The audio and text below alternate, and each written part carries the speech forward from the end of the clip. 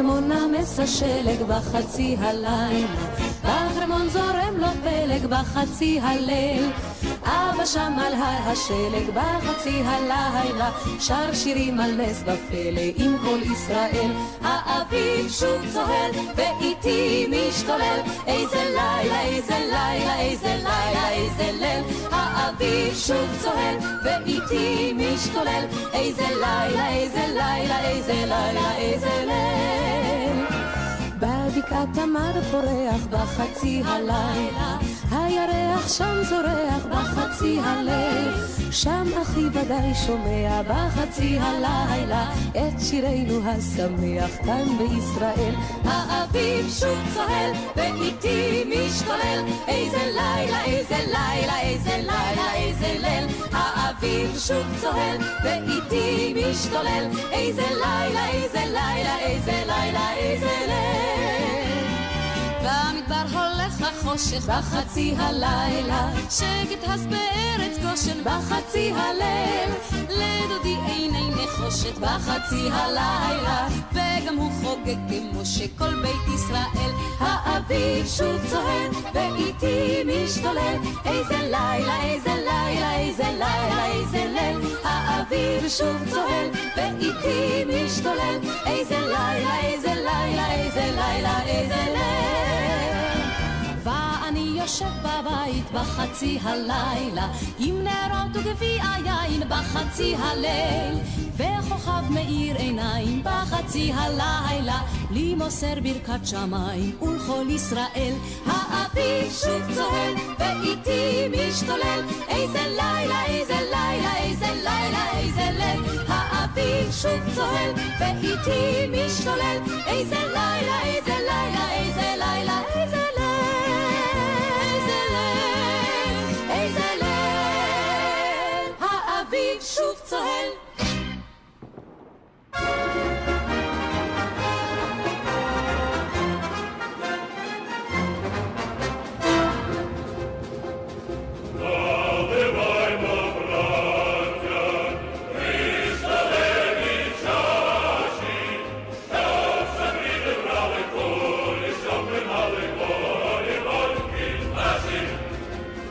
Zawsze bliżej bramy kuli, żeby na wygoli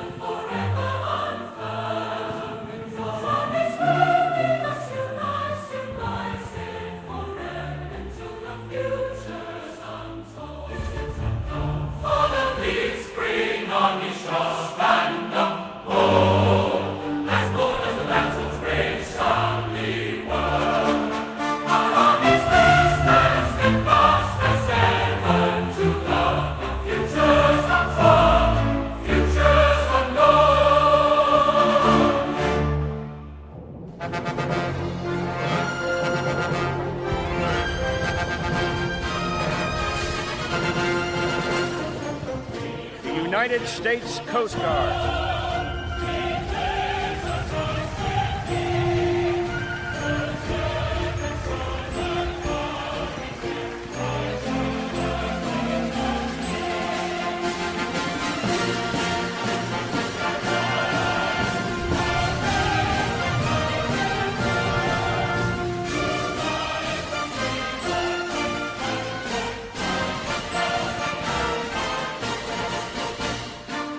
United States Space Force.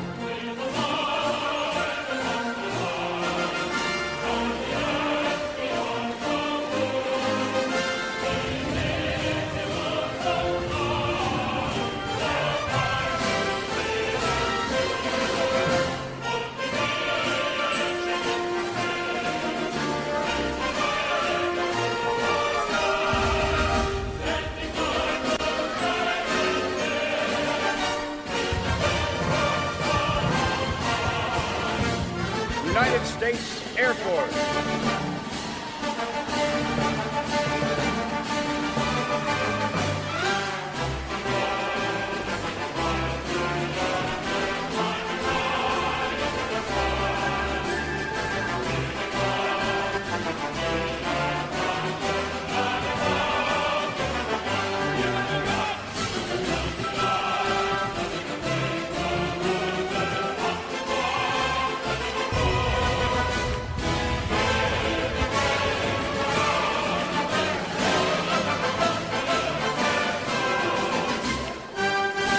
United States Navy.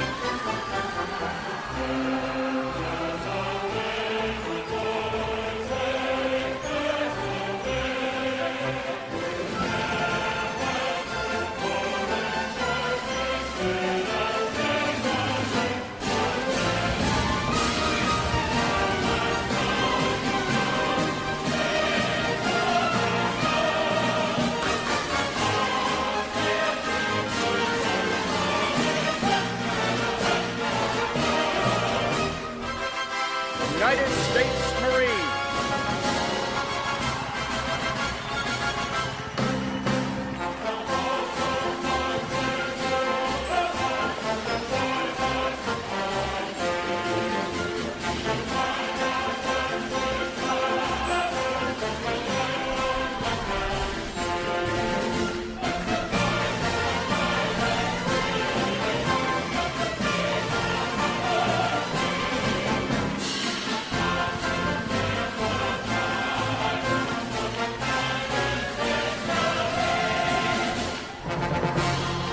United States Army.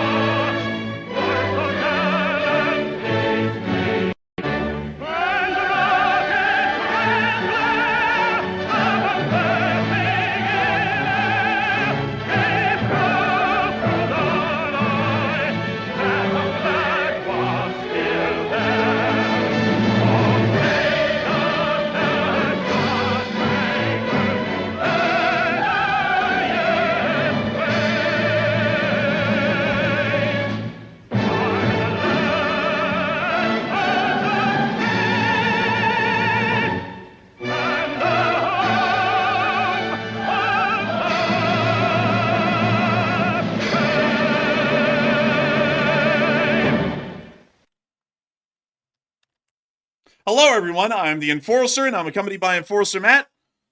And good evening, folks. It's Enforcer Matt, and welcome back to day 896 of the news. And it's good to see you all once again on day 2 of the invasion of Russia by Ukrainian forces. And also, things are almost about to go down in the Middle East very soon. And it's good to see you all once again. And of course, we're going to be covering the past 24 hours of news from around the world, as we have heard that the Ukrainian armed forces are conducting a rapid advance through the region of the Kursk Oblast. The Russian government has declared a state of emergency within the region, and Ukrainian forces are rapidly advancing at nearly 15 miles a day towards the nuclear power plant right outside of Kursk at Kurchatov, and they are also advancing towards the city of Kursk as well. At this very moment, we are hearing of hundreds of Russian soldiers that have surrendered, approximately 400 in total, as Ukrainian forces continue to advance. We are reporting their positions as they were reported 12 hours ago for operational security reasons, and so the information that we have at this very moment will be openly outdated. The Ukrainian forces have moved forward from the positions that we are going to be stating on the map, but we will not be stating exactly where those Ukrainian forces are and what actions they are conducting at this very moment. However, we can confirm that this is a full-scale invasion of the Russian Federation consisting of multiple brigades of the Ukrainian armed forces. We have also been able to get news from inside of the Russian Federation that the Morozovsk airfield has been hit again quite significantly with a large amount of Ukrainian drone attacks, once again targeting the airfield and attempting to destroy the remaining infrastructure in aircraft that are remaining at the stricken airfield. At the exact same time, Ukrainian defensive efforts appear to be going quite well within the front lines in between Lyman and Avdiivka, as Ukrainian forces heroically attempt to stop the Russian forces in their tracks and have inflicted heavy casualties today. Meanwhile, in the Middle East, we have heard that the Iranian Islamic Republic has shut down their airspace as of around 8 to 12 hours ago, and at this moment, their forces are currently staged within the areas of western Iran to conduct a supposed military drill. It is expected that this may be a preparation for an actual attack by drones and missiles against the state of Israel, and so we are expecting the attack to commence within a period of hours or 2 days at this point. But we will be waiting to see if that information is corroborated, and at this moment that is crystal balling at best. We have also been able to hear of Israeli actions once again in the area around Lebanon, as the Israeli Air Force has been striking and destroying Hezbollah outposts within the area south of the Litani River within southern Lebanon, attempting to drive the Hezbollah forces underground or make them submit under Israeli superior firepower. But nevertheless, we have an incredibly large amount of news tonight and a load of information to talk about, and we're going to be moving on into the most breaking news that we have today, which is the rapid Ukrainian advance that has far exceeded everyone's expectations and, of course, was confirmed to be a full-scale invasion of the Russian Federation by the armed forces of Ukraine. This is the first time that we have ever seen Ukrainian armed forces march onto Russian soil, and this is a historic first in world history, as we are seeing that not only are these Ukrainian forces, but they are rapidly destroying Russian forces along the border and advancing deeper into Russia at this point, about 25 kilometers deep, according to our reports about 12 hours ago. We were able to get information of the Ukrainians' whereabouts about 12 hours ago in the area of Koronevo and also Sudza, as Russian sources are reporting that both of these towns are now under control of the Ukrainian armed forces and showing that the Russian border guards are heavily disorganized and practically within a rout. We have also heard that Ramzan Kadyrov's Akhmat unit was also in this area and apparently has fled the field in a show of cowardice by the Chechen Republic's armed forces. A massive development in the area, but let me get y'all into the exact details and news that we have. Right after the stream ended last night, and everyone went to bed, and of course everyone else went to work around the rest of the world in Europe and Australia, we started to hear the news that it wasn't just a singular battalion that had crossed the border like we were expecting yesterday. It is actually the second possible theory that we put out, as we had two the other day. We said either this is a battalion force attempting to secure a small area and distract the Russian armed forces, or based off of the campaign emblems that we saw on these vehicles, and clearly they were not Free Russian Army forces, they were Ukrainian armed forces, this was possibly the leading battalion of a larger Ukrainian force that was soon to cross the border after that battalion began to advance towards Sudza. It apparently was the second option, as we saw that multiple brigades, we currently count 4 brigades of the armed forces of Ukraine, have crossed over into the Russian Federation, and we have also heard rumors that there are several other brigades remaining in strategic reserve right now that could be called upon by the armed forces of Ukraine to continue their advance into the heart of the Russian Federation and towards the major city of Kursk. At this moment, we were able to confirm that it is not only a mechanized combined arms battalion like we were seeing yesterday. They apparently do have an armored brigade that has moved in, as we can see a T-72B that was spotted today at the front lines. And I'll be quickly showing you all this. We can see that it has the campaign markings of the Kursk campaign, and we can also see that this is a T-72 main battle tank, which is once again clearly denoting that they have armor support and are planning on conducting a further and much stronger offensive into the Russian Federation than was initially anticipated. We can see this tank driving by. We can also see some form of a cope cage that has been mounted onto the top of the tank. We can also see... You know, I got to admit that I'm actually kind of shocked. This looks to be like the opening of a new front inside of mainland Russia, because you will remember that last night we actually had a poll on this. We had said, do you think it's going to be a long-term offensive inside of Russia, or is it simply going to be maybe a momentary raid, and then they're going to return back to Ukrainian territory? And like you just said a moment ago, it looks like it's going to be a permanent thing, at least for now. And also the markings on the side of the vehicles indicate that it could be a long-term thing. So I was pretty caught off guard by this myself. I would have to agree. Pretty much everyone last night, including myself, said that this was going to be a very short-term border incursion, because the Free Russian Army has laid out a precedent that the amount of forces used in Russia are quite small and never are able to hold and secure a large area for a sustained amount of time. But according to the information and video evidence that we're getting today, it is very clear that this is not a small element of the Ukrainian army. This is an incredibly large force. It is pretty much a division-sized element at this point of Ukrainian forces that are beginning to advance into this area, and it's becoming very clear that they are not planning on sticking around for a short amount of time. And also, with the amount of ground that they've captured today, it is also very obvious that they have very large battle, or more so campaign objectives that have been laid out that they're currently trying to get to before the Russians can really respond in any larger form and begin to fix Ukrainian forces in place in heavy battles. But we were also able to see the mass surrender of Russian forces in the area very early on. Once again, this is another swath of Russian border guards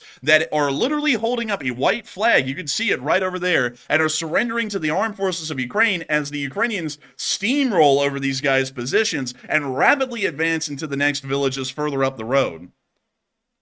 And we can see them walking now, towards... are these border guards, are these the Chechens you were talking about, or are these the actual Russian conscripts? These are the Russian conscript border guards. I want to clarify this for Matthew and everyone else, because we're about to get into this in a second.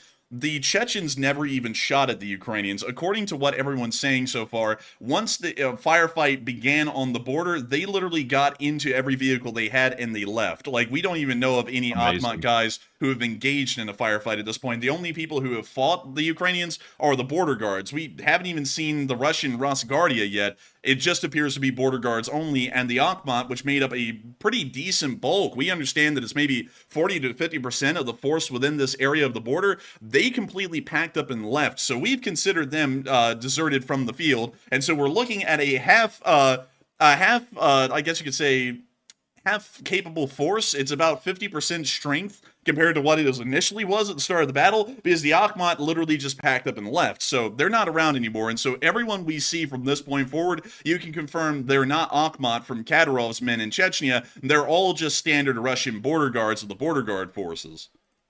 Very interesting, considering that Kadyrov loves to brag about how brave his guys are, that they're the first ones to run off. And also, I saw many civilians in the region there in Russia, in the Kursk region. They were complaining about how quick they did run off. I didn't know it was the Chechens, though. I thought it was the Russian soldiers, but very interesting to know that it's the Chechen guys that did it. Yeah, it's the Chechen guys. And also, on top of that, it appears that the Ukrainians, with extreme force, broke through the border. The amount of shelling that they conducted on the Sudza border checkpoint, which we can see here, is absolutely insane. It was so quick. It was such a rapid barrage and an advance. We can see that a Russian tank was actually abandoned on location, and the crew fled the area because of the size of the bombardment and also the rapidity of the attack. It truly shocked the border guard forces into pretty much breaking on the spot. And we can also see an additional Russian vehicle just in front of it. It appears to be some kind of a Tiger armored car that was also abandoned as well in the location of the Sudza border checkpoint. But we're now getting enough information, at least today, to confirm that yesterday That one battalion that crossed across the border that we were talking about last night apparently was a forward element of the offensive, trying to fix Russian forces in place, like the border guards in the Akhmat, so that way the larger Ukrainian offensive force behind them could rapidly spearhead forward, attempt to encircle those forces, and then destroy them in detail. And they did that incredibly well from what we can understand, because we already have confirmation that the Ukrainians are already in Sudza. And another interesting thing that has been seen in this offensive that we have not seen in any other Ukrainian action before this is that apparently the Russians are denoting that a new form of electronic warfare and drone warfare is being utilized by the Ukrainian armed forces in this offensive. And we actually have a little excerpt of this right here, according to the Russians. This right here, and I want to make sure that we make this very clear, this is the original Russian post that was made by a Russian propagandist that it has military sources. This right here, which I'm going to be reading, is the English translation of that post that was made. I believe this is on, where would this be, Matthew? Like Telegram or something like that? Yeah, that appears to be a Telegram page. And so we're going to be reading the translation of the post that was made on Telegram by the account called Zergulio. And so here's what they stated about the Ukrainian advance.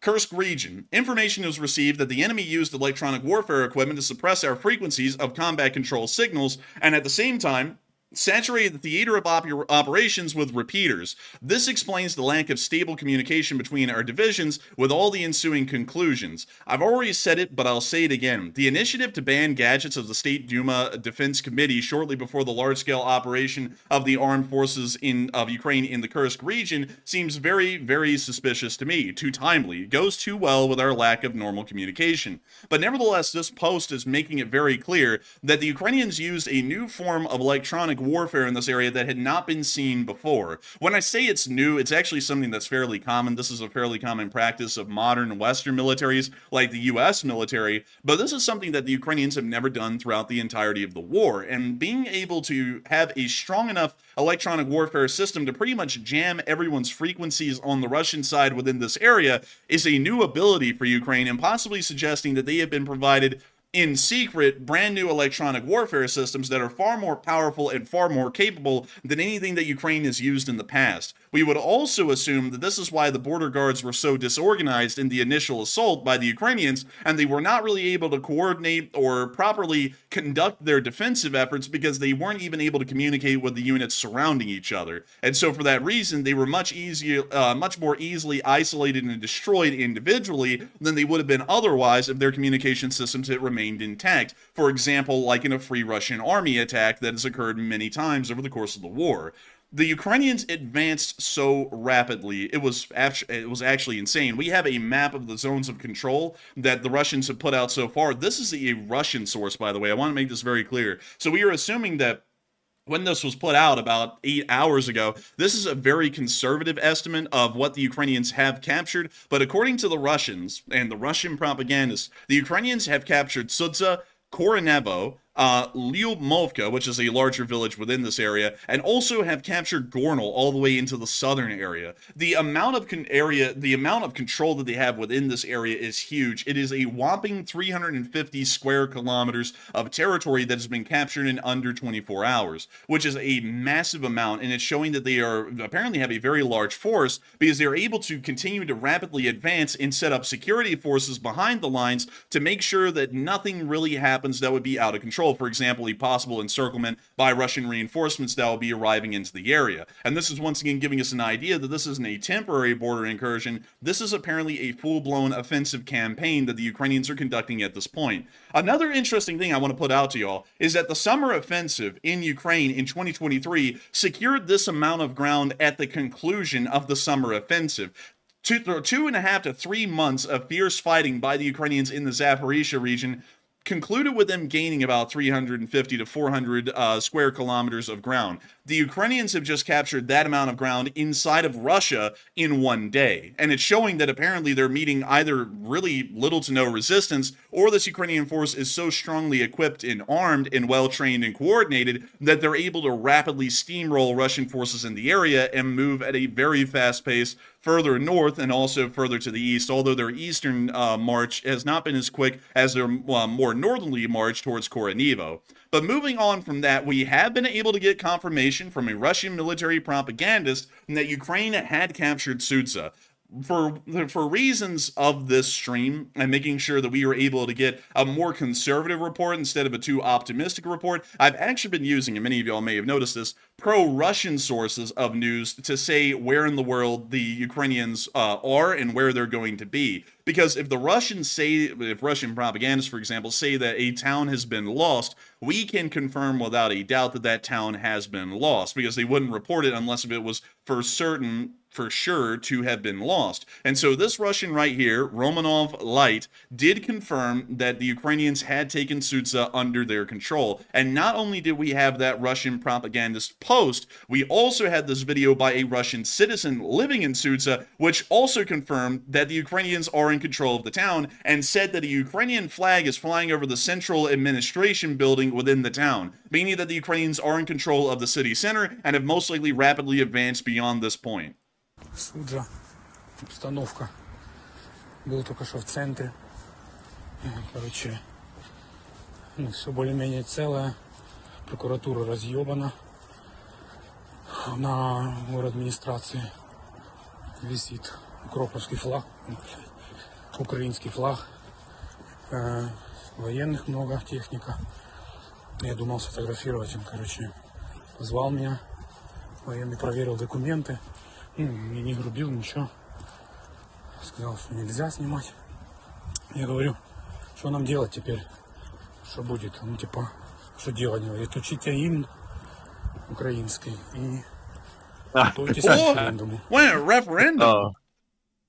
Are they serious about that, or is that just a joke, I wonder?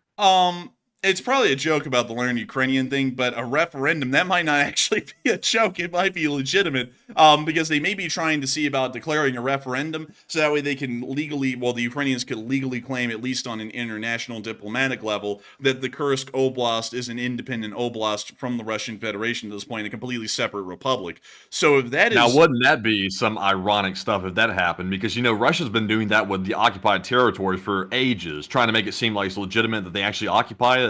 And if they did that to Russian land, man, that would be like swift justice on that one. Oh my lord, that would be. But what else did he say? Пиздец. Oh, I'd be shocked too. Надо уже похуй, под каким флагом жить, главное, чтоб мирно. Если наши нас не могут защитить, может, хоть украинцы смогут.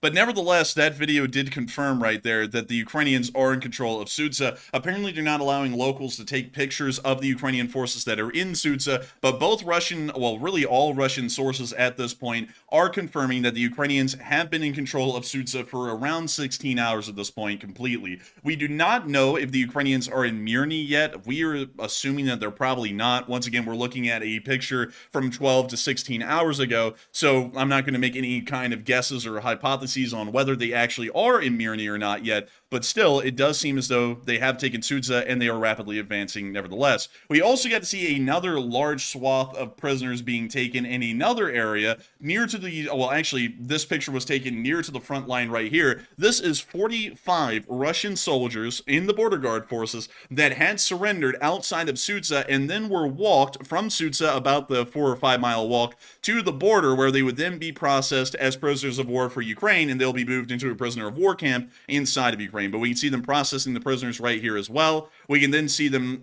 taking them in groups on the long walk to the border checkpoint, and we can also see another video of that right here.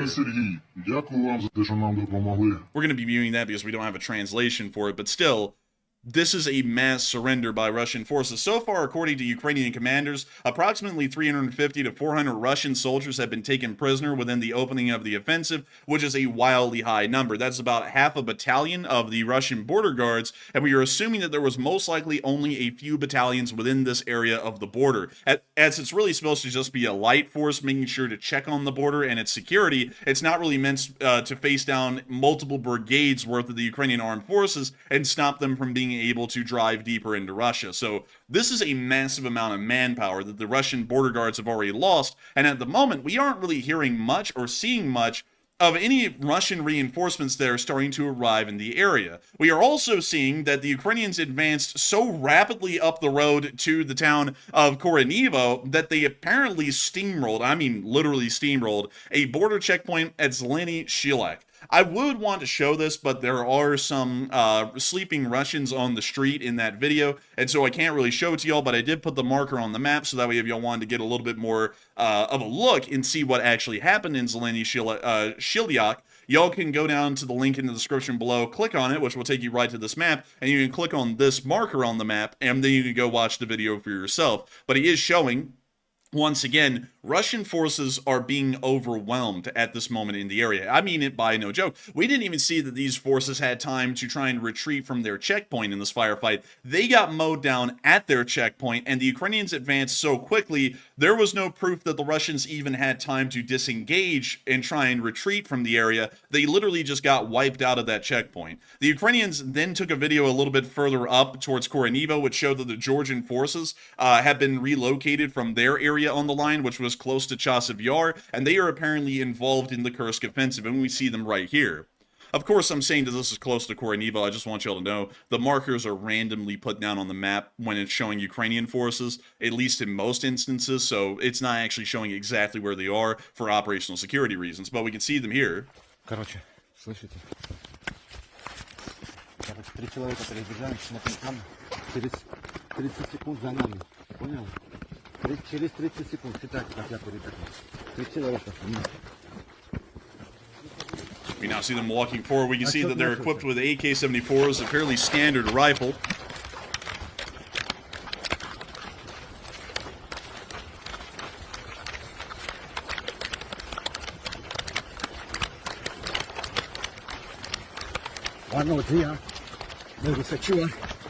We now see them getting down, it appears, laying prone. Actually, no, the camera's just facing down. The camera's tilted towards the grass. Now we can see him getting down. He popped out a mag. He's picking the mag up again.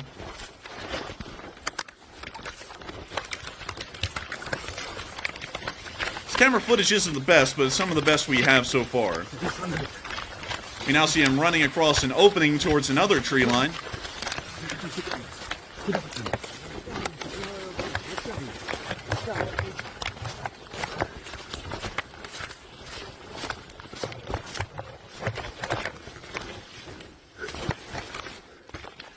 We now see them sitting down in the next tree line, and it appears that he's starting to tend to his AK. Very interesting mag there. That's actually a pretty nice one. I've never seen one like that.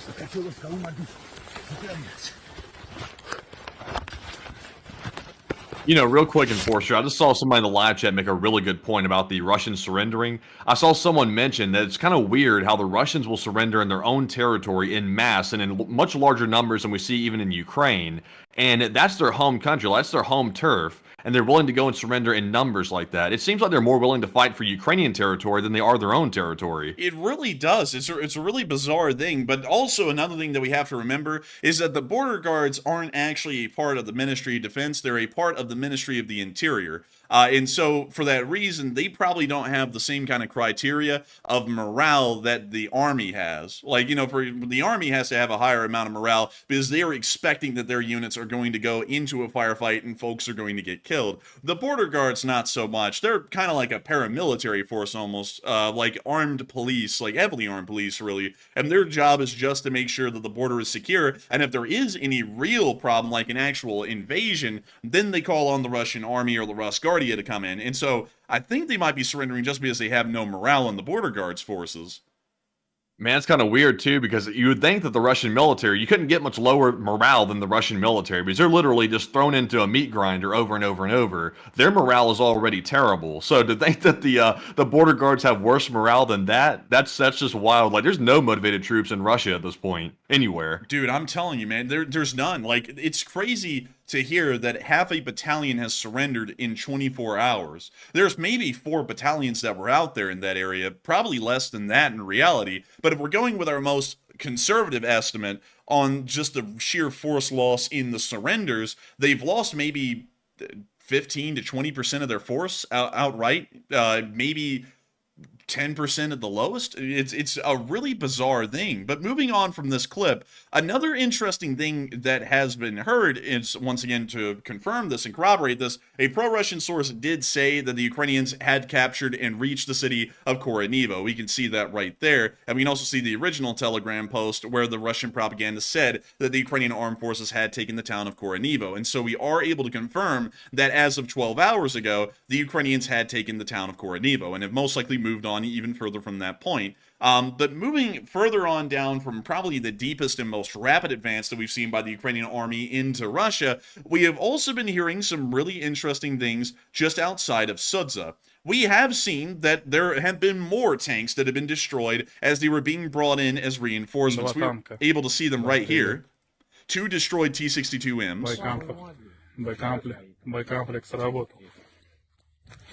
These were destroyed in transit, and so they were still loaded onto the back of the semi-trucks that were bringing them into the area. The Ukrainians struck them either with artillery or drones and destroyed the transports and the tanks as well. Боекомплекс работал. Наш пост разъебанный. We are assuming at this point that these tanks were affiliated with the Rosguardia, considering that we have heard supposed reports, preliminary reports, that the Rosguardia forces in the area are immediately being mobilized as kind of a quick reaction force, or at least a stopgap until larger, more regular forces of the Russian army can arrive to engage the Ukrainian forces. Meanwhile, towards the area of Martinovka, we have also heard probably one of the most interesting statements made so far that's giving us an idea that this offensive force has to be one of the best equipped and well-armed forces that we've ever seen in the history of this war so far used by Ukraine. The Russians are admitting, wildly enough, and I want to make sure that we take y'all to this Telegram post right here, because this is once again another pro-Russian propagandist here that is putting out information that they're getting from the Russian armed forces, and this is what they heard. As of this morning, the Krests, which is the Ukrainians, occupy a number of settlements in the Kursk region, and they listed off a few of them. This was way early on in the day, so they hadn't taken over a large amount of what they now control. Municipal institutions are being evacuated in Sudza. The town of Sudza was taken soon after that. Due to the high density of enemy air defense, our aviation can no longer operate as it did yesterday. Today promises heavy fighting. The enemy is bringing up reserves.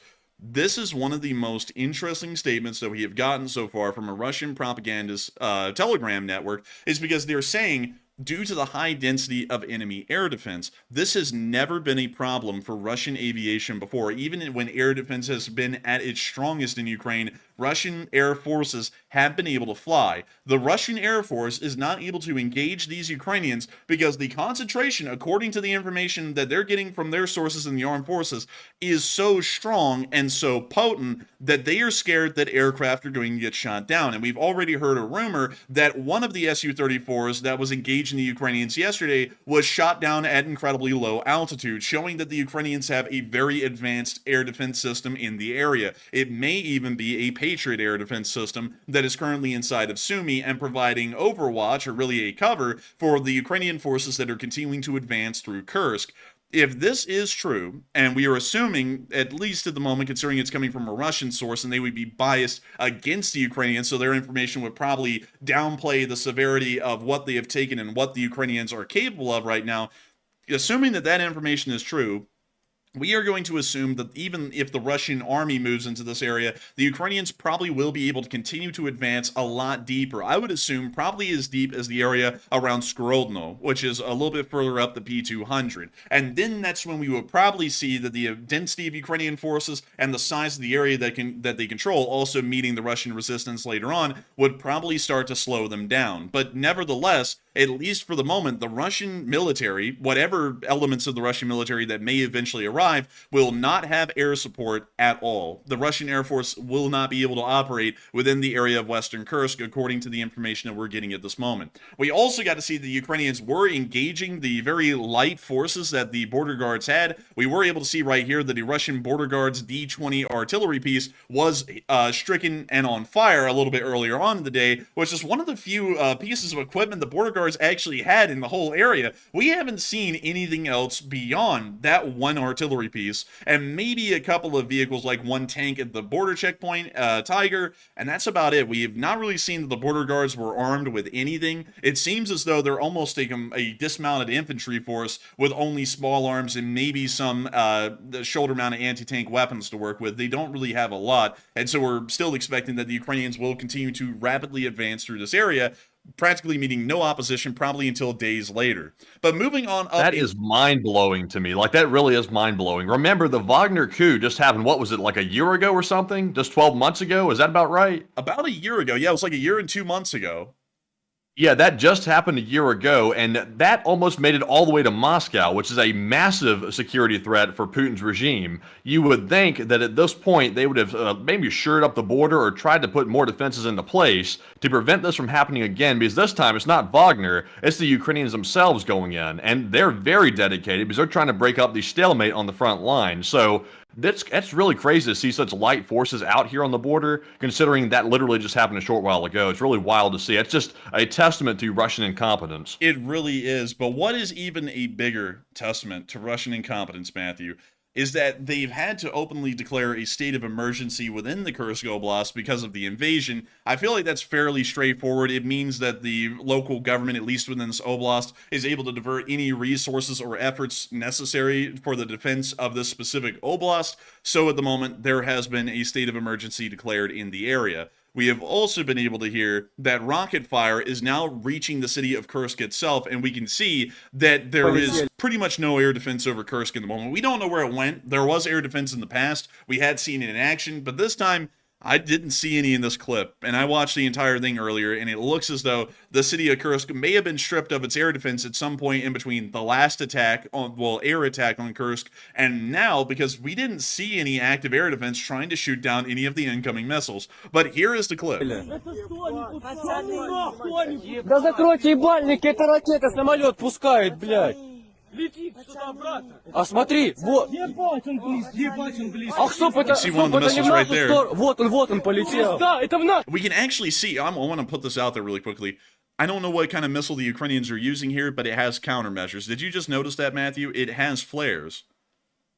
Yeah, I kind of did notice that for a second. I'll be honest with you, the live chat's running so fast and trying to keep up with that, but I occasionally get to glance over at the Discord. But yeah, I kind of saw it. But this missile has countermeasures. That's the craziest thing about it. Whatever the Ukrainians are using, it's a fairly advanced missile. We can now hear the impacts in Kursk.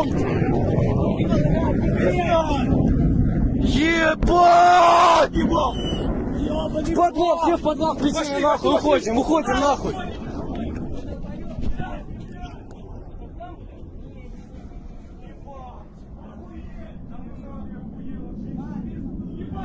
We now hear the sound of the rocket motor as it still lingers in the air. Ебать, у меня... And, you know, you mentioned a moment ago that the Ukrainians might have put a Patriot in the area. Is it possible that they could have really put one there that quickly? Because this literally just started a day ago. So could they have really rolled a Patriot in there, the whole system that fast, and like set up a whole defensive network like that? From what we know, the Patriot's most likely near the city of Sumy, and so they just moved it into the area. They didn't activate it until the offensive had made some ground, and then they activated the Patriot system, pretty much bringing it online so that way if anything flew into the area, they could start to shoot it down. From what I would assume, they probably would be able to set it up that quickly, considering that the entire system is mobile and it is meant to be rapidly deployed by design. They probably were able to set it up really within an hour and have it operational once they got into the area.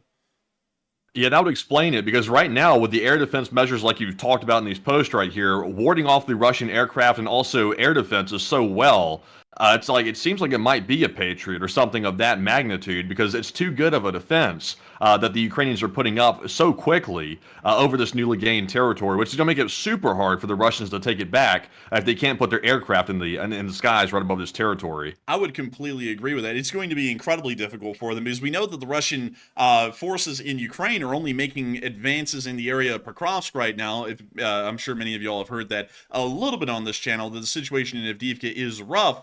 But the reason why it's rough is because now, because of the Russian glide bomb threat, they have been able to slowly advance their way up the railway berm from Avdiivka all the way up to the area of Otratine and then to Progress. And currently, they have gotten about halfway in between Progress and Serhivka. But the only reason they're advancing at any kind of a speed in this area is because we're being told that the Ukrainians are getting hammered by glide bombs currently from the Russian Air Force. And for that reason, they're not really able to hold down their positions and they're having to retreat further towards Pokrovsk.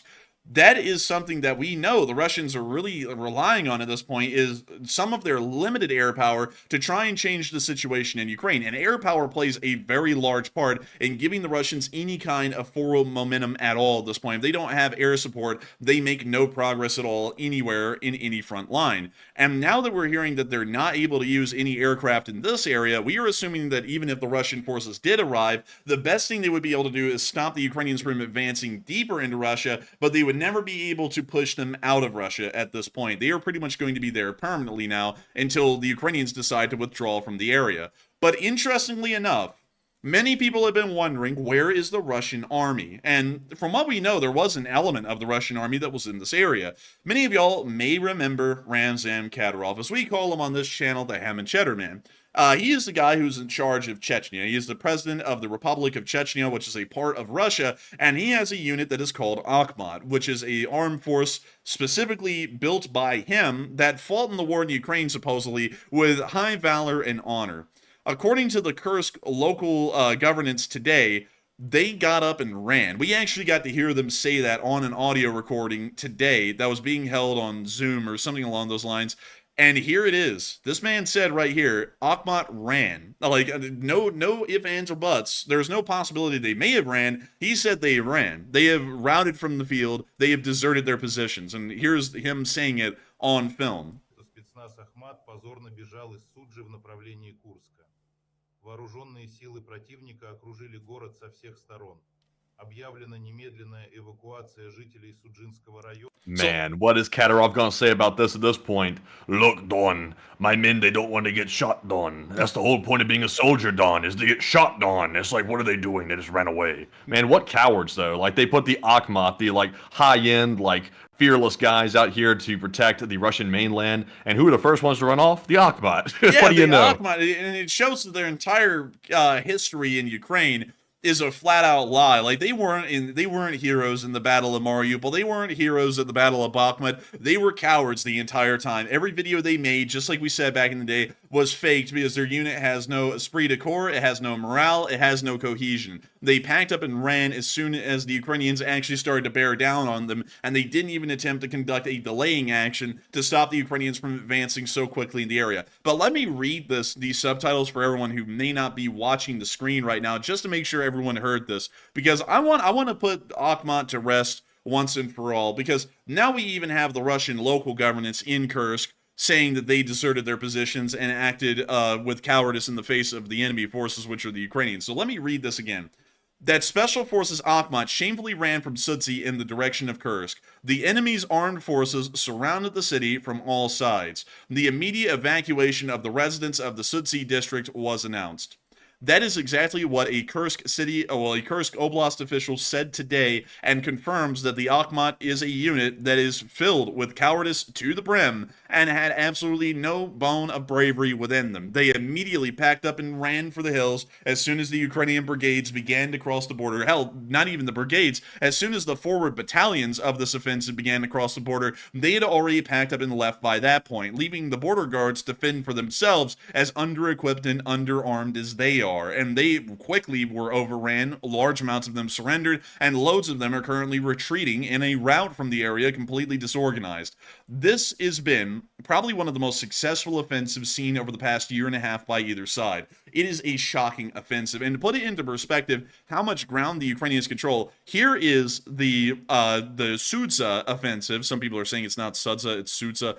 It doesn't matter. It'll be renamed here very soon, most likely. But this is the area that is currently under Ukrainian control, and this is the area that the Russians were able to take with 50,000 men in an offensive. This is the small area that they took, that we have measured out on our map. This is the area that the Ukrainians were able to take with about 20% of the manpower the Russians had, and about several less months of time. And they have done exceedingly well. It's showing that the Russian border guards were completely overwhelmed. And at this moment, there's really a big question, considering that the Akhmat has deserted the area.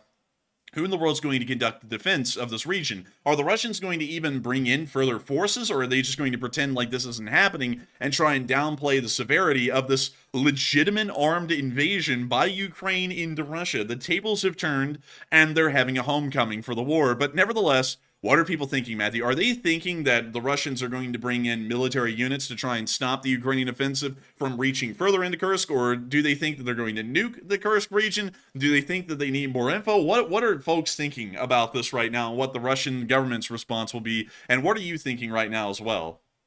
All right, so now that we know for a fact that Putin is panicking, he's also desperate, and now Russia has declared a state of emergency in the Kursk region after the Ukraine forces keep going even deeper into the Russian mainland. What are your thoughts? 68% said Russia will send in military units from the front line and redirect them there, while 15% said Russia will nuke the Kursk region, nuke their own place, and at 10% said, I really need more info on this one.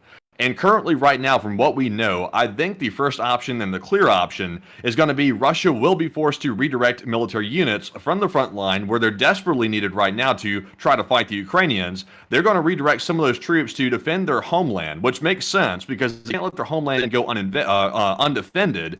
And if they did that, the citizens would get very, very angry, even more angry than they are right now. And that would not be good for Putin's regime. So the option of nuking the Kursk region. I'm not saying that's impossible because, of course, Putin is a madman. Anything's possible. But I would say that's pretty unlikely for him to nuke his own country. I would imagine that if he were to do that, if he were to nuke his own country out of desperation, he probably wouldn't do it in Kursk. He'd probably wait until they got closer to Moscow before bringing out the nuclear option. But that's just my opinion. But Enforcer, what say you? I would have to say the Russians are certainly going to have to move military units, most likely brigades, maybe even divisions from other areas of the war, or other areas and staging areas around the war, to this area, because if they do not stop this, this is going to continue on until they reach something very severe. And a lot of people may not know this, and I didn't really cover this a lot in our news today, but right now the Ukrainians are in Korotnevo, and if they continue to travel north on that road, they eventually reach the town of Rylisk, and Rylisk is on the E38. And the E38 takes them directly to the nuclear power plant that's right outside of the major city of Kursk. And also, that road takes them to Kursk itself. If the Russians do not move forces into this area, it is highly likely, in fact, Russians in the area are actually already hypothesizing that with the speed of the Ukrainian advance, the Ukrainians might overrun and capture the Kursk nuclear power plant in about 48 to 72 hours if no Russian forces are moved into the area, meaning that the Russians will control a Ukrainian nuclear power plant at Enerhodar, and the Ukrainians will control a Russian nuclear power plant at Kursk.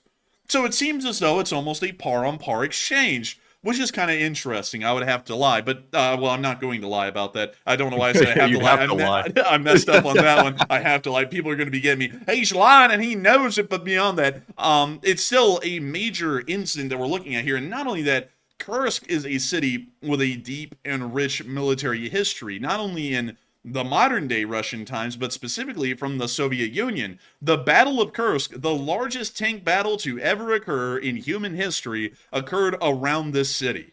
If the Russians were to lose the nuclear power plant outside of Kursk, and they were also to lose Kursk, which technically has the title of Hero City, which I think it's like Horom Gorod or something like that, Gorod Horom or something like that in Russian, that would be a massive disgrace to the Russian Federation. And not only that, it's one of the biggest cities in this region of Russia in the southwest. So going off of that, I would have to say for certain the Russians are going to be moving forces into this area. But what does that mean? Because the Ukrainians know this. They obviously know that with the kind of rapid advance they're conducting right now, there is going to be a Russian armed response. They are going to be moving brigades, maybe divisions into this area to stop the Ukrainian offensive. But why would they want them to do that? And the answer is that they're moving these Russian units, and apparently en masse, from the areas inside of Ukraine up to here, so that way maybe they can start to launch an offensive elsewhere in Ukraine, like, for example, near Vovchansk or in the area of Donetsk or southern Zaporizhia. That may be highly likely. And if the Ukrainians are able to get an upper hand advantage in those areas, Against those Russian forces, the Russians are now met with a dilemma. They either have to send these forces, the strategic reserve that they moved up into the area around Korenivo and Sudza to try and stop the Ukrainian armed forces from advancing deeper. They either have to strip these front lines of all of their troops and send them back into Ukraine to stop themselves from losing ground inside of Ukraine, or they have to sit there and hold this area inside of Kursk and give up ground inside of Ukraine because the Ukrainian offensive is going to retake it. And so this offensive, regardless of how it turns out, it is going to be a win-win for the Ukrainians, because if the Russians do not dedicate forces into this area, they will be able to rapidly advance and capture key cities and also key strategic sites like the nuclear power plant at Kurchatov inside of the Kursk Oblast and put the Russians into an incredibly bad bind on a diplomatic negotiations level in between Ukraine and Russia. If the Russians do dedicate forces into this area in Kursk, that means the Ukrainians will probably have an easier time conducting an offensive within Ukraine itself and pushing the Russians back within that area and reclaiming Ukrainian territory. And so either way, the Ukrainians are going to succeed. It's just that for the Russians now, it's the choice of making the decision. Will they let the Ukrainians succeed in retaking their own land in Ukraine, or will they let them succeed in taking land inside of Russia? Which one do the Russians want? And that is probably going to be a very interesting decision when they make it. But still, this is a bizarre thing. I gotta tell y'all, I never expected in a million years, I'm not lying, that Ukraine would conduct an actual armed invasion of the Russian Federation as a counter to the Russian invasion in Ukraine. What's bizarre about this? We didn't put this down on the map today while I stutter my way through that, but Putin is actually going around and asking countries to condemn the illegal invasion of Russia by Ukraine because no country in their right mind would conduct an armed invasion of another sovereign country anywhere in the world. And it's outrageous to think that a country would, while he's been invading Ukraine for 896 days. You can't make this stuff up. You really can't. But isn't that like the pot calling the kettle black? Yes, it kind of is. For some reason, Matthew, like your call is like really buggy. It's like, is that like the pot calling the kettle black? And I was like, I don't know if he's saying anything else beyond that, but yes, it pretty much is. I don't know why in the world he would try and make a stupid statement like that. Like everyone in the world is blind. I mean, they literally have been invading Ukraine. They control about 20% of the country right now. And now Ukraine is invading Russia, and now that's when the line's been crossed. How dare they do something like this? Also, another thing I want to put out, Ukraine is marching onto the ground of a nation that is nuclear armed. It has the most nuclear weapons on paper in the world. And that's a pretty ballsy move by the Ukrainian armed forces to start conducting a ground invasion of a nuclear armed country because of the invasion they're having to deal with that this country, the Russians, launched into Ukraine. This is a really wild way that things have gone, but I would have to believe that the Russians are going to be moving forces into this area, and this will most likely be playing into Ukrainian strategists' hands on other plans that they have within other areas of Ukraine. And it seems like a lot of y'all also are of that idea as well, that Ukraine has most likely had a very clear plan laid out with this, and they're expecting to get very clear results. And Matthew, do people think that Ukraine has overextended itself by opening a new front into Russian territory, or do they think that this is a part of a well-calculated plan like I'm saying? And what are you thinking about it as well? So it looks like a whopping 70% of the audience said no, because Ukraine does have a clear plan here. They have not overextended themselves, and they do have a goal in mind. While 13% said I really need more information on Ukrainian forces in the region, and 11% said possibly, but Ukraine really has no real game plan. And on this one, I'm going to be perfectly honest here. I'm a little bit uncertain because this was entirely unexpected by my analysis. I could have never foreseen myself that Ukraine, their army, like the AFU, would go into Russia and actually invade it. If anything, I thought maybe they'd use the Freedom of Russia Legion to once again keep doing the border raids, retreat, and then do them once again and keep repeating and rinsing and repeating and rinsing. But it turns out that Ukraine decided to take the matter into their own hands and to go into Russia and invade the country. So to me, I don't really know, to be honest with you. At this point, we're in uncharted waters as to what Ukraine's really going to do. And they must have a plan, or otherwise they wouldn't have done this. Otherwise, that would be crazy and foolish. So I'm leaning toward the 70% that said they had a clear plan, but I really am not sure. So I'm kind of on the fence. But Enforcer, what say you? I would have to say it's pretty bizarre, but I would have to assume that this is a part of a larger plan because the amount of forces that they have in the area, it's multiple brigades apparently. I would assume if we added all the brigades together, it's maybe 1 or 2 divisions worth of forces that are in this region. That is an incredibly large force, and there had to have been a lot of planning involved in getting these forces into the Sumy Oblast, preparing their offensive plans, even coming up with sustainment plans to keep them running, supply-wise. That had to have been a very in-depth amount of planning done. And for them to put that much time and effort into making such a complex and intricate offensive plan, there has to be some sort of a larger plan, at least an armed forces plan here in play, by the Ukrainian armed forces. I would assume that they're either trying to do something like take over territory in the Russian Federation for territory exchange in a peace negotiation later on, or they're trying to divert the Russians massively out of Ukraine and back into Russia and try and put the war into Ukraine's ball court where they have the flexibility and the options to be able to conduct offensives where they want and go up against much weaker Russian forces than we've seen so far. That would be my assumption so far, because once again, the amount of intricate planning that had to have been done for something like this to go forward, and not only that, for them to be advancing this rapidly, this would once again suggest that they have very clear objectives so far, because we haven't seen them stop. Like, we haven't seen them slow down so far. They hit the ground into Russia. They immediately advanced into the Sutsa border checkpoint. And once that battalion cleared out the troops from that area, the brigades started flowing over. And one of those brigades apparently has made it all the way to Koronevo, which is about 15 to 17 miles inside of Russia. Advancing that quickly in a single day is showing that they have a clear objective of some sort to capture some sort of territory further on up the road. Not Koronevo, but maybe something even further north like Rilisk, or maybe even trying to get onto the main highway to make their way over to Kurchatov and take the nuclear power plant. There has to be some kind of a larger plan at play here. So I would have, the big question to me, like I mentioned a moment ago, why would Ukraine not simply use the Freedom of Russia Legion as basically their proxy force like they had been doing to go further into Ukraine, while all of a sudden they changed the game plan and start jumping in themselves instead of using the Freedom of Russia Legion? And I saw Judy say in the live chat, do you think that Ukraine is maybe trying to go to Moscow? I don't know. Like, that's the thing right now. I'm not really sure, because typically they would have just used the proxy force to go into Russia and do this. They've done it before, so why change now? So maybe this is a Hail Mary. They're trying to go to Moscow. That would be kind of unlikely in my mind, but it's possible. But I'm not really sure. Enforcer, what do you think? Is it any reason why they switched up from using the Freedom of Russia Legion? Well, yes. The Freedom of Russia Legion, or the Free Russian Army as a whole, which includes the Russian Volunteer Corps and the Freedom of Russia Legion, were partially destroyed in the last attempt. The best way to put that out there.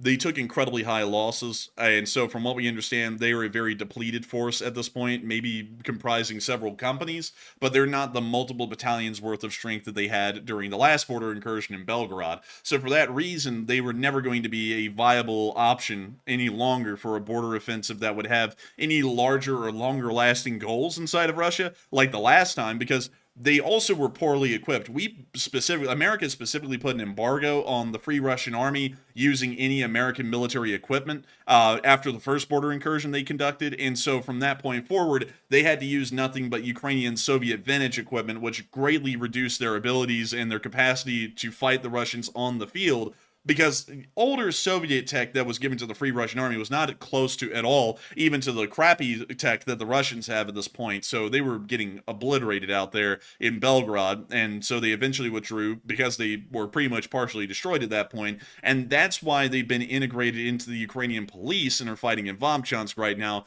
is because they're just not a big enough force anymore to really do anything beyond just being kind of integrated into a larger unit and fighting with them. So now the Ukrainians have taken it on themselves, I'm guessing, to advance into the Kursk Oblast, because for one, America didn't put an embargo on the Ukrainian armed forces using American-made equipment. That, of course, would make no sense because we're giving it to them. And so the Ukrainians can use advanced Western tech inside of Russia if they invade it themselves. Another thing is that the Ukrainian armed forces is far more voluminous and large than the Free Russian Army. While the Free Russian Army at best, I think, was about 4 or 5 battalions in size, the Ukrainians have about 4 brigades at this point inside of Russia, which each brigade is made up of about 10 to 12 battalions. So do the math. There's about 48 battalions inside of Russia right now versus the Free Russian Army's 5 battalions or so. So the amount of combat power and for that reason projection that they can make is going to be a lot bigger just because of the amount of forces that they have. Not only that, they were also able to integrate full-on Ukrainian support units like a Patriot air defense system that's possibly around Sumy. They aren't really able to do that for the Free Russian Army, because back when they invaded in Belgorod, we never heard of Ukrainian air defense acting in support of the Free Russian Army. The Free Russian Army crossed the border, and they were practically on their own from that point forward. There was no artillery support, there was no air defense support, there was nothing hardly, and that made it incredibly difficult for them to achieve any larger objectives as well. And so for that reason, well, all of those reasons, I think that is why the Ukrainians took it upon themselves this time to conduct the offensive, is because they were a far larger and a far more capable force that can do much more than the Free Russian Army ever could, even at its peak. And another point as well, while you were mentioning that, I thought of this as well. We've already seen the Ukrainians are very effective right here in the Kursk region and right on the border right here. They're making progress very quickly, perhaps 25 kilometers into the actual mainland Russia. What if they're able to plow their way through, just like Wagner was able to do? And it appears like Russia has not shored up their defenses since that last breach by the Wagner forces. So if they're able to start plowing their way through mainland Russia and not be stopped, at what point is Putin going to decide he's got to do something drastic to prevent the advance? Because right now, in my opinion, it looks like Ukraine has a real opportunity to go very deep into Russia very quickly, basically just like the Wagner coup. So, I'm wondering here if Ukraine is accounting for the fact that Putin is a madman, and ultimately, what is the objective? Because the objective certainly can't be to go all the way into Russian territory and then get nuked or something like that, because I really doubt that Putin would just simply let them take over Russia and not do something drastic. But Enforcer, what do you think? I would have to say it seems as though there may be some grounds for them to do something drastic. I just think nuking them, though, is a little bit out of the question at the moment, because this isn't really threatening the existence of the Russian state. Yeah, I'm sure they could really stretch it to make it seem like it's a threat, it's an existential threat to the state. Maybe they could do something like that, but I'm kind of doubting it a little bit. But also, someone asked in the chat, because I said there was about 48 battalions inside of Russia right now. They said, well, how many guys is that? If we were to guesstimate, because we don't know the exact size of each battalion, and each battalion can be a little bit different in size, if we were to guesstimate that all these battalions were on the lower end of the battalion scale or size, we would assume that there would be about 600 guys in each battalion. And if there are 4 brigades, each of them having about 12 battalions, meaning that there's 48 battalions in the campaign at the moment, that means that right now inside of Russia, there's about 28.8 thousand Ukrainian combat troops that are a part of these brigades that are currently invading Russia. That doesn't mean that all of them are combat troops. So you're not talking about there's like 29,000 Ukrainian soldiers with rifles marching through Russia. A lot of these battalions are going to be some form of support or sustainment units, like the logistics guys who drive the trucks to drop off the supplies, or the anti-aircraft guys who their entire job is to just set up and wait for an enemy plane to fly over, or the let me see, I'm trying to think of the other ones. There's sometimes a communications company or some kind of a battalion that's made that can conduct comms really for their entire brigade, and also to other brigades and further on up to the division or the army level, depending on how this group is organized. But it still would be a very large amount of Ukrainian forces. And once again, to get you all an idea here, if that number is correct, 28,000 guys, that's a lot of guys. And a lot of planning had to be put in to a war plan for 28,000 guys to step across the border one day and start moving into Russia. And I mean, if we remove all of the non-combatant personnel that aren't actually fighting on the front, there's still about 14 to 15,000 Ukrainian infantrymen who are currently in Russia right now. That's a lot of them. I mean, that's a load. Honestly, that is about half of what the Russians put into the Vovchansk offensive, and they hardly got squat out of that. The Ukrainians are already rapidly advancing, so it's quite clear to me they have to have some kind of a bigger plan here, just because of the number of people that are involved. 28,000 people, that's not a small plan right there. That is a major offensive at this point in the war. And so with that, I hope that plays perfectly as well. It's falling perfectly into place, and it's going almost so well, it's hard to believe. But I saw someone in the live chat mention this, Enforcer, and I want to know what you think about it as well. Could this be motivated by the curse of Yevgeny Prigozhin? Because this seems a little too good to be true. Could the ghost of Prigozhin be back and yelling Shoigu and running into mainland Russia? Huh. Maybe. Maybe, dude. Like, you're going to see some guy with a bald head who looks like a nutsack. He's about to come out and he's about to go, Shoigu! Or he's going to go, we got to do what we got to do, or something like that. It's like, at this point, it's like Putin is being haunted. Like, this is taking almost a similar path as the Wagner coup. And this is like a haunting. Like, I'm sure it's bringing back some very bad memories to when he almost lost his power when Nutsack came in there and decided to really cause some hell in his own country. So, I don't know, man. I think Putin's pretty scared right now. Also, another thing, really quickly, speaking of Putin being scared, Michael McMahon said that is equivalent to a U.S. division. That's correct. Like, 28,000 guys would be equivalent to a U.S. division. So maybe it's about a division-sized element that's in Ukraine. But also another thing that I want y'all to factor into the math is that my battalion estimate is actually on the very low end. 600 guys in a battalion is actually fairly low.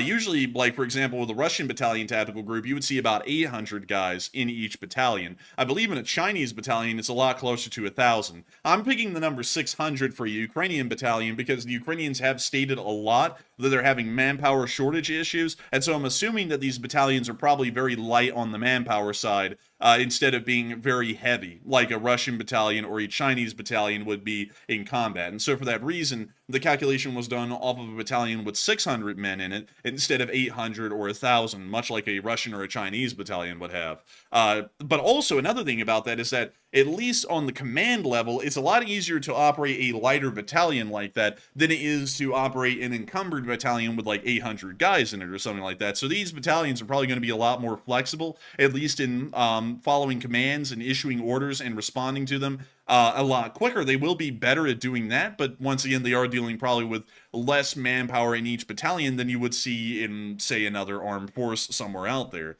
But anyways, with that, we are going to be moving on from the Kursk news, and we're now going to be moving on down into the Middle East, because we actually have some fairly interesting news that's going on down here. And before we get on to that, though, because we still have loads of news to cover, we have a kind of like a cover on what's going on inside the Middle East. It's not a lot. Like, I made sure to kind of annotate this a little bit today, because it seemed a little inactive. Well, really, it's not inactive. We're seeing preparatory work right now done by the Islamic Republic of Iran, but it's nothing that we really have to analyze and talk about too much. It's just kind of making sure that everyone's up to speed with what's going on down here. So we have to get back up into Ukraine after that, and then cover the attack that happened for like the 5th damn time in a row on Morozovsk, because another one happened like 2 hours before we went live. And then we have to talk about what happened in Belgorod, and then we have to talk about the location unknowns, the little smackling of Frontline news that we got in the Donbass. And then we also have to cover the speech from Zelensky. So we still have a lot left. But before we get down into the Middle East and cover all that news, I want to make sure that we get a couple of questions from the chat, because the chat has been flying. I think there's been like 20,000 chats so far just at this point. 1 second, let me make sure. I don't know if that number is accurate, but I can say that the chat has been going about 120 chats a minute at this point, which has been mental. That's 2 chats a second. If you know, you're bad at math like me, I'll help you, because I did that calculation off air one time. That's 2 chats every second, which is a lot of them. And Matthew, I understand that we got some pretty interesting questions from that chat. What do we got? All right, so tonight the chat has been flying off the rails, and Enforcer Matt has been close to ripping his hair out because he's so like torn between so many different things at once. But it's been a lot of fun keeping up with everything, because the day of the news has been insane. So I said all that to say, bear with me, because tonight I am like all over the place and also stumbling and stuttering because I have so much on my head right now, or on my mind. So with that, we're jumping into our first super chat, which goes to Old Warrior, who puts in a $50 donation. Very generous support, and thank you very much, Old Warrior, for that support. He said, I'm kind of stuck on stupid tonight. He said, take a question from the chat. Well, thank you so much for the support, Old Warrior. And I gotta say, I think the Russians are stuck on stupid tonight, that's for sure. Kind of like that Shirley Temple thing. If y'all ever watched like an old DVD, well, not an old DVD, it wasn't that old, but you know, Matthew, where Shirley Temple would go, I am stuck on Band-Aid, and Band-Aid stuck on me. Dude, that's the Russians right now, man. They're like, I am stuck and cowardice is second me to say like run away from the front. But beyond that, I gotta thank you so much for the support, Old Warrior. Thank you for helping this channel to keep on running and making this thing possible. But of course, I gotta thank you for being here with us tonight. I also, by the way, considering that we kind of get a moment to breathe right now before we get into the rest of the news, because we still have a whopper to cover tonight. There's a lot more that's happened. I do want to say this really quickly. I hope that y'all liked the new intro, because Matthew can tell y'all, I worked on that for about 5 or 6 hours today, getting that whole thing perfected. And as long as we don't see any kind of a copyright pop up on anything in the stream, in the stream intro, which I'm praying it doesn't, that will probably be our permanent intro from here forward. It includes really everything that this channel covers. It's a pro-Western, pro-American intro, and so it doesn't just cover Ukraine, it covers everything. And so that might end up becoming our permanent intro if nothing is wrong with it and everyone really likes it. So I hope that you enjoyed it, Old Warrior. I hope that everyone enjoyed it, because I put so much work into that one, and I wanted to make sure that it was as pro-Western and patriotic as it can possibly be, because that's really what this channel is really all about. It's all about supporting Western and American interests, and that's why we end up supporting Ukraine, Israel, and Taiwan around the world, because they're facing down the United States enemies, our sworn enemies abroad, and for that reason, we should support them with just about everything we have and make sure that they can triumph over evil. So I got to thank you so much once again for support, Old Warrior, and we will make sure to take a question from the chat. And so what do we got, Matthew? All right, and let's take a question from the chat, and this one is going to go to, let's see here, Andy L., the longtime channel legend. He said, does Ukraine go after the local nuclear power plant there in Kursk? Not yet. We did hear that there were some explosions at the power plant yesterday. We don't know what they were, and it appears that they didn't cause any damage to the power plant. It was just very close to the area. So at the moment, it doesn't seem as though the Ukrainians are there or they're going for it. But one thing I will say is that they are advancing at Sudza and also at Korenivo. Korenivo, eventually, at its termination point, if they keep advancing deeper in Russia, will pass right by the nuclear power plant. And if the Ukrainians advance further from Sudza and northeast towards Kursk, they will once again be right at Kurchatov and the power plant. So I would believe that a natural end, a natural conclusion to this offensive campaign will be that they end up getting control of that power plant. It just seems to be logical, because all attack avenues down the major roadways towards Kursk are showing that nuclear power plant's pretty much on both of them. So it wouldn't be that far-fetched to say that they would literally just turn left off of the highway and capture the nuclear power plant, considering I think you can see it from the highway. And let me check really quickly. Let's see here. Well, that would be the direction of the power plant. Can we see it? Hang on, I'm trying to see where in the world it would be up there. Let's see. It's actually on up there. Dang. See. Oh, wait, no. You can actually see it. Yeah, you can see it out there. So, yeah. I mean, if you can literally see it from the highway, I wouldn't know why the Ukrainians wouldn't just veer left off the highway and go capture it, considering that you can literally see it from the E38, and they would be advancing down the E38 into Kursk to capture the city of Kursk, if that's also one of their offensive objectives. Or, for example, if they're advancing down the R200, which is the highway from Sudza, it would still make sense that they would just turn left and go to Kurchatov and take over the power plant. Really, honestly, probably both offensive prongs will meet up at Kurchatov, and then they'll both make a concerted advance onto Kursk. So with that, I hope that does address that live chat fairly well. I would assume that the nuclear power plant is on the itinerary. It would just make sense if it was, because it's literally on the assault avenue. So why wouldn't they? It doesn't make any sense if they didn't. So with that, I hope that does address that fairly well. I thank you so much once again for the support and helping this channel to keep on running once again, Old Warrior. And with that, we are on to the next one. And the next one goes to Momcat's Mind Candy, who puts in a $50 donation. And thank you very much, Momcat, for that support. And sadly, I don't see a comment attached to it, so nothing to address. But of course, thank you very much for supporting our work and helping to keep the lights on. And Enforcer, what say you? And I would have to say, huge shout out to Momcat's Mind Candy. And thank you so much for the support and helping this channel to keep on running. It is folks like you who help to make this channel possible for so many people. Tonight, so far, about 58,000 people have watched this stream, and there's about 12.3 thousand of y'all here right now while I'm talking, and it's crazy to see a stream get this many viewers. By the way, just for everyone who has been around for a while, it looks like the audit's over, Matthew. Like, I think it really is over now. I'm pretty sure of that because the numbers. Man, I'm telling you, that audit's not over, man. It's still not over. I think it is. I'm not gonna lie. I think the audit is over now because our viewership number in an hour and 20 minutes is about 58,000 right now, and we have about 12.3 thousand live viewers. Those two line up from like past numbers of live viewers and overall viewers. So I think YouTube finally stopped auditing the live stream. So I'm very happy for that, and I also pushed out the notifications tonight. So thank goodness YouTube apparently found out that we're not doing anything goofy like some other people do on YouTube. So now we're back to normal. But beyond that, I've got to say a huge shout out to the folks who do support this channel. There's not many people, interestingly enough, who support this channel, and there's a lot of new viewers here tonight. I know that for sure. And if you are new to this channel, brand new right now, I'd like to explain something really quickly to y'all because many of y'all may not know how we work on this channel. Many of y'all will realize we're reading off super chats, which are people who have put in money towards the channel, and they usually attach a comment to their super chat. And we read every single one of those, and the message is attached, and we give them time to thank each super chatter and address what they say. A lot of people would think, oh, that's money grubbing. Oh, they're really trying to make loads of money. But interestingly enough, as a caveat to that, we don't run ads on any of our streams, and we also don't take sponsorships on our streams either. And many of y'all may have realized that when you clicked on the stream. You didn't see an ad run when you clicked on it, and you also have not seen me say, this stream is sponsored by so-and-so tonight either, and we never have.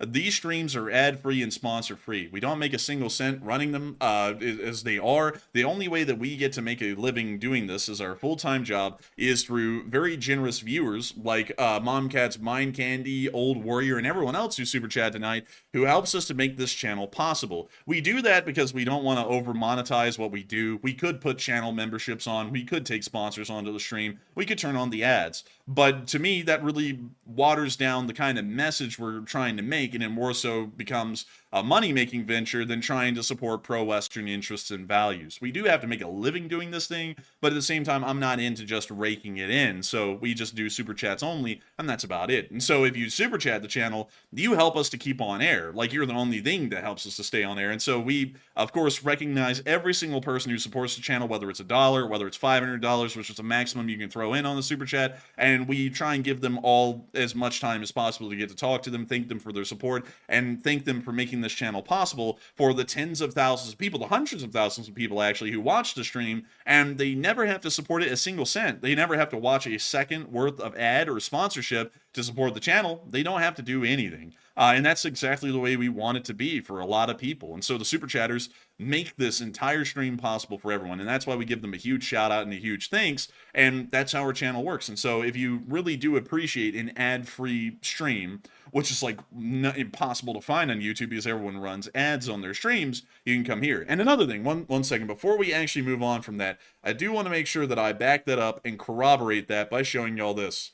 This is the YouTube control room. I did this last night as well, but I kind of want to make this a recurring theme just so that way I can show y'all. The monetization is off on every single stream. These got copyrighted because the Iranians never like checked like who owns the copyright on the music they play in their clips, so we end up getting copyrighted like every time we show something Iranian and play the music in it. But beyond that, every single stream is not monetized, and none of them have a paid sponsorship in them either. So if you're ever wondering, is he saying the truth or not? Is he just saying that to make it sound good? That's legitimately the truth. So I just wanted to make sure that I showed you all that, and make sure to be as transparent and open with how we run this channel as best as I can. But still, a huge thank you to Momcat's Mind Candy for the support and helping this channel to be possible. You didn't throw in a comment, but your support does make this channel a reality for so many people, and not only are they massively appreciative, we're massively appreciative as well. And so a huge thanks to you so much once again. I hope that does address that incredibly well. And with that, we are on to the last question of this segment, and then we're going to be moving on into the Middle East. All right, and this one is going to go to K-Dub Janky, who's also a channel legend and puts in a $50 donation as well. Thank you very much, K-Dub Janky, for that support. They said the Byzantine Empire ended with Ottoman sacking of Istanbul, and the Ottoman Empire ended with the end of World War I, and the Russian Empire must be ending if they are attacking Christian West, they said. They said they were supposed to defend it, and they were the protectors of the West. And I thank you for the support, K-Dub Janky, and that's kind of true to a point, but kind of not, actually, interestingly enough. To speak a little bit about, and also, by the way, I want to put this out there, folks. This is also a no politics, kind of no religion channel. Like, of course, Matthew and me have our own religious outlook, and just, give you all a full disclaimer, we are Christians. Like that's one thing we will say. But we also do no politics either. So we don't make any comments supporting or condemning political groups or religious groups because that goes against our channel's message of being pro-Western. That kind of divides people into the weeds on topics that don't really matter too much over the major message that we're trying to send on this channel, that the Western world is united against our adversaries around the world. So just want to put that out there before I say what I'm about to say. Because while we do not talk religion on this channel, there's actually a very interesting thing about Christianity and why the Russians never really did defend the West in the past. I mean, it's kind of a true statement a little bit, but they were only the defenders of the Eastern Orthodox faith. They were never the defenders of the Catholic Church, or more so the Protestant nations that then popped up in the Great Reformation brought forward by Martin Luther in the 15th and 16th centuries. But beyond that, the Russian Federation is actually Eastern Orthodox historically, and they were considered, well, actually the Ottoman Empire, well, not the Ottoman Empire, sorry, correction, the Byzantine Empire was considered the defender of the Eastern Orthodox faith up until their collapse in 1444 by the Ottoman Empire. After the collapse of the Ottoman Empire, well, actually the Byzantine Empire, the Duchy of Muscovy, which was just turning into Russia, then picked up the mantle of calling themselves the defender of the Eastern Orthodox faith, and then they carried on that title from there forward. But they never really protected the West, like, per se. They protected Eastern Europe for the most part, and they actually ended up getting into clashes with multiple different countries, like Poland, Lithuania, which was a more so Catholic. The Polish-Lithuanian Commonwealth is very interesting. It was actually kind of like a hodgepodge of Catholicism, some Protestantism, and some Eastern Orthodoxy, but nevertheless, they would end up clashing with the Russian Empire later on in the 17th century, and not only that, the Russians would also go to war with the British and French several times, and they also went into war with the Ottomans like a million times, so they aren't necessarily like the defenders of like the overall Christian faith. It's actually kind of a more so just Eastern Orthodox faith. Then in the Soviet Union, they completely dismantled the Eastern Orthodox Church in the Soviet Union and stated that they were not religious, and then Stalin brought it back, and then he made himself the leader of the Eastern Orthodox Church, but then it really became an apparatus of the Soviet government, and it wasn't really the Russian Eastern Orthodox Church of before, and that's actually how the Russian Eastern Orthodox Church exists in the modern day. It's actually not an independent religious institution, it's actually an extension of the Russian central government, and that's why Ukraine treats it as a propaganda institution inside of Ukraine and seeks to shut down Russian Orthodox churches. Well, I said that's so weird. They seek to shut down churches. I said that like I was someone from Scandinavia, but they shut down Russian Orthodox churches because they're getting orders and information directly from the Russian central government on what to say and what to do. So I hope that does address that fairly well, at least from a historical aspect, on how that kind of worked. But nevertheless, I would say that the Russian Federation does look to be going down and out, I would say probably forever. They're not going to cease to exist as a country, most likely, but they are going to cease to be a major mover and shaker of the world, I would say. They're going to descend into being a very minor power, and one that holds a lot of territory, but still is economically and militarily insignificant beyond this point. The People's Republic of China is certainly the rising phoenix within Eurasia for the most part, and they're probably going to end up rivaling the United States well on into this next century. And so with that, I hope that does address that well. Still, very interesting points, KW Jenky, and I thank you so much once again for the support and helping this channel to keep on running, because if it wasn't for folks like you, we wouldn't be able to make this channel possible. And so a huge thank you to you once again. I hope I was able to address that incredibly well, and also give a little bit of a historical rabbit hole, a little bit on that.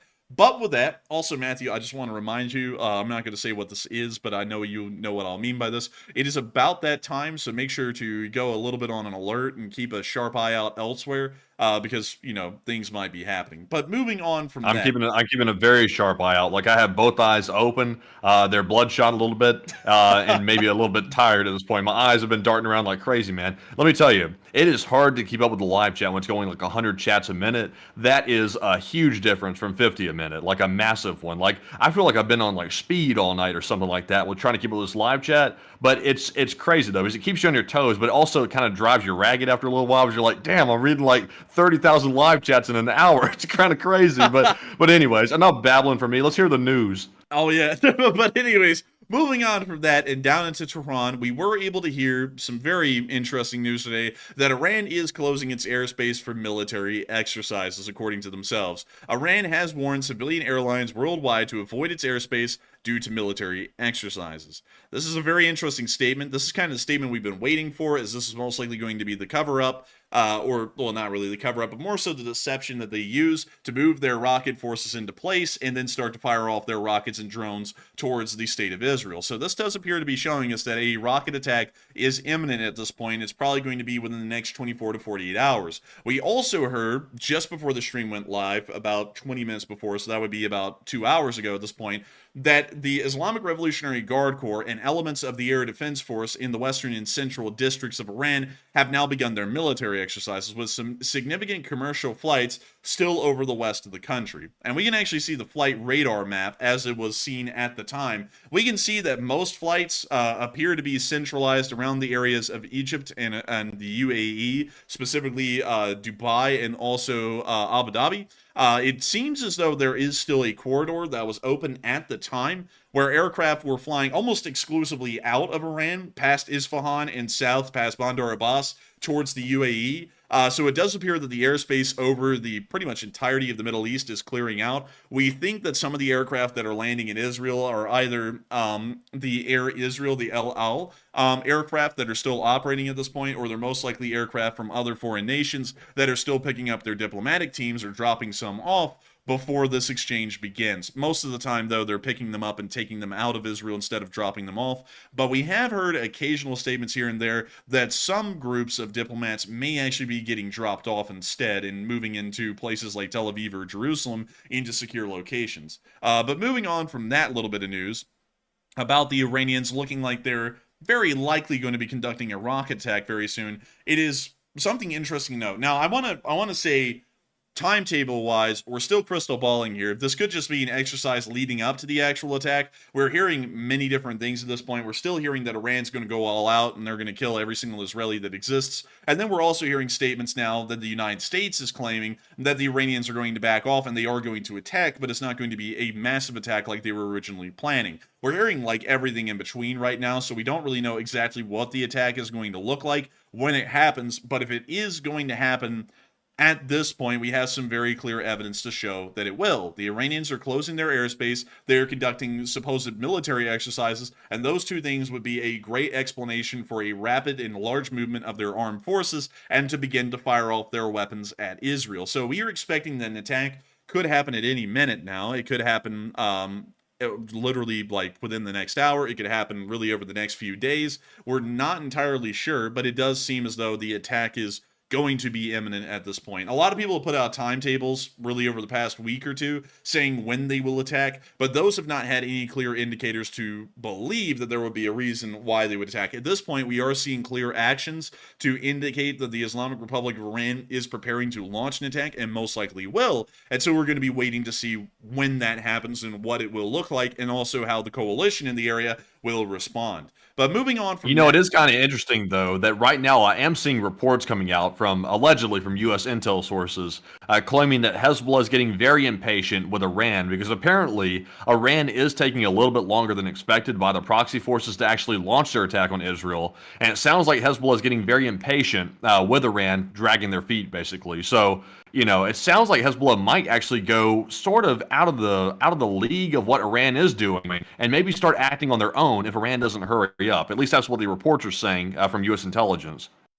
I would have to say thank you for sharing that. And also, another thing I'd have to say is that sadly I got distracted by some bots in the live chat, man, that I was taken out right there. So I was like, dang, I really didn't hear like half of what you said. I was like, damn, dude, the chat is going insanely fast, man. Like, I'm over here so fast. I'm like, dang, man, I don't even know how you're keeping up with it at some points. I'm like, not. I guess that's why I'm having to ban a few out. I was like, because someone said, a lot of Americans don't want to support Ukraine. It's like, no, actually a lot do. It's like a lot of them are here. So it's like, that doesn't really make a lot of sense. But anyways, moving on from that and on into Egypt really quickly to once again corroborate that an attack could be happening anytime now. Egypt actually made a statement warning airlines to avoid Iranian airspace over the course of tonight.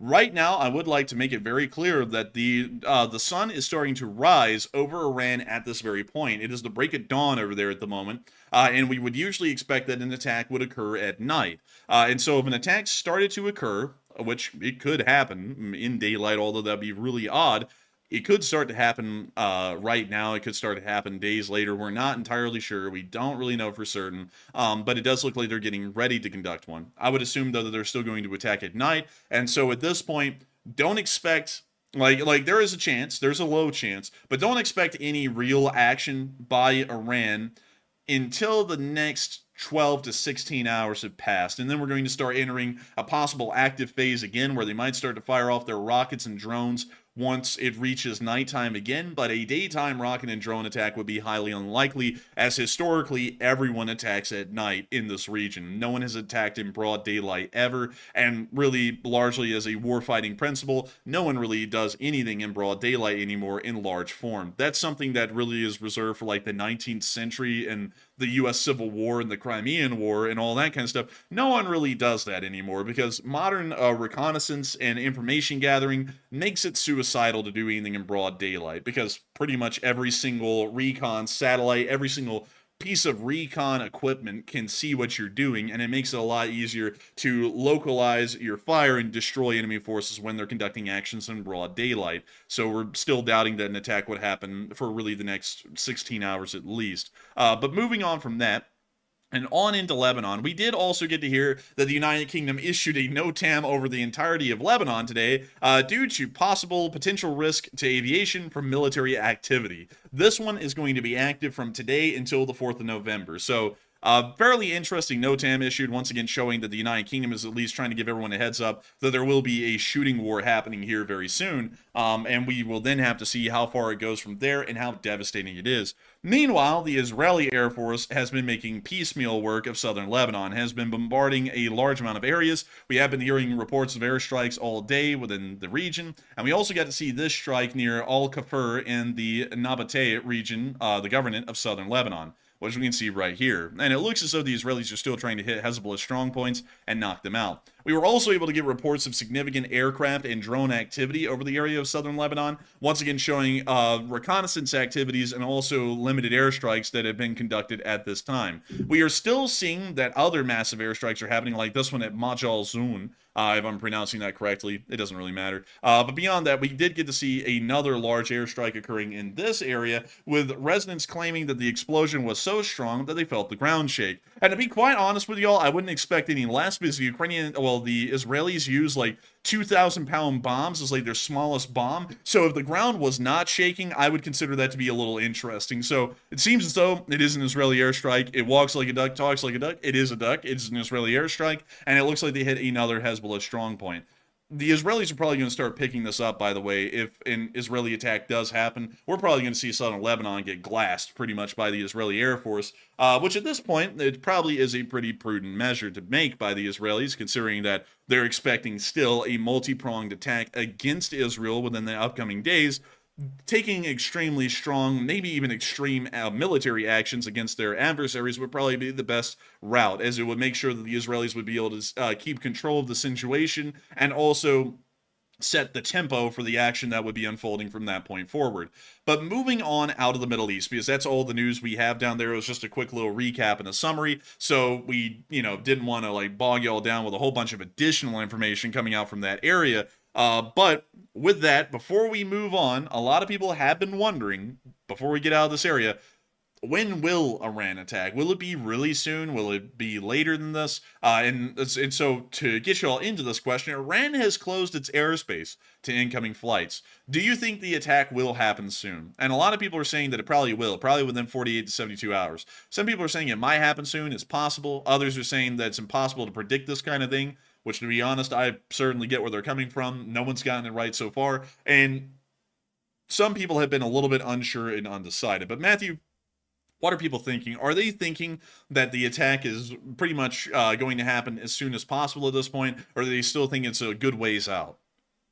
So it looks like about 48% of the audience said yes, Iran will attack in about 48 to 72 hours, while 24% of the audience said it might happen soon and it is possible. And then 18% said no, it's impossible to predict this accurately.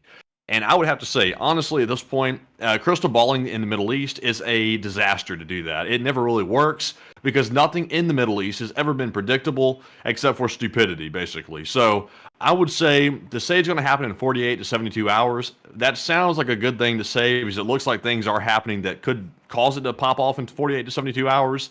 But to say that for a fact and a certainty would be a little bit too far, in my opinion, because it could happen maybe by Saturday or Sunday, according to U.S. intelligence, and it's Wednesday right now. So I'm actually going to have to say that it's possible, but I have no idea. So, Enforcer, what say you? I would have to say it's really hard to crystal ball. I mean, it looks like the Iranians are really close to conducting an attack at this point. And if we were just to go off of what it's looking like, it looks like it's going to happen really soon. But the reality is that it's looked like it's going to be happening really soon for a lot of soon. So we don't know when it's going to be happening. It could happen within the next 48 to 72 hours, or it could happen a week from now or 2 weeks from now. We really don't know.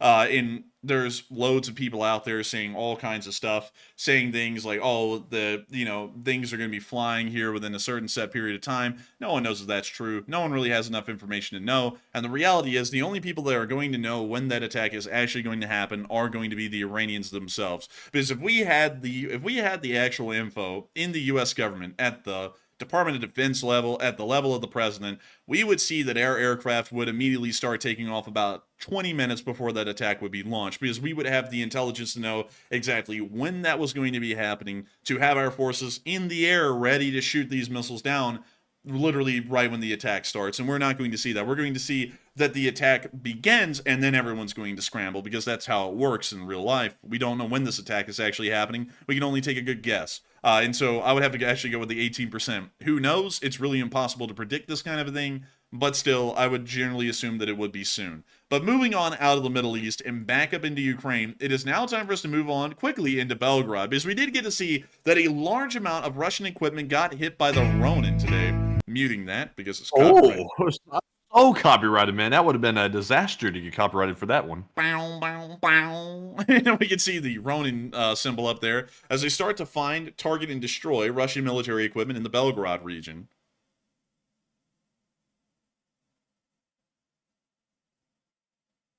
Also, real quick, I saw one in the live chat here, a live chat question from Silver Revelus. He said, any news on the EU gas controls in Russian territory? And we did report that earlier, that there was allegedly the Ukrainian forces taking in charge of that gas facility, which controls the gas flow to Europe in the Kursk region. I have not really heard any more confirmation that they've taken that gas facility or that gas control location right there, but it's probably likely. So probably more likely than not, but I haven't confirmed it. Man, I mean, dude, I wonder, man, if they ever, heat up the gas there at that gas facility, before they send it. Because I bet you that would have to be a pretty big boiler. I mean, whoa, look at that boiler. Man, look at that boiler. Man, he's so funny. Man, I'm just cracking up jokes, man. Oh, look, it's a Buhanka that got obliterated. The Buhanka's a Scooby van, right? Yeah, it's the Scooby-Doo van. Zoink Scoob, I think we're gonna die. Wait, is that a locomotive? Dude, they're attacking trains now. Look at this. Oh, damn, it's that train they've always been talking about. You know, the hijacked trains with all the gold on it in Ukraine? Must be, man. Must be. Look at that. And they slammed it down right into the roof of the locomotive. Oh, wait a minute. I don't think that would have been a significant hit. It hit the rear cab, and there was probably no one in it, and it probably didn't do any damage to the machinery either. But still, that is pretty cool that they hit a locomotive. Seems like a little drone might not do that much damage to a locomotive, but you never know. Man, I've seen locomotives hit cement trucks filled with cement, and it did nothing to them hardly. I would doubt that drone really did any real substantial damage to a major locomotive, a mainline locomotive like that. Highly unlikely, in my opinion. But you never know. I mean, maybe it was carrying an RPG or something like that. But anyways, moving on from the area around Belgrade and down towards Liban, we did get to see that a T-90M was destroyed today by a Ukrainian FPV drone. And we can see this right here. As the drone is flying on in, we can see it landing right in the open turret of the T-90M. It's going to explode, and an ammo cook-off quickly ensues, destroying the T-90M's interior and pretty much destroying its usability overall. And look at that, man. That thing is cooking. And that's the end of that clip. But nice to see. Oh, look at that boiler. But moving on from that, and further down the line and towards Rostolivka. We also got to see a Mista S getting blown away down here as well. I'd be damned, dude. The police don't even respect the copyrights. It's like we can see the Mista S firing in the trees. Man, this is like the Ukrainian post office logo in the top left corner. They're out here. The postal workers are. They're out here going postal. Man, they're like rain, snow, sleet, or shine. This ass beating is coming for you. It's like we're delivering those XL cans of kick-ass. And we can see them going down for the Mista S. Dude, I'm telling you, man, that thing with the thin metal it has. I mean, look at that boiler. Dude, every Russian tank is a boiler if it's filled with enough water and you hit it hard enough. There's a nuke exploding. Why'd you say it like that? You're like, there's a nuke. It's like, dude. Man, that was like the perfect mushroom cloud out there in the distance. Obviously, I'm joking, by the way. It's not a nuke, but that mushroom cloud was too perfect. It really, dude, Oppenheimer called, and they want to use this for the movie now. That boring 3-hour-long movie that really was like almost impossible to follow. But anyways, moving on from that and down towards Chasiv Yar, we did get to see more Russians being taken prisoner near Chasiv Yar.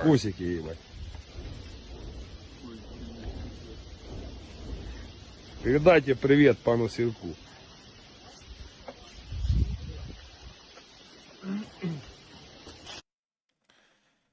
And so, with that, that's the end of the clip right there. Very nice. No comment.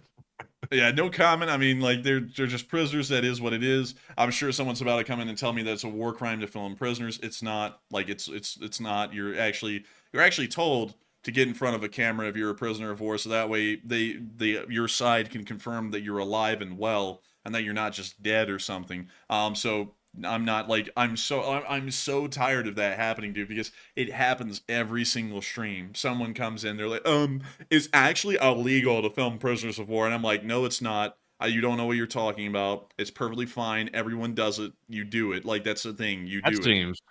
That seems like a really silly rule. It's like, out of all the war crime rules, like, you can't, obviously don't torture the war criminals or whatever. Don't do that. But it's like, at the same time, it's like, don't film them. It's like, what the hell? It's like, I would say it's probably the last concern on anybody's mind is filming somebody compared to what could happen.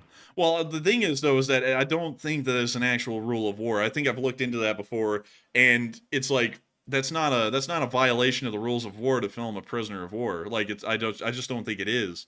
But let me see here. Let me pull that up. Is it a war crime to film prisoners? Certain Def said it's probably a HIPAA violation. Maybe they got HIPAA violations out there on the war zone. That'd be something else. Let's see. Filming prisoners of war is not considered a war crime. There we go. There's the answer. It's not a war crime. So I don't know why people keep on saying that. Because it's just not. Like, you can film them. You want to film them, really, because you want the other side to know they're actually prisoners and they're alive. Like, you don't want them to, like, be like, are they dead? Are they alive? Also, on top of that, so if you never get in front of a camera and they never confirm your existence, they can just say, oh, you're dead, and then they can just torture you forever, and they don't even know if you're alive or not to get you back. So you want to get in front of a camera. You want to be filmed if you're a prisoner of war. Like, that's a 100% guarantee. You want to be filmed. But anyways, moving on from that, we did get to see Ukrainian Su-25 firing some rockets in support of a mission. And I've heard this song before. It goes, Kozak Lila, and then it goes, oh yeah, like, I can unmute it and I will be able to tell you the exact part of the song. Like, watch. It goes, and then here it goes. Yep, I knew it. Like, that's exactly how it goes. And they fired off the rockets. They got to get rid of this music, though. Like, on all war videos, I'm starting a campaign to end the music. Just let us hear the sounds of the jet. Like, dang, thank you so much, Spencer Alexander. Wow. First super chat ever. Dang, thank you. Thank you. That's incredibly kind of you. We'll be getting to that here in a second. We got to wrap up the rest of our news summary here, but we will be moving into another question segment here really soon. But moving on down towards Avdiivka, we also got to see the Russians on an S-60 anti-aircraft gun mounted onto a truck, and it appears that they got some of them tasty clusters on film. Check it out.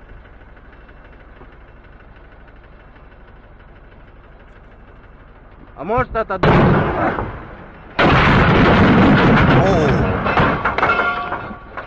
The gun fell apart. The gun just falls apart. Just everything starts breaking immediately with some bombs fall. That's like everything starts falling apart and breaking, glasses shattering. It's just chaos. Dude.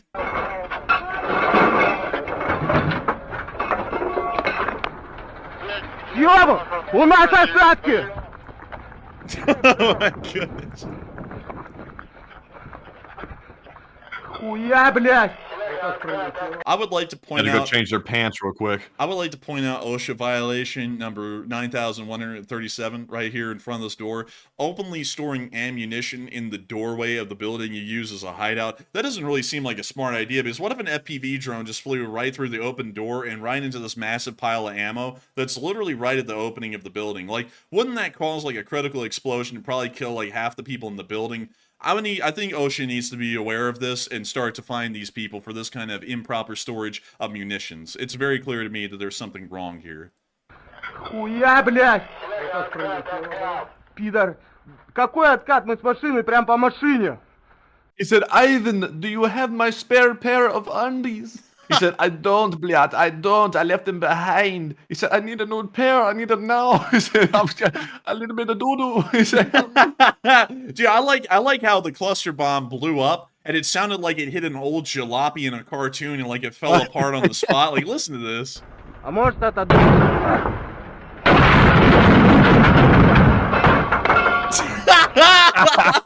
man, the pots and the pans and everything. Their whole dinnerware just went on the ground. Oh, I love, dude, it's like one of those old clips, like when they show you how they made those sounds for the cartoons, and you got that one guy with like the giant pile of shit, and he just like pulls a rope and it all falls apart, and they record the sound. That's what this sounded like right here. Look at this. You can't top that. Jeez. Like, you cannot top that. Like, only the Russians would have a truck that literally falls apart once a cluster bomb just blows up near to it. Yeah, that's crazy, man. I don't even know what's going on with this. It's just chaos out here. And also the Russians are sitting here thinking, oh, Bliat, we'll never have a clean bowl of borscht ever again. Man, rough times for these guys. Great times for Ukraine, though. But moving on from that, now I have to bring y'all back behind the lines. Also, we have to get up to the location unknowns here in a second. But back behind the lines to Morozovsk, because y'all thought it was over, right? Like, after looking at all the picture and video evidence we had yesterday at Morozovsk, it looks like the airfield was blown up and there was, like, nothing left to attack. Believe it or not, y'all, they attacked it again today, like 19 hours ago or so. Another attack happened in Morozovsk, and the Russians actually tried to defend the airfield again, and they failed again. So here's the clip. You can see all the anti-aircraft fire. They're just begging that this thing doesn't hit another facility on the base. It's going to hit. I don't know what it is with the Ukrainians and picking out Morozovsk as a target. This is like the 90th time they've hit Morozovsk, and they just keep on. And the Russians just can't stop them. There's more impacts. And a third, and a fourth, and a fifth. They really have some beef with this airbase. I wonder why they love it so much, like, for hitting it. This is crazy, man. Dude, the Ukrainians, on sixth impact, the Ukrainians, dude, when they see Morozovsk after it got blown up, they're like, do it again. And then they attack it again. It's like, there's nothing left. Like, we saw that. I'll show y'all. I don't even know what they're really hitting. I guess they're going for the aircraft now, because the ammo depot and a lot of the facilities were leveled. Here's the ammo depot at Morozovsk. Leveled. I mean, there's an SU-24 over there that actually, freakishly enough, is somehow intact, but still leveled. Like, there's nothing left of the ammo depot. So I guess that all of those explosions were on, let me go to Morozovsk and show y'all where that is. Maybe on the western side of the airfield over here where the aircraft are being stored. It looks like it came from that area of the airfield, so maybe they're taking out the aircraft themselves now. But they mean Morozovsk is going to be wiped off the face of the earth. Like, I don't know what it is with their, like, hatred for Morozovsk, but they're going to get them, and they're going to wipe out the airfield. So with that, really cool to see. We'll hopefully be getting more picture and video evidence in the days following of the new damage that's been caused at Morozovsk. But moving on from that and into our location unknowns, we did get to see confirmation today, for the first time in the war, an FPV drone has actually hit a helicopter and destroyed it. And crazily enough, it was Russia's most advanced. It was an Mi-28 Havoc that was flying somewhere in Ukraine, and an FPV drone was able to hit the telerotor, explode onto it, and destroy the helicopter. And we were able to see the footage of the drone flying into the Mi-28, hitting it right there and exploding. It was a confirmed hit, and that helicopter did go down from that hit. That is huge news, first time ever in the war, and we were finally able to confirm it with an actual video. So it meets all criteria. We have picture and video evidence of this incident. We are able to confirm here on this channel that an Mi-28 Havoc has been lost for the first time ever to an FPV drone strike. The first helicopter to ever be lost to an FPV drone in the whole war. So that's pretty crazy to see. But moving on from that, what was also crazy to see was the casualty report. Damn! Oh my God, 21 Bobcats? What in the hell is going on? Let's see. Miss Disa said great numbers all around, and plus 21 special equipment matches previous highs on July 22nd. Hey, my birthday. And 24th and also June 11th. So this was a big day for Bobcat losses. I'm telling you what, it's beautiful. Also, let's see here. They still have one sub on there, but Enforcer, tell us more. Man, it's been an incredible day. 1,230 Russian soldiers have been wounded and killed over the past 24 hours, showing that the Ukrainian defense has been doing incredibly well, along with the loss of 29 APCs, 78 supply trucks, 8 main battle tanks, 67 artillery pieces, 54 drones, 1 cruise missile, and 21 special equipment vehicles, or Bobcat skid steers as we call them here on this channel. That is an incredibly good day, and it is showing that the Ukrainian offensive efforts are apparently not being measured in the Kursk Oblast yet, because they were counting overall losses for the Russians, which would include prisoners. This number would probably be even higher. It would probably be close to 1,600 or 1,800, but it doesn't look like they're counting those in the casualty report yet for the Russian Federation. That means it probably will be in tomorrow's casualty report, or it will be never accounted for. I'm not really sure which one it is, but still, incredibly high losses, very good to see. And not only that, moving on to Kyiv, we also have the speech from President Volodymyr Zelensky, and it appears that he had a very interesting view of today's events and a recap of a sort. And so, with that, we are now going to be moving on to the speech from President Volodymyr Zelensky. And so let me get this up here, and let me get rid of the audio track. And without further ado, here is the speech. Speech! Give me speech. I want a real speech, long-lasting speech. Let's hear what the man has to say. Бажаю здоров'я, шановні українці, українки. Коротко про сьогодні. Перше, вдячність усім нашим воїнам, кожному бойовому підрозділу за хоробрість.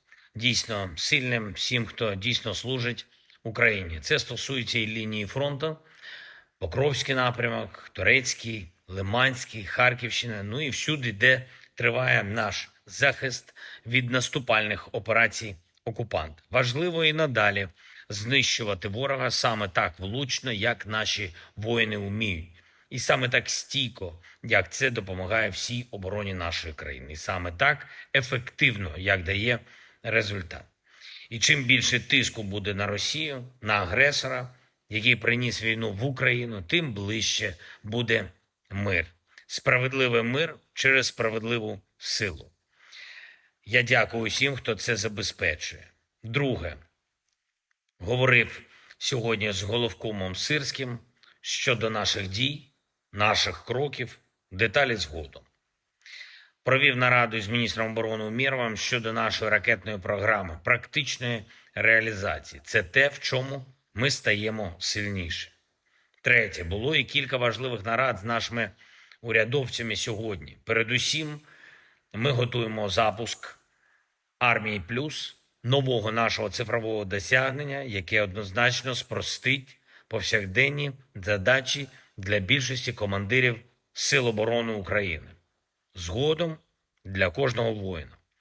Вже скоро все ми це представимо. Також сьогодні з урядовцями ми обговорили кілька напрямків нової соціальної підтримки наших людей. Такої підтримки, яка дає можливості і для нового бізнесу в Україні, нових робочих місць, і щодо підтримки сімей. Ми повинні пам'ятати, що вже зараз, захищаючи нашу державу, ми визначаємо, яким буде життя в Україні після цієї війни. Максимум захисту і безпеки для наших людей. І якомога більше можливостей жити і працювати в Україні. Вже зараз це все готуємо. Дякую всім, хто допомагає. Дякую всім, хто з Україною. Слава Україні! And Herom Slava. And with that, that is the end of the speech from President Volodymyr Zelensky here on day 896 of the news of the war in Ukraine. And I gotta say, What a day it has been. I mean, it has been one wild day of news. We are seeing an armed invasion of Russia by Ukraine. We are seeing, of course, the preparations for war in the Middle East still. We're seeing a lot going on around the world. And I got to say that it has been an absolute honor and an absolute pleasure to get to tell all this news to all of y'all today. Now, don't go anywhere, folks. We have a lot to go. We have loads of things to talk about from this point forward. It's just that we're not going to be covering our actual news segment from here on. But before I move on, what's crazy is that there's still 10,000 people here while I'm saying this live on air. And I got to give y'all a huge thanks so much for coming to this channel and watching tonight. I hope many of y'all enjoyed the news that we've had to put out so far. We still have a lot to go and a lot of stuff to talk about. It's just that it's not going to be our actual news, kind of like regimen or news schedule, if you want to call it that, where I'm moving through the news like at a certain pace and speed, covering certain stuff at certain times.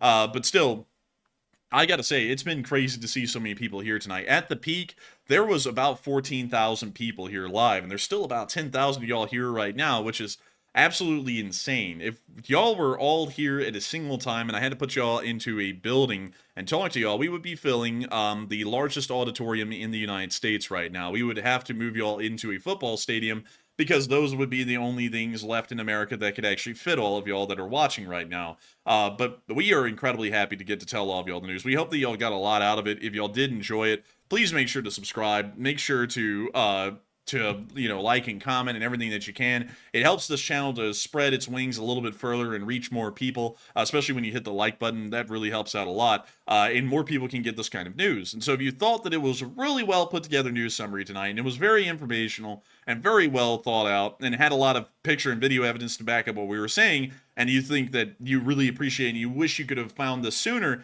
hitting the like button helps others to be able to find this stream sooner as well. And so with that, we're now going to be moving on into the second segment of this stream, where we get to talk to each and every single one of y'all. It's really the funnest segment of the stream, is we really get to talk about whatever y'all want to talk about. So any questions that y'all have about the war in Ukraine or what's going on in the Middle East, any questions y'all have about anything, we can literally talk about anything and everything. We can talk about historic parallels in between the Middle East and what's going on in Ukraine, to other conflicts from the past or other diplomatic scenarios that have gone down in the past, or we could talk about where y'all are from. We could talk about what foods y'all like. Literally anything and everything is on the table. And I gotta say, quick note to Matthew, what a hell of a night it is, Matthew. 76,000 people have watched in about 2 hours, and tens of thousands of people have left a comment in the chat. And I know you've been having to look at each and every one of them, and you must be worn out already just 2 hours in. Man, I'm fried. I'm not gonna lie. I'm sitting over here right now, like, you know, when you get that brain fog on you when you've done too much at one point, Yeah. where you're like fried in the brain, and you're sitting there thinking, oh my god, like you're staring at the screen thinking,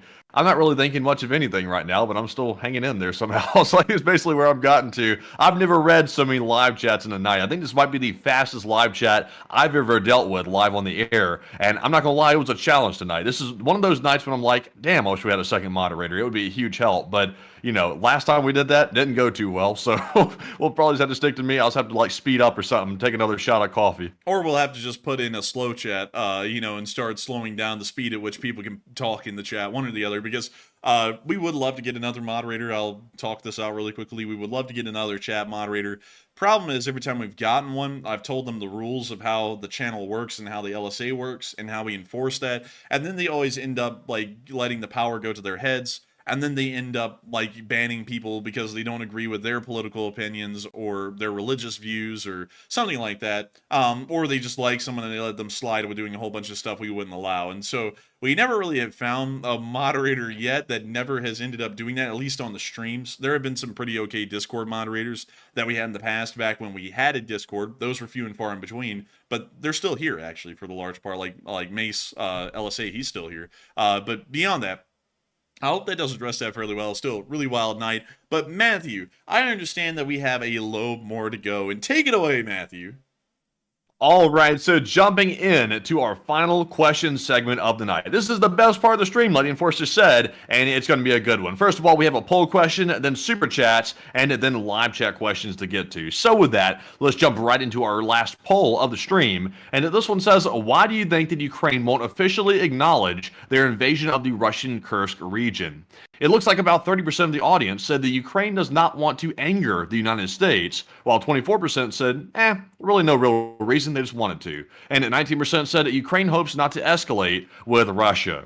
And on this one, I'm really not honestly sure why they won't acknowledge it officially on the government level, because it's obvious as hell that those are Ukrainian forces going into Russia and invading, but yet Ukraine's making to be very sure that they don't really acknowledge it out loud. So I'm not really sure why. I heard the U.S. questioning Ukraine today, though. They were saying, we want more information about your attack on Russian territory, and we want it now. So I'm not sure how the U.S. is going to respond to this, and maybe that's a motivation for keeping it secret, or at least out loud they're keeping it secret. It's obvious it's really an open secret. But I would maybe have to go with the 31% that maybe they don't want to anger the USA, but even at that, not really sure. But Enforcer, what say you? I would have to say they're probably not wanting to anger the USA, but at the same time, America made a statement today saying that the use of American vehicles inside of Russia by the Ukrainian armed forces doesn't violate in any of the agreements that they've made with Ukraine in the past. So it doesn't really seem like they're going to anger America if they admitted that they're doing that. And also, it's not really like they can lie about it. I mean, it's obviously the Ukrainian army that's inside of Russia, so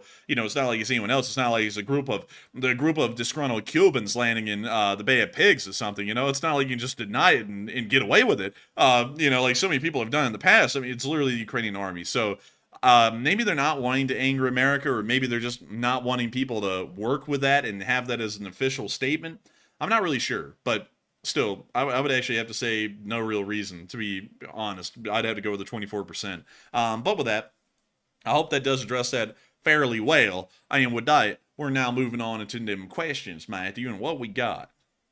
All right. And also, real quick, I see some folks saying, well, maybe it's because of OPSEC that they don't want to acknowledge it out loud. And, in reality, though, it's obvious, like I mentioned, that it is Ukrainian forces in Russia. It's like the same thing as the United States not officially acknowledging, for example, an experimental site like Area 51 where we test aircraft because they don't want to, say it out loud. But everybody knows it's there, but they're just not saying it. It's really, honestly, it's kind of silly to me the way they do that in the United States. And I think that Ukraine is just doing it just to do it, maybe. So I'm not really sure. But jumping into our first super chat of the final segment here, we have a very generous $100 donation from Spencer Alexander, a first-time supporter of the channel. And thank you very much, Spencer, for that very generous support and the largest super chat of the night. And he said, quote unquote, out of every 100 men, 10 shouldn't even be there. 80 are just targets, and 9 are the real fighters, and we are lucky to have them, for they make the battle. But the one is a warrior, and he will bring the others back, he says. And it's from Heracles, I think. Heracles? I think that is a, let's see, I'm trying to think. I think it was a, let me go pull him up. Let me make sure I say this about the guy correct, because I know who it is. I've heard of him before. Hang on. So let's see. He was a divine hero in Greek mythology. That's where I've heard of him before. Because I was like, who the hell is that? And it's this guy. So, anyways, moving on from that, I would have to say that is largely true. That's actually how the U.S. Army and a lot of militaries around the world view their forces. That's why a lot of guys are not in combatant positions. Like, not everyone in the Army is an infantry guy. And also someone earlier said, oh man, like those guys in Ukraine, because I said, talking about the non-combatants, removing them, there's still 14,000 guys out there with guns. The other guys aren't out there with guns fighting the enemy. And they were like, well, yeah, but those guys have guns. They do. So, that's true, but they're not up there on the front lines fighting the Russians. But still, that's largely how militaries around the world work. Interestingly enough, in World War II, to give you an idea of how real that kind of a statement is, out of every 100 men in the U.S. Army in World War II, only 10 of them were actually in combat roles, such as being infantrymen, tankers, things like that, where you actually directly engage the enemy. The other 90 were working behind the line, so they were working artillery, which sometimes could get near the front line, like really close to it, and may sometimes come under direct fire, although that's highly unlikely and really rare most of the time for heavier artillery to ever get into that position. Other guys worked in supply. Some of them, like, there were some really interesting jobs that the U.S. Army had in World War II. Like, a lot of people may not know this, but a lot of the U.S. Army actually stayed inside the United States, and they would post U.S. Army soldiers at major infrastructure points, like there was a small U.S. Army detachment at the Hoover Dam. There was also a lot of U.S. Army detachments placed around key strategic tunnels throughout the United States of America, railroad tunnels particularly, to stop enemy saboteurs from getting inside of them and trying to blow them up, stopping a major corridor of freight from being able to run because the tunnel it passed through had been blown up. There was actually a lot of guys who ended up doing stuff like that. And then there was just really kind of like sad, but, you know, kind of like necessary jobs like grave diggers, you know, body recovery guys, people like that. But still, I mean, there is a really, the military does work off of that kind of idea even to this day. And I believe that the modern ratio of combat forces to support forces is still close to that kind of a figure in the U.S. Army, because it takes a lot of guys supporting a combat unit to make that combat unit effective. And that's something that I always find a little bit weird, speaking about that, because, you know, and this is something that we always run into here and there, is that people say because we haven't served, we can't talk about the military. And my answer to that is that I pay taxes that keep the military running, and so I'm going to talk about it. But one thing that I always find really weird to me about the military, well, at least combat forces, is every once in a while you'll run into this guy who was in the combat forces, or he wasn't, and they act like they're like this lone wolf kind of a guy, like they were that in the military, like they just get off on their own and survive on their own, and they act like a badass. But the reality is that for that one guy to be able to fight on the battlefield, it took about 9 other guys supporting him to make that possible. So I don't really get why in the world there's always like these people out there who get out of the military and they act like the lone wolf kind, and that's a very small amount of them. I want to make it clear, that's not all veterans. A lot of veterans are really chill and really cool, but there are a few out there who you run across me, and you're like, who the hell is this, and why do they act like this? Because it's so fake and forced and cringe. And that's one thing that I've seen lately, where I'm like, I feel like I ought to make a comment on that, because it's like, in the military, the thing about the military is that every branch, and not only that, all the branches work together as a massive organism. It's a unit. You know, it's not like there's little lone wolf individuals. The military isn't made up of lone wolves. That's how you get killed, because it's easy to isolate and kill a lone wolf. It's very hard to isolate and kill a massive organism that's made up of hundreds of thousands of people. That's really difficult to kill. And so I don't really get why some people act like that. I'll be honest with y'all, regardless whether someone is a veteran or not, I'm really for people acting really chill and not trying to act like there's some kind of a badass go get 'em, or at the same time a wimp. You know, like there's a certain kind of strength that you can have that I feel is normal, and, you know, a bit of an independence, but also you have to realize that there's some shortcomings to being a person. Like, you know, like I wouldn't be able to live and do what I do if there wasn't a massive society built around really the United States that makes what the small niche I do possible. You know, it would be a little stupid for me to act like, oh, you know, like I can just do it on my own. This is like, who in the world provides the electricity? I'm not running the power plant that's keeping the lights on here at this house. It takes a lot of guys over there at the power plant to keep the thing running, and I'm not growing my own food either. So, you know, I'm independent to a point, but at the same time, you got to realize there is some limits because of the society that we live in and the division of labor. You can't do everything, and you can't act like you're a lone wolf, and because it's just not how it works. You know, like that's just not how it ever works. But I got to tell you something, man. Like, dealing with people who act like that, man, it makes my blood boil. And then I sit there and I look at my blood pressure and I go, whoa, look at that boiler.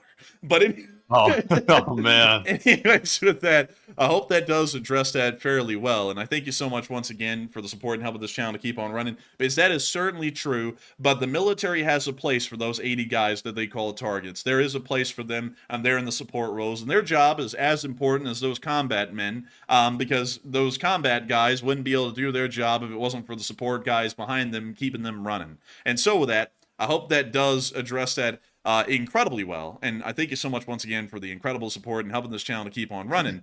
And with that, we are on to the next one. All right. And also, I knew when you brought that up, there were going to be a couple of people going berserk in the live chat. There's one right there. But anyways, we're not going to waste time on that because we have something else that we have to cover real quick before we move on to our next super chat here. And I saw Vinyl Vish Records bring this up in the live chat, and I actually meant to bring it up earlier. Sadly, we learned today that the guy behind the viral succulent Chinese meal meme the guy who is Mr.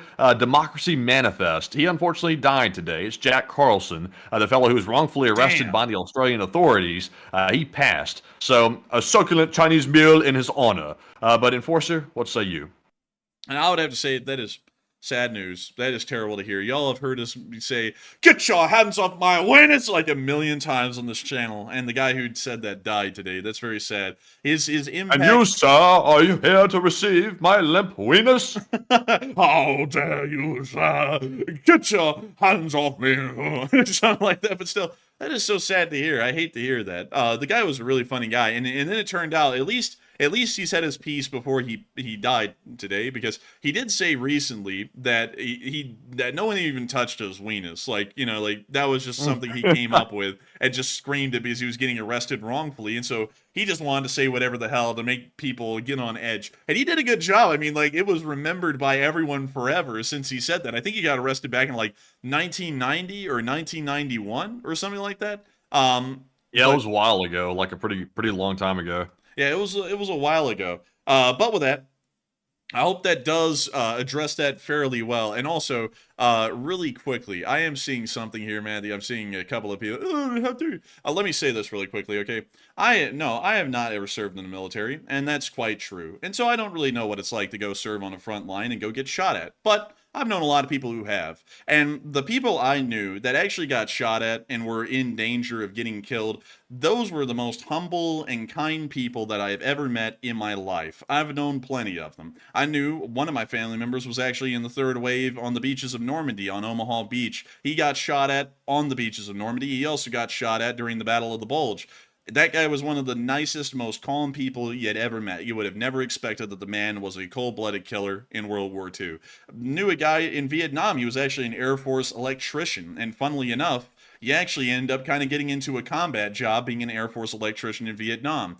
The guy got shot at a lot. He actually ended up killing a lot of people. Crazily enough, I was the only person in his entire life that he told those stories to, because when I went to his funeral after he died, because he died of Parkinson's years ago, his entire family said, you know, you were really special to him because he never told us any of those stories. But the guy did, and he was the nicest guy you'd ever met. I've never met a person who acts like a lone wolf kind of an asshole in real life that actually was in a combat position. Everyone who was ever in a combat position in the military, it was some of the most calm, nice people you'll ever meet, because they know the kind of hell that was war, and they don't even want that to be reflected in their personality. And that's kind of my problem with people coming back and acting like lone wolves or acting like assholes or schmucks, is regardless of what they did in the military, why in the world act like that? And second off, no one I've known who's actually been in a position like that has ever acted like that, and so I know that that's nothing more than some kind of a front or a farce to try and just act like a strong man for really no good reason. I mean, what in the world, what does it benefit them, and what does it benefit the people they're dealing with to act like that?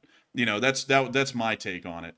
Because also, like, really, to be honest, in real life, it doesn't matter what you do in real life either. You could be one of the most successful stockbrokers on Wall Street, or you could be a janitor, but neither one of those jobs or those paths in life require you to be an asshole or a schmuck to people you deal with. Like, that doesn't make sense at all, to be an asshole or to act really standoffish or aggressive to people, because it doesn't do anyone any favors. It doesn't do you any favors. So why in the world act like that? It doesn't benefit anyone. That might be a hot take. I don't know, because people always act like certain folks, you can't commentate on them because they're on a different level. I don't believe so. Every citizen is equal. And so, and on top of that, particularly with some folks, you pay taxes for them to have a job. They're paid with your tax money. So it's like, why shouldn't I be able to comment on how they then behave with the general public after they're out of the service, after you pay for their benefits in the VA and also them being paid while they're serving? It's like,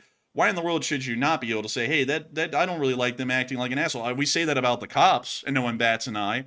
Why in the world should we not be able to say that about anyone who worked for a local, state, or federal government? It makes no sense to me. But anyways, with that, I guess the best way to put it, like Adam McLean said, don't be a hot dog, man. That's probably the best way to put it. But anyways, with that, we are on to the next one.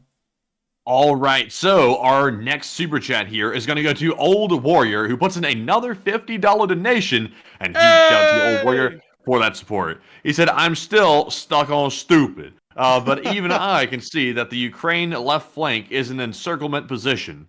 And I thank you so much for the support. And I'm not really sure which left flank you're talking about. Are you talking about the left flank? Let me see here. Maybe the left flank. Oh, no. Okay, yes. Now I see what you're saying. You're talking about the Kursk Oblast. This one here. It looks like it's going for a flank. It really does, but it's going to be a wide one. Like, it's going to be incredibly wide if that's what they're going for. Because they have to advance and capture Lisk, which is going to be a major flanking action because they have to capture that town and then hold it and also keep a significant force there to hold it. And then they have to advance all the way down to E38 and towards the R200 because once they start to threaten the Russian positions at the R200 and near Kurchatov, that is probably going to be the point where we see that Russian forces begin a general retreat from the area around Martinovka, just east of Sudza, and begin to retreat towards the city of Kursk. But I would completely agree with you, Old Warrior. This does look to me to be some sort of a flanking maneuver, or possibly an attempt to feint a flank to make the Russians freak out because they can't afford an encirclement at the moment, and then they could start to retreat back up towards Kursk. And so with that, I hope that does address that fairly well. And I thank you so much once again for support and helping this channel to keep on running, Old Warrior, because if it wasn't for folks like you, we wouldn't be able to make this thing possible. And I would actually have to say, Old Warrior, that is an incredibly astute observation in my opinion. I would certainly agree with that because it is a very wide maneuver that they've conducted at this moment, and usually you don't conduct wide maneuvers like that unless if it's some sort of a flanking maneuver, at least in my opinion, off of historical precedent. But with that, I hope that does address that incredibly well. Huge thanks to you so much once again. And with that, we are on to the next one. And our next super chat is going to go to channel legend Andy L once again. And this time he puts in a $40 donation. And thank you very much, Andy, for that support. And I believe he already left for the night. Because he said goodnight about 2 minutes ago, and I think he's already gone. But Andy, thank you very much once again for supporting the channel as always and helping to keep us running and being a very, very consistent supporter of our work. We appreciate it very much. And Enforcer, what say you? And I got to say, thank you so much for the support and helping this channel to keep on running. Andy L, you've been here so many nights in a row, an endless amount of nights in a row. And I got to thank you for always helping to support this channel and helping it to keep on running and being possible. You may be hearing this tomorrow, but nevertheless, you were one of the folks who helped to make this channel possible, and you're not only someone who helps make the channel possible, you're someone who's really interesting in the chat, a proven, pretty much a sniper, no doubt about it. Got the equipment and the precision for it. Incredible stuff to always hear about that, and also get to see your rifle, because that thing is sick. And also, it's just really nice to have your input and commentary in the chat, because you always have a very well-rounded and a very interesting observation each time you make one in the chat, and it's always interesting to read it. I usually don't get to comment on most of them live, though, but I really do appreciate when I see your comments, because they always have something very interesting or a kind of a new approach to take to something that we've never really considered that much before on this channel. And so with that, I thank you so much once again for the support and helping this channel to keep on running, because it is folks like you who help to make this thing possible. And with that, we are on to the next one. And a huge thanks to you once again, Andy L. Indeed. And our next one here goes to Moity Movies, who puts in a 30 as well, and they've been a long-time channel viewer for certain. And they said, keep doing your show, guys, and the show gets better and the news gets more interesting. And man, the news is interesting. I would say right now, the news coming out of Russia about the invasion by Ukraine into mainland Russia is as big of a piece of news as the Wagner coup was a year ago. And arguably, this actually might be bigger news right here. So we're definitely entering some very interesting times between the Middle East and also what's happening in mainland Russia. But thank you very much for the support. And Enforcer, what say you? And I would have to say thank you so much for the support, Moity Movies. And thank you so much for enjoying the show tonight. We try really hard to make sure that our news is well researched and well put together. Not only that, we put, well, not we, because sometimes things like I was saying earlier with the Adam Smith's Division of Labor, which is such a, I would highly recommend that y'all read the books written by Adam Smith, I believe it was, or was it Adam West? Let's see, Adam Smith, I think it was. Adam Smith. Yeah, the Scottish economist and philosopher, Adam Smith, and his Division of Labor. I would highly recommend y'all read that, because it was a book that was written right at the beginning of the Industrial Revolution, right when that kind of a division of labor was starting to become a thing. And it's really interesting to read because it gives you an idea of how we all kind of play a specific part in the world. It's a very specialized role each person works, but all of the people doing all of these specialized roles together come together to create a thing. And those things end up creating money. And then with that money, they create more things. And then massive groups of people making multiple different things and selling these things to each other end up making a society, and that society creates a nation. And so it's a really interesting thing to look at because everyone plays a really small part in each nation. And each nation couldn't make it without everyone doing their little part in the big picture. Which is a very cool thing to read about because you're like, oh, I get it now. Like, you know, because a lot of people always wander aimlessly in the modern world without purpose. They're like, what am I doing? Like, what is my purpose?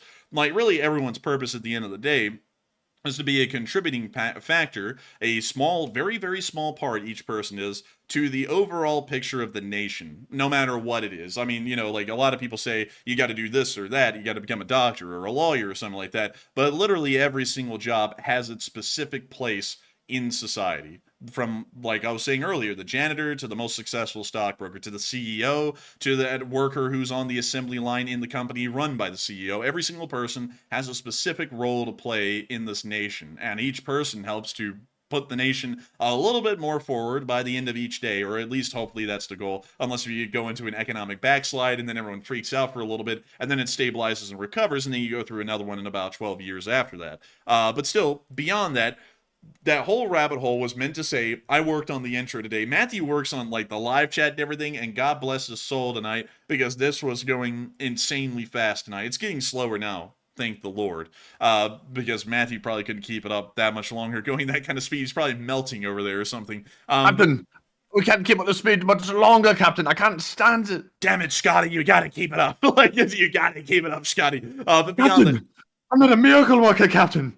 wait, no, that was Bones. Damn it, Jim, I'm not a miracle worker. I'm a yeah, doctor. I'm getting You know, mixed so, up. like- I gave him the Scottish accent and gave him the southern bitching going on. But beyond that, I still gotta say, beyond that point, I worked really hard on the intro today. That wasn't really a we thing, that was more of a me thing. Matty does a whole bunch of things on his own, like the merch store, which is incredible stuff. But I worked so hard on that intro today, and I was praying that it would be well received, because we have tried so hard to make this channel a little bit better each and every day. As long as we don't end up getting a copyright on something in that intro, that will probably be the permanent one. It took 5 hours to make, which is a very long amount of time because I literally woke up all day and worked on that until it was time to get to the stream, and then I worked on the stream all after that. But I absolutely loved it. I was so proud of it. I was like, this is the most patriotic, pro-Western kind of an intro I can make. It really like encapsulates everything that this channel is about. The only thing that we missed was a Taiwan segment in that intro, really to cover the three flashpoints of the world currently, Ukraine, Israel, and Taiwan, but we will eventually add one of those in the future. I promise you all that. But still, a huge thanks once again to everyone who's supported the channel so far tonight and helped it to keep on running, like you, Moity Movies. And thank you so much for the kind words and the praise, because we really appreciate that. And we thank you for the support as well, which helps to make this channel a reality each and every day. And with that, we are on to the next one, which interestingly enough is from someone that we just addressed a little while ago. And what do we got, Matthew?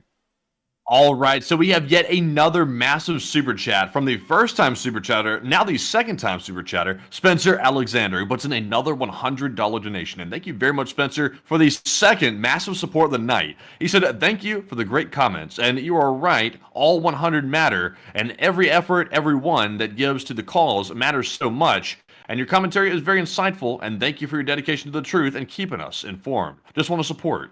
And thank you so much. And it's a-okay that you just want to support, because that helps us to keep this thing running every single night. As you know, Spencer, I said that on the last one, but I still thank you so much for the support. And thank you for saying that's a good comment. I always want to make that clear, because there are some really mean people out there. I think that's the best way I can put it. Very, very mean people out there who crap on others to push themselves up a little bit, at least for their own ego, things like that. I don't really find that to be right. I find that, honestly, I find that to be abhorrent when people do that kind of stuff, because why in the world would you do that? You know, like, that's just, it's rude. Like I see other people doing it, like, you know, people who, and you know, my specific comments, which apparently pissed some people off, were about specific people on the internet who, you know, because I was talking about veterans with like this lone wolf kind of an attitude thing and how that's weird.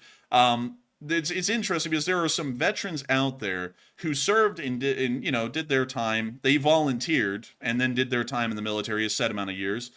They get out and then they shit on everyone else who's currently serving. It's like, I have a lot of friends who are currently serving, and a lot of those people are squared away. They're great folks. I'm very proud of them. They all do incredible jobs. I have loads of friends in the U.S. Space Force. I have a couple in the Marines, a couple in the Army. All of them do incredible work. All of them are really some to be proud of, because while some of them don't really know what they're doing, every once in a while, like, that's actually kind of weird. Some of them are like, I don't know what the hell I'm doing. Like, some of the people in the Space Force actually say that quite a lot, because the Space Force is still trying to figure out what they're doing. But every once in a while, I'll remind them of like the big picture of like, here's the role y'all play for America and its future. And then they get it. And they're like, oh, wow, that's actually really cool when you think about it that way. Like, I'm a part of like a big thing, you know? And it's like, yeah, you are. And like, I don't know why people want to take the time, like, especially people who have formerly served, knowing that people were shitting on the military back then when they were serving, and then being from that position, they then want to shit on the next generation of currently serving. And I'm like, that comes off as disingenuous to me. It also comes off as not really loving the nation,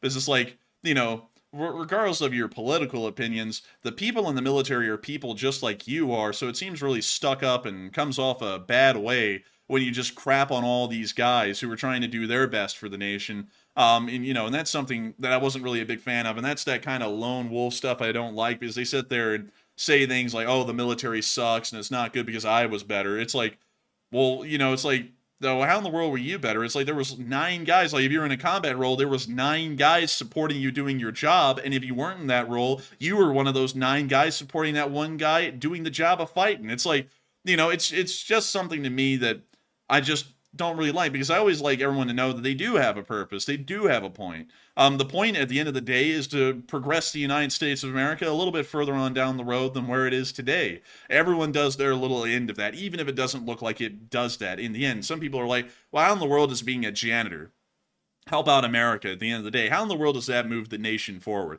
I mean, someone's got to keep the buildings clean that folks are using. I mean, that's an important job. I mean, if the buildings started to fall around them and folks weren't maintaining them, there's not going to be a lot of work done in those buildings by the other folks, is there? And the answer would be no. And so that janitor plays a very important part in the role that this nation plays, just like that stockbroker on Wall Street. That man is moving around millions, sometimes hundreds of millions of dollars each week. And that man is moving companies forward and backward sometimes, and some of those companies end up being the next major ones in this country that progress us a little bit forward as well. And then each person in the military is the same. Each one of them plays a specific role in that armed force, in that branch, and in the overall Department of Defense, just like each normal civilian does out there in the normal world. Everyone has their role to play, and there's no such thing as a lone wolf, because lone wolves get separated and die off alone. It's the major group, the hundreds of millions, the countless millions of people in this nation that make this republic and its existence possible each and every day. No matter how insignificant or how important their job seems, each one of them plays a specific role that makes this country possible. And that's something that I'm really quite proud of, because it's not a single person that makes everything possible in this country. It is every single person. 350 million people make this country possible every single day. And each one of them should know that, and they should take pride in the part that they play in making sure that America is strong enough and capable enough to continue to be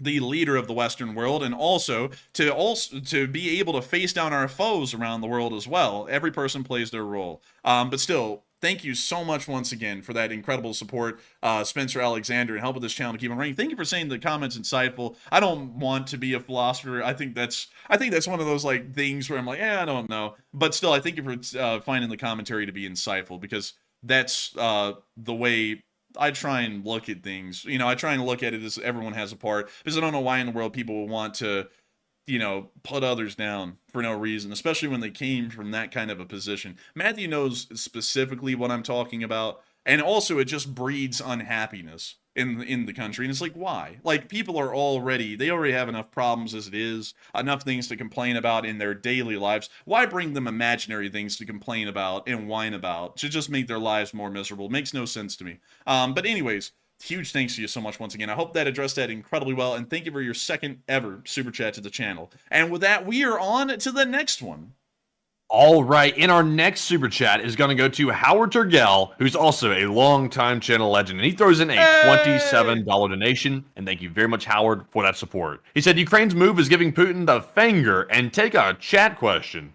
And I got to thank you so much once again for the support and helping this channel to keep on running, Howard Turgell. You've been here forever. And I got to say, Ukraine is really giving the Russians the middle finger. That is without a doubt. That is something that is wild to see, that they're invading Russia, and they're doing better at invading Russia than Russia did at invading Ukraine in Vovchansk, which was their most recent attempt. Like, that is really, man, that is so weird when you think about that. Like, the Ukrainians do better at invading Russia, which they've never done until yesterday, than the Russians can do at invading Ukraine. And they've been doing that for really about 10 years now. And then they tried again just a few months ago, and it fell flat on its face, and they hardly got anywhere. Man, that's because Russia has nothing left over there. Like, the truth is, like I said earlier, it's incompetence. And incompetence clearly does play a part with the border guard and also the conscripts left behind in mainland Russia. But honestly, probably the real reason is they've deployed everything that they had in mainland Russia to the Ukraine front line. And anything that they manufacture beyond this point is going right back to replacing losses from the front line. So, you know, they really don't even have an option to arm or also, you know, put more people back in mainland Russia because of that fact. They're simply too low on resources. Yeah, I mean, it's completely true. They're low on resources. They're wildly incompetent. It's a sad sight, man. It's such a sad sight to see. And then the Akhmat just gets up and runs. Like, they don't even wait to fight. They just run away. It's like, you can't make a bigger... That was pathetic, man. That was really, like, the Akhmat group. Like, I remember all these goofy propaganda videos that the Chechens would put out about how brave and how valiant the Akhmat is. And also, it's like, why are they guarding Russia's border? Like, why are the Chechens over there guarding the Russian border? It's like, I thought they were out there fighting, like, with the Russian military. But apparently they're hanging back there taking it easy.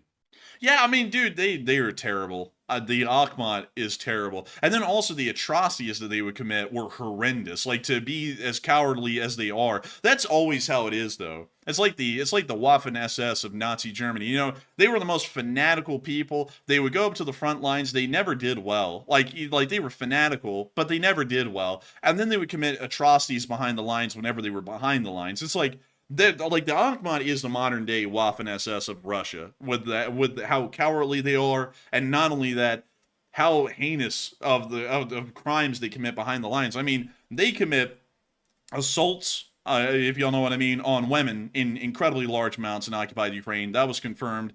They also conduct acts with certain sorts of animals, which we have been able to confirm as well with video evidence by drone.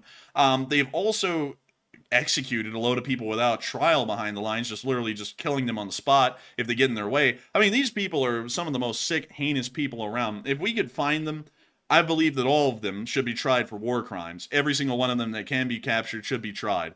But then at the same time, they'll get on the front lines and you'll never be able to capture them because they're the first ones to run, and damn it, do they run. I mean, they get out of there. They're gone. I don't even know why in the world they called them up to try and face down the Wagner during the Wagner coup, because they wouldn't have fought them. They would have just ran away once they got shot at. You know, don't you remember that, Matthew, when they called up Akhmat and they said, we need y'all up at Rostov-on-Don because the Wagner's taking it over? And they almost got there by the time the coup ended. Like, if they had gotten there, they would have done nothing.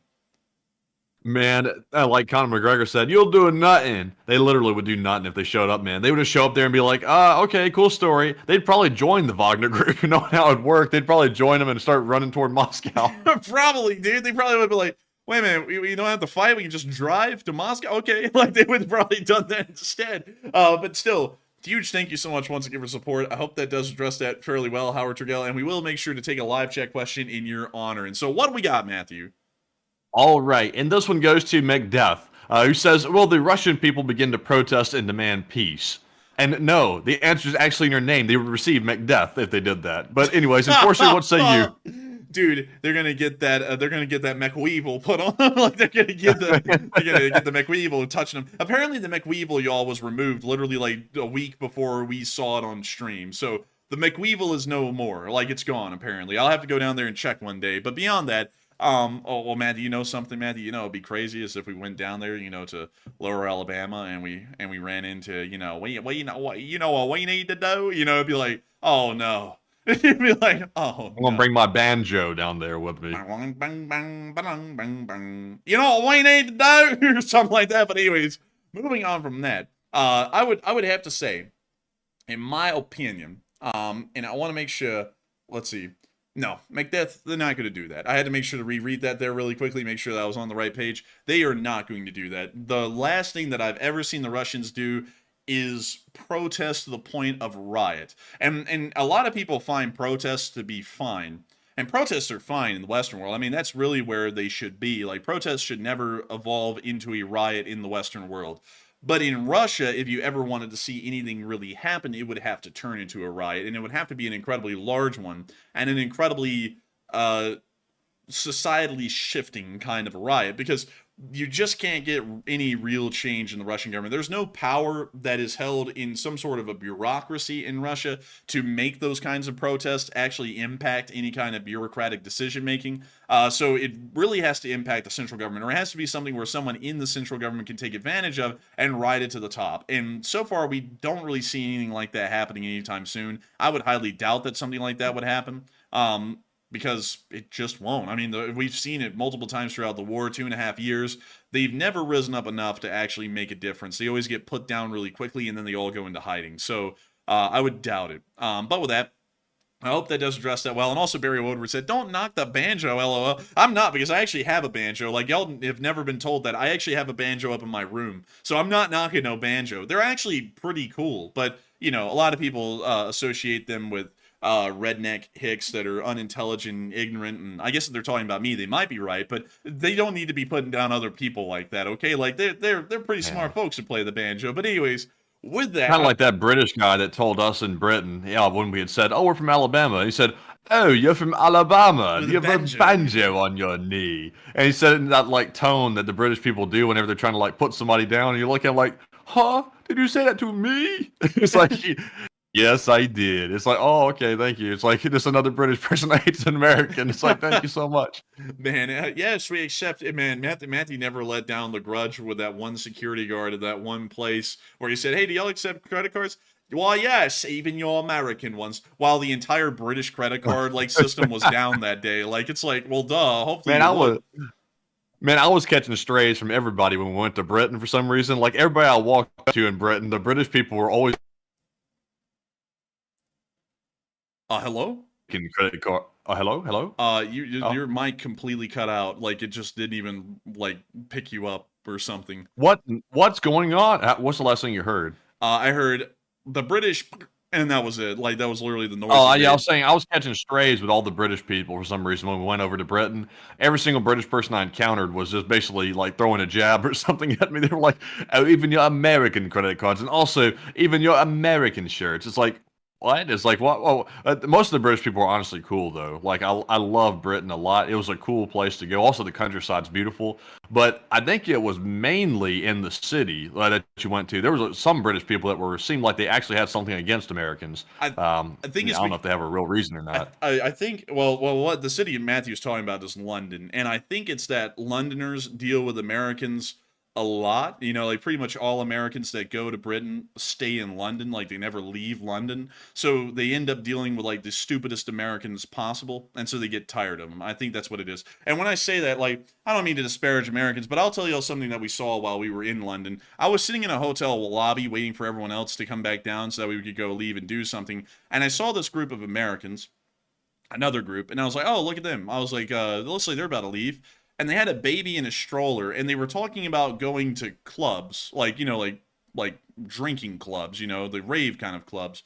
And they were like, well, what are we going to do with the babies? We could just leave them in the hotel alone? Yeah, we could leave them alone. Well, I don't think they would like that if we left that. What if someone called the police or they started crying? Yeah, we'll just take them in with us. And so I was like, wait a minute, you're going to bring a baby into a rave? It's like, what kind of a sick, twisted person are you? That baby is going to be like wired out by the time like 3 hours of a rave is over. You know, and they were talking about getting blasted too, like just drunk. Like they were openly saying that in the lobby. So then what they do, they have the baby in a stroller. They tilt the stroller backwards where they're hauling it behind them like carry-on luggage. And they go walking, and they walk down a staircase, and they don't even pick up the stroller. The stroller is like bouncing off of each step down the stairs with the baby in it. Like, and the baby starts crying and everything, and then they just walk out the door. I was like, these are the kind of Americans that go abroad and they give Americans a bad reputation. It's these kind of stupid people. And usually most countries, and this is something that a lot of Americans don't know because they see foreign exchange students and the foreign exchange students are really smart. The foreign exchange students are like the smartest kids from their country. That's why they're able to go abroad. But most people really put a bad reputation out for their country.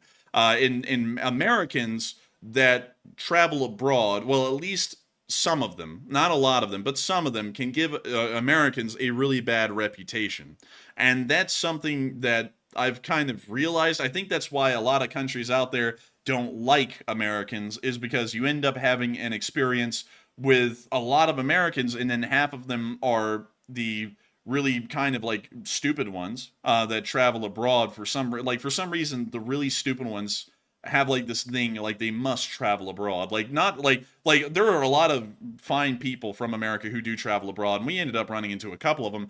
But then there's like this group of Americans who are like ignorant, and they don't have common sense. Like, you know, like don't smack your baby down the staircase in a stroller kind of a common sense. And then they go, oh yes, it would be perfect for me to travel abroad. And then they do stupid stuff like bring weed into Russia or rip down a poster in North Korea, or they smack their baby down a bunch of stairs and then they go to a rave with that baby. You know, it's like, it's that kind of stuff that gives Americans a bad rap. And I think that's why people were throwing shots at Matthew, because they were like, dang, you know, it's like, it's like we've seen some pretty rough Americans. I've saw some pretty rough British people while we were over there. Not a lot of them, though, I'll admit. Like, there wasn't many of them at all. But there were a lot of cool British people over there. I mean, people that were really fun to talk to. You learned a lot from them. Really neat. But still, I think that's why, like, in London, shots were fired at Matthew, is because they just think of Americans, and they think of Americans like that. And I hope one day Americans like that realize they don't do anyone any favors by traveling abroad. Just go to the Grand Canyon or something. Keep in America, because Americans know how to deal with Americans like that, but don't go around the world giving us a bad reputation in most foreign countries. But with that... Shots were fired at Matt that day, but unfortunately, Britain, the guns aren't even legal there. But somehow the shots were fired from the mouth. But still, thank you so much for your support. I hope that does address that incredibly well. And with that, we are on to the next one. Thank you so much once again for the support.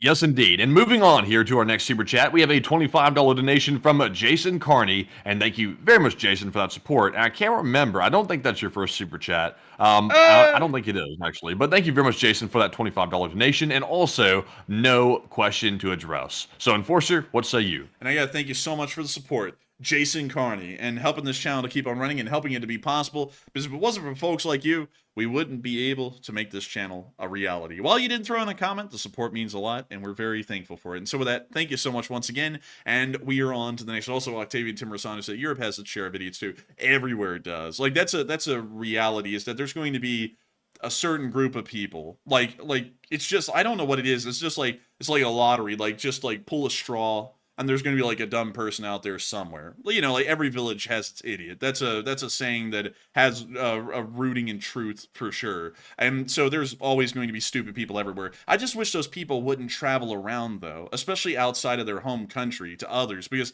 they always end up giving the rest of their nation a bad rap with everyone else because of them. Kind of like those, well, we won't go into that rabbit hole because we still have like 40 super chats. But with that, I hope that does address it. Well, you do have a point though, Octavian. And with that, we are on to the next one. And our next super chat goes to Barry Woodward, who puts in a $21 donation. And he says, what will Ukraine rename Moscow when they take it? LOL. Oh, dang. What will they rename it? What is the ancient name of Moscow that the Ukrainians gave it? Let's see. The first name of the city of Moscow. Let's see. The actual name of the city It was called Moscow in 1147 when it was founded by the Kievan Rus. So it would most likely Moscow, mate. it would be renamed Moscov. So if y'all ever want to know, it's going to be Moscov now. And so with that, I hope that does address that well. Thank you so much once again for support, Barry Woodward, and helping this channel keep running. I hope I was able to answer that well. And with that, we are on to the next one. And our next super chat is going to go to Purple Gerbil, who puts in a 20 as well. And thank you very much, Purple Gerbil, for that support as always. He said, what, in your best estimation, is the invasion force of the Ukrainian army? I see conflicting reports, and LSA smash the like and take a live chat question. Hey, and I thank you so much for support, and that is a great question. We actually answered that a little bit earlier, but it's probably good to recap it. From what we're hearing, the best estimate that we can make is that there's about 4 brigades currently inside of the area. We would assume that's about a division-sized element. Each brigade is maybe made up of about 12 battalions. Six of those battalions in each brigade are probably combined arms battalions of some form, either with armor or mechanized or motorized elements integrated into them. And then the other 6 battalions in each brigade are most likely some form of support brigades for those combat units. Going off of that, we're assuming that each battalion in those brigades has about 600 guys in it, which is a fairly small and light battalion size or element, really. So we're going with a low-end figure for manpower. And so with 4 brigades, each of them having 12 battalions, and those 12 battalions having about 600 guys in them, we're estimating that there's 48 battalions and about 28,000 troops inside of the area. That is including the actual combat forces and the support forces included. So that's our best guess at manpower at this moment. Once again, that's a pretty rough figure, and we don't know the exact number because the Ukrainians aren't publishing it. The Russians are guessing at it, and so we assume it's around 28,000 to 29,000 Ukrainian soldiers that are inside of the Kursk Oblast at this moment. And so with that, I hope that does address that incredibly well, Purple Gerbil, and I thank you so much once again for support and helping this channel to keep on running. And with that, we are on to the next one, and thank you so much once again.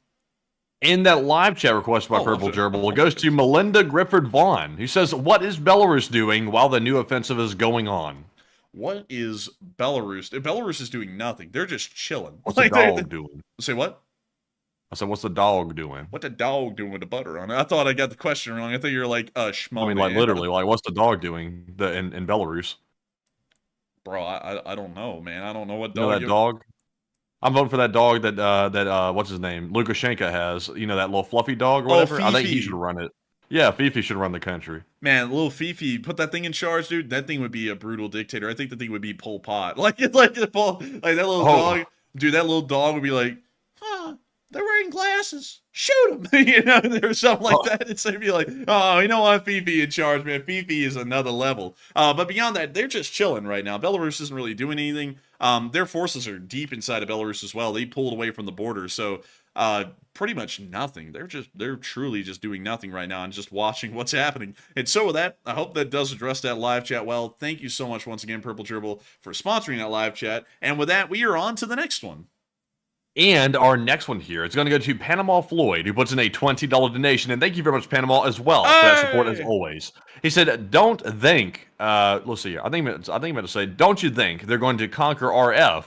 But in my opinion, their incursion might tell Putin to get the F out of Ukraine. And one from the chat, please. And I thank you so much for the support, Panama Floyd. Two cheers. And that might actually be what they're going for. I think in a sense, that kind of evolves into the land for land trade that a lot of people have said. Interestingly enough, Thug Shaker Central actually put this out a while ago, Matthew, if that was the case, because this was the plan B. Like, if they couldn't push the Russians out of Ukraine, they were just going to invade some of the border oblasts, and then they were going to do a land for land exchange. That might be what they're trying to do. Or it could just be that they're going to invade, and they're like, you know, the more land you give into Ukraine, the less we're going to push into Russia. Really, the less they would be able to push into Russia, because they wouldn't be able to dedicate enough forces to overcome the Russians, you know, if they started to really overpower them inside of Russia. So that may actually be the case, Panama Floyd. And I got to say, thank you so much once again for the support. Thank you for helping this channel to keep on running. A very interesting observation and an idea, and we will make sure to take one from the live chat. And so with that, what do we got, Matthew? And this one goes to Warren Edgar Gillespie. He says, is there any video yet of the F-16s in action over the skies of Ukraine? We have gotten a video over Odessa, and we've also gotten a video of them flying over here. Like, we can show you the video in Odessa really quickly. It's a few seconds long. There it is. But this is Ukrainian F-16 over Odessa right there. So yes, we do have video evidence of the F-16s flying in Ukraine. And so with that, I hope that does address that well. And thank you once again for sponsoring that live chat. And with that, we are on to the next one. And our next super chat goes to Cliff H. He put in a $20 donation, and thank you, Cliff, as well for that support. He said Taco Fund and LSA. And also, what's up with these taco funds running around here? Like, I hardly ever get tacos, hardly at all, because I don't care for Taco Bell that much. Last time I had Chipotle, y'all know how that went. That didn't go well at all. That nearly took me out. And there's really nowhere else to go to get tacos. But I want one, now that you mentioned it again, and I need to have some on Tuesday. I'll pay you back gladly a week from Tuesday. But Enforcer, what say you? I would have to say that in my honest opinion, the Taco Fund is a pretty solid one. I just wish we could have tacos. Now, I will say this, though. We had a bomb hamburger today. I mean, that thing was fire. It was good. It was very good. Wasn't it, Matthew? I think it was good. It was good. It was a something gravy, a Canadian gravy burger or something like that. It was very good. It was delicious. I mean, it was truly the best that you could get. We were enjoying that burger, but it's a HelloFresh thing, so it's kind of like smaller. But still, it was really good. I mean, it was delicious. Like, HelloFresh, as far as like the quantity goes, the quantity usually isn't a lot, but it's incredibly good food. Like, it's always a banger every time. I haven't gotten a miss yet from them. Not that we're sponsored by them or anything, but truly, it's actually pretty good stuff. But with that, I gotta say, thank you so much once again, Cliff H, for the Taco Fund. And of course, long live the Lee Spring Army, and the Lee Spring Army will never die. Once again, I'm so happy. I've seen nothing but positive input about the intro that was made tonight. I gotta say, I absolutely love to see that, because I really liked, I don't know if y'all like this specific part, but I like the Together for Victory little like slide that we had with the LSA eagle on it with a blue background. I thought that was a really cool looking one. And I tried to make it look as classic as I could, because, you know, we're trying to go for those classic pro-Western, pro-American vibes here. You know what I mean? Like, we're trying to go for that. You know, we don't make comments on domestic politics or anything that would be really divisive, but we are strongly pro-Western and pro-American. We try and go for that here on this channel, kind of like a lot of people used to go for back in the day, back in the Cold War, and I feel like that's a good way to go, and I feel like the intro tonight may have encapsulated that really well, at least in my opinion. I made it, so I'm biased, but, you know, a lot of y'all have said that too, so I think it did do pretty well. And also, Miss Disa said, what changed to outro? I didn't make any changes to the outro. It's still the LSA anthem, just for the outro, because the outro is usually simple, because we're trying to, like, get off air and sleep at that point, so it's, like, just one song, and then it's out. So with that, I hope that does address that fairly well. Thank you so much once again for the support, Cliff H. And with that, we are on to the next one. And also, let's see here. I saw Lori Hatfield in the live chat say, what is your opinion on what Douglas McGregor has to say? According to him, Ukraine's pretty much beat down. He makes me sick.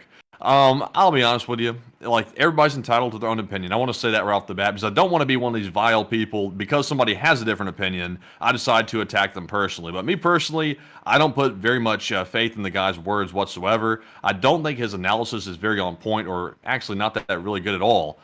So that's what it is. And also, speaking of which, it made me remember something here. And also, unfortunately, don't say the guy's name. But there was a fella that is a well-known Russian propagandist who has really made some waves recently, and his house just got raided by the FBI, according to some stories. Allegedly, it got raided by the FBI. So I think y'all know who I'm talking about, I think. But if y'all saw that, I found that very interesting, because I believe the guy's passport was revoked a few weeks back as well. So not going good for the pro-Russian propaganda community. It looks like things are catching up to them. Let's see here. Yeah, you know, I would say, just speaking about Douglas McGregor as a person, considering that he's appeared on the Russian state-funded channel Russia Today, also known as RT, I wouldn't really count him to be a credible source. And also, kind of begs the question, why in the world is he on Russia Today at all? Isn't that a state-funded organization by the Russian Federation's government? And so it kind of begs the question, are you getting paid for an appearance there? And does that start to possibly change your allegiances a little bit to one of a free-speaking citizen to that of a possible foreign agent? And also, just because you talk like, I'm going to say my opinion is this, it's like that doesn't make your opinion any more valid just because you're trying to sound, macho and stuff like that. But remember, Matthew, macho goes a long way these days, man. You can say some of the dumbest shit, and as long as you sound like a macho, you get it through. Like, I don't know how that works, but apparently that's just how it works sometimes, I guess. Here's my thing. If you live in America, you're entitled to your own opinion. But at the same time, don't be a hypocrite. If you're living here in America, enjoying the freedoms of America, and then you go overseas to go to, I'm not saying that McGregor did this, by the way, but whatever the case, whoever it is, don't go over to Russia or a foreign country, which is an enemy's country, and appear on their news stations or speak to the people and try to rally them when they're an enemy of the United States, and then come back to the United States and think that everything's going to be just fine and I'm going to go back to living my life in America, not in Russia, because America is actually free and Russia is actually a dictatorship. That to me is borderline treason to me. And I'm not saying anybody in particular has done that. That's just a general statement across the board. But you should not be allowed to come back and enjoy the freedoms of this country in America if you're actively supporting a dictatorship overseas. That to me is a no-go.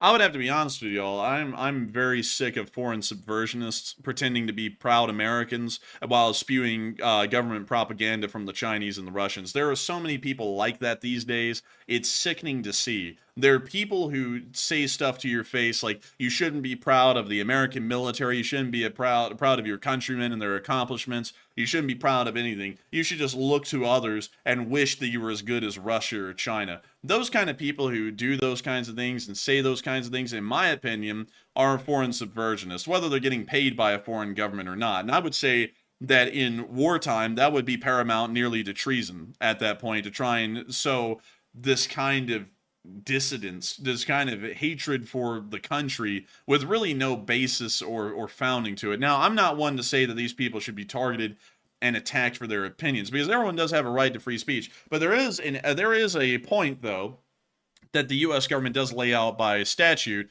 where one goes from being a individual citizen exercising their First Amendment liberties, or more so their First Amendment rights. They're not really liberties or privileges, they're rights. And then you move on to being a foreign state actor or a state agent. If you're an American citizen getting paid by a foreign government to say things inside of America that are pro their views, you're a foreign agent at that point, and that is technically a federal crime. And I'm 100% behind that as well. But that's the way I generally look at it, because it drives me sick to the core, because I don't know, this kind of came on our radar lately, and Matthew knows what I'm talking about. You'll see these people who say they're so proud of America, they love the country, they love America so much, they piss red, white, and blue. And then every single comment they make beyond that is just shitting on our nation. Like, they hate the military, they hate the government, they hate everyone in the country, they think everyone's stupid, they just think everyone sucks. Like, China or Russia is just so much better, we can't even compare. In fact, we can't compare so much, we ought to pull out of everything everywhere and just hide here at home in America because we're just so terrible, we can't do shit. Those kind of people to me are just full of it. Like, it's so ridiculous. It's like, you live here. It's like, this is your country. It's like, why in the world do you hate yourself? Because hating your own nation is hating yourself, because you're a part of America whether you want to be or not. And so it's like, why in the world hate on the country? It just makes no sense to me. And also, it's like, why in the world's so nice or great about those other countries? It's like, I don't get it, because I've looked at them. We've looked at them for years now. There's nothing to want in Russia, and there's nothing to want in China. So why in the world does everyone always act like, America sucks. Like, everyone does that now. Like, I don't hear anyone saying any positive comments about this country. I mean, hell, I think there's a lot to be proud about in America. I really do. I mean, like, sure, everything isn't perfect. Nothing's ever been perfect in America. But hell, think about it. There's many things to be happy about. Hell, you can say your mind over here. You got actual legal rights in America. I mean, sometimes they may not be respected. I mean, sure, like, we can't say that it's always going to be respected, but at least you got them. I mean, like, in Russia, you don't even have due process, really. It's just a show trial, and then they find you guilty or not guilty. You don't have that in America. At least you have a real process, and you actually have to have a trial by jury.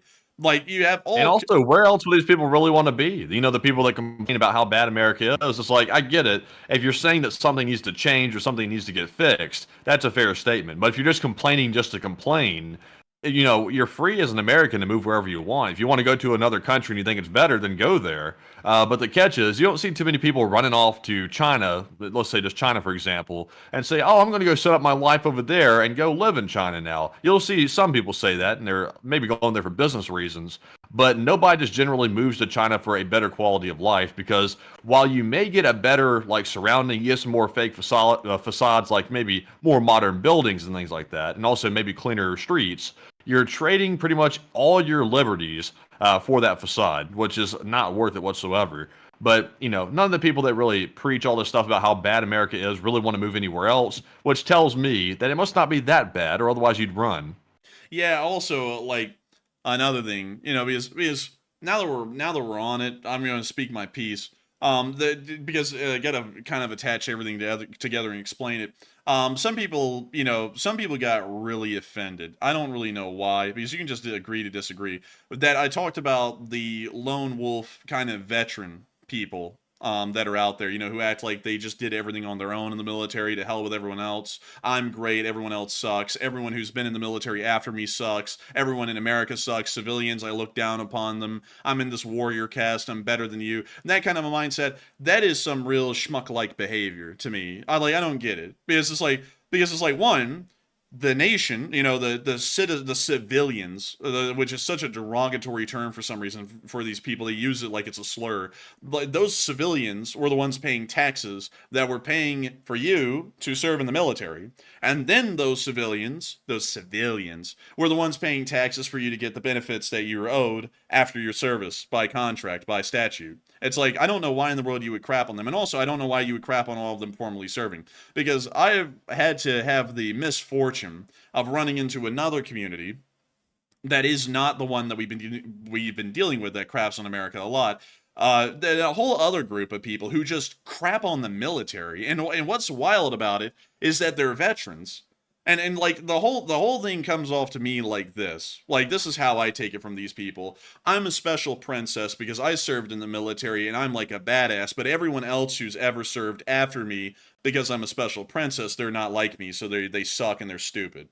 That's how I take it. It's like this really like ego stroking crap. Like I don't know, like I've seen a lot of heroes in the American military lately, you know, like sure, there's not a lot of times to prove yourself, but I've seen a lot of them overseas in Syria, like, you know, very recently. A lot of them have done incredibly well. I mean, the U.S. Army beat Wagner's ass in Syria. I mean, you know, that wasn't something that was just brushed over. We stomped them. You know, like we've gone everywhere and done everything. There's still a lot of great people in the military, and there's a lot to be proud of in this country. And I don't like when people want to sit there and self-aggrandize themselves and act like, oh, the good times are over and everything sucks in America and everyone sucks in America. You know, like the currently serving suck. Only I'm great. All of the civilians suck. Like, that's an attitude that I just find very unappreciative and very stuck up, especially considering how I talked about every person comes together to make this nation possible, just like everyone in the military has their duty, everyone in America has their duty. And that's one thing that I ran into lately, and I was like, I don't like that one bit. Like, I don't like that at all. Like, if people don't like that, if people don't like me saying that, that's fine. You can agree to disagree. You could leave the channel if you want, but I stand firm on my assertions that you can't sit there and self-aggrandize yourself at the expense of other Americans, because there's a lot of great Americans out there who are doing hard work every single day to make this country possible. And spitting in the face of everyone who's out here right now is not doing anyone favors. It's not doing them a favor who's saying it, and it's not doing the folks that they're talking about a favor either. The only thing it's helping out is the enemy, the Chinese and the Russians, and it's helping everyone in America to think that they suck instead of the enemy. But anyways, with that, I hope that does address that fairly well, but that's my 2 cents on that. Like, if y'all are wondering where in the world do all those points intersect, what is the point of me saying all these things tonight, that is the reason. But with that, I hope that does address that incredibly well. Thank you so much once again for support, Cliff H. And I'm scrolling through the super chats again. Matthew, I feel like we're treading water. Like you're like 40 super chats, and I'm like, damn, we gotta hurry up. And then we like don't hurry. I'm like, dang, man, we still got a lot to go. But still, with that, we are on to the next one.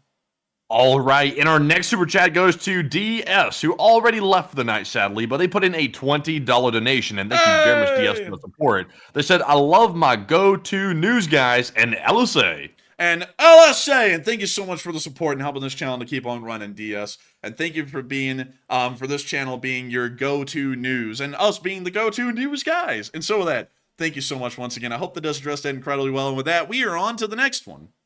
And also, folks, we're only 500 subscribers away from hitting 250,000. Really? So if you have not subscribed, go ahead and smash that subscribe button. You could be the 250th subscriber of the night. But with that, we're moving on to our next super chat, which goes to Todd Fabuker, who puts in a $20 donation. And thank you very much, Todd, for that support as well. He said, I think Ukraine went into Russia to be able to kill or capture conscripts who are middle-class kids who are not being sent to the front line. So the front line has been moved to them. And your thoughts?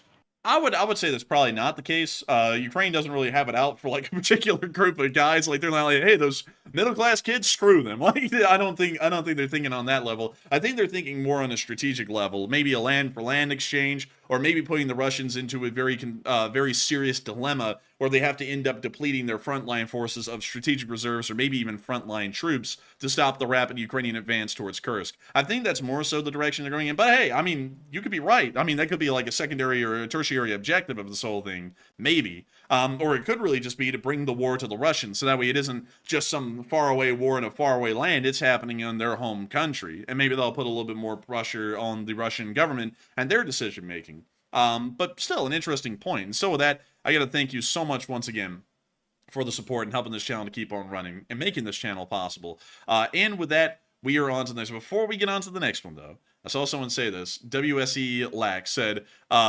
veterans are good people. I love vets for keeping us safe. Veterans are good people, I will say. But the thing is, and this is the thing I was trying to say, because I don't want it to come off like I'm saying all veterans are bad people. No. They're not all bad people. There's a lot of great veterans. There's many more great veterans than there are bad veterans.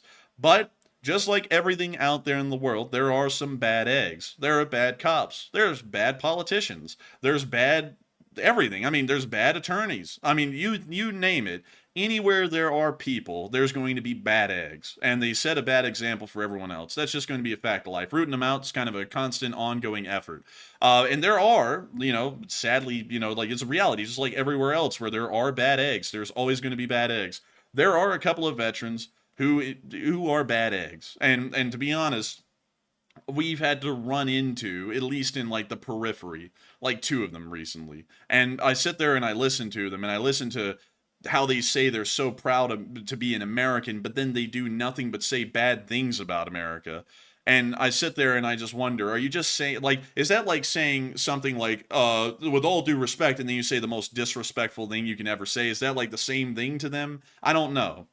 Because it just comes off very disingenuous to me to say you're a proud American and then crap on everything that America does. That's generally what I'm trying to get across. And that kind of stuff does nothing for the country. It does nothing for the people. There's constructive criticism, and then there's just bitching. And that kind of gets into the category of bitching for me, to the point that seems to be more bad egg behavior than anything. And so with that, I hope that does address that well. I want to make that clear so that way people weren't thinking I was like crapping on just vets. I'm not crapping on vets. I'm crapping on a few particular bad eggs that I saw. And of course there's some in every profession. Got to say that again. But there were 2 that I saw, and I was like, how the hell did they get away with saying they're proud Americans when they're not? That was my thing. But anyways, with that, I hope that does address that fairly well. And with that, we are on to the next one. All right, and up next, huge shout out to Donald Shelton, as well as Off Grid with Scott, along with Alaskan and also Jeff Andrejka. I'm sorry, Jeff, I think I butchered your last name, but thank you very much to Donald, Off Grid with Scott, Alaskan, and Jeff for that very generous support. They each put in a $20 donation and said LSA, and we appreciate that very much from all 4 of you. And Enforcer, what say you? And I got to thank all 4 of you as well. Donald Shelton, Off Grid with Scott, Alaskan, and Jeff Ondreka for the support and helping this channel to keep on running. All 4 of y'all help to make this channel a reality and help us to keep this thing running. I got to thank y'all massively for the support and making this channel a possibility and a reality. Because if it wasn't for folks like y'all, we wouldn't be able to do this day in and day out. We wouldn't be able to run this channel the way we do. We wouldn't be able to cover the news we have, and we wouldn't be able to make the comments we have on air. And I'm supposing that all y'all appreciate this channel and how it runs greatly because y'all are supporting it and helping to keep on running. And so with that, thank you so much once again. I hope that does address that incredibly well. And with that, we are on to the next one. All right, and the next one goes to Eric Sinden-Stricker, who puts in a $20 donation. And thank you very much, Eric, for that support. Hey! He said, I love the show, and keep up the great work. And I gotta thank you so much for the support, Eric Sinden-Stricker. And thank you so much for loving the show, and thank you for wanting us to keep up the good work. We are trying our hardest back here to make sure that we can keep up to date with everything that's going on everywhere, and I'm happy to know that we're doing our best so far. And so with that, thank you so much once again. I hope that does address that incredibly well, and with that, we are on to the next one. And our next super chat is going to go to Edward Sartorius, who puts in a $20 donation. And thank you very much, Edward, for that support as well. He said, you guys are awesome. And we appreciate that very much. Thank you very much, Edward. And thank you so much for the support, Edward Sartorius. And thank you so much for saying that we're awesome. You're awesome. And I got to thank you so much for supporting the channel and helping this channel keep on running, and also being a part of the legendary and invincible Lee Spring Army. It's incredible to know that so many folks are a part of it. Also, some people are probably wondering, how do I become a part of the Lee Spring Army? Do I have to pay a membership fee? No. Membership to the Lee Spring Army, just like watching this channel, is absolutely free. As long as you click the subscribe button on this channel, you're technically a member of the Lee Spring Army. And you pretty much are a member for life until you unsubscribe or you leave. But still, thank you so much once again for the support, Edward, and thank you for saying we're awesome, because the Lee Spring Army is truly what makes this channel as awesome and incredible as it really is. And so with that, thank you so much once again. I hope that does address that incredibly well. And with that, we are on to the next one.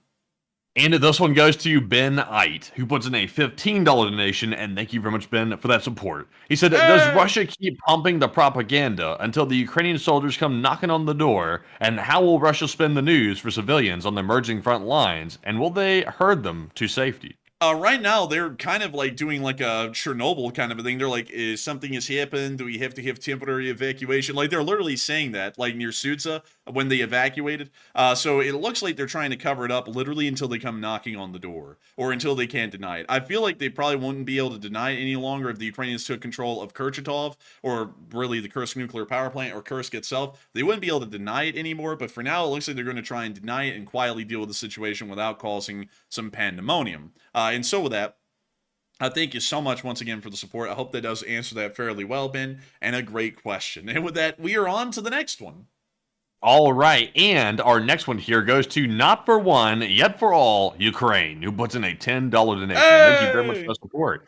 He said, sorry, fellas, the video I was talking about got removed, yet when I figure out Twitter, I'll send you the screenshots because I'm not crazy. Bah, moo, bah. What? He's putting in animal noises too? He said, LSA for life, and take one from the chatty. And that chatty do be chatting tonight. But Matthew, what video are they talking about? I'm not sure, to be honest with you. I was thinking, what video? Or like, I don't think they're crazy. I didn't even know there was a video. Yeah, I mean, I wouldn't even know. I mean, like, I'm sure it was out there. I'm not doubting it. But I actually don't know.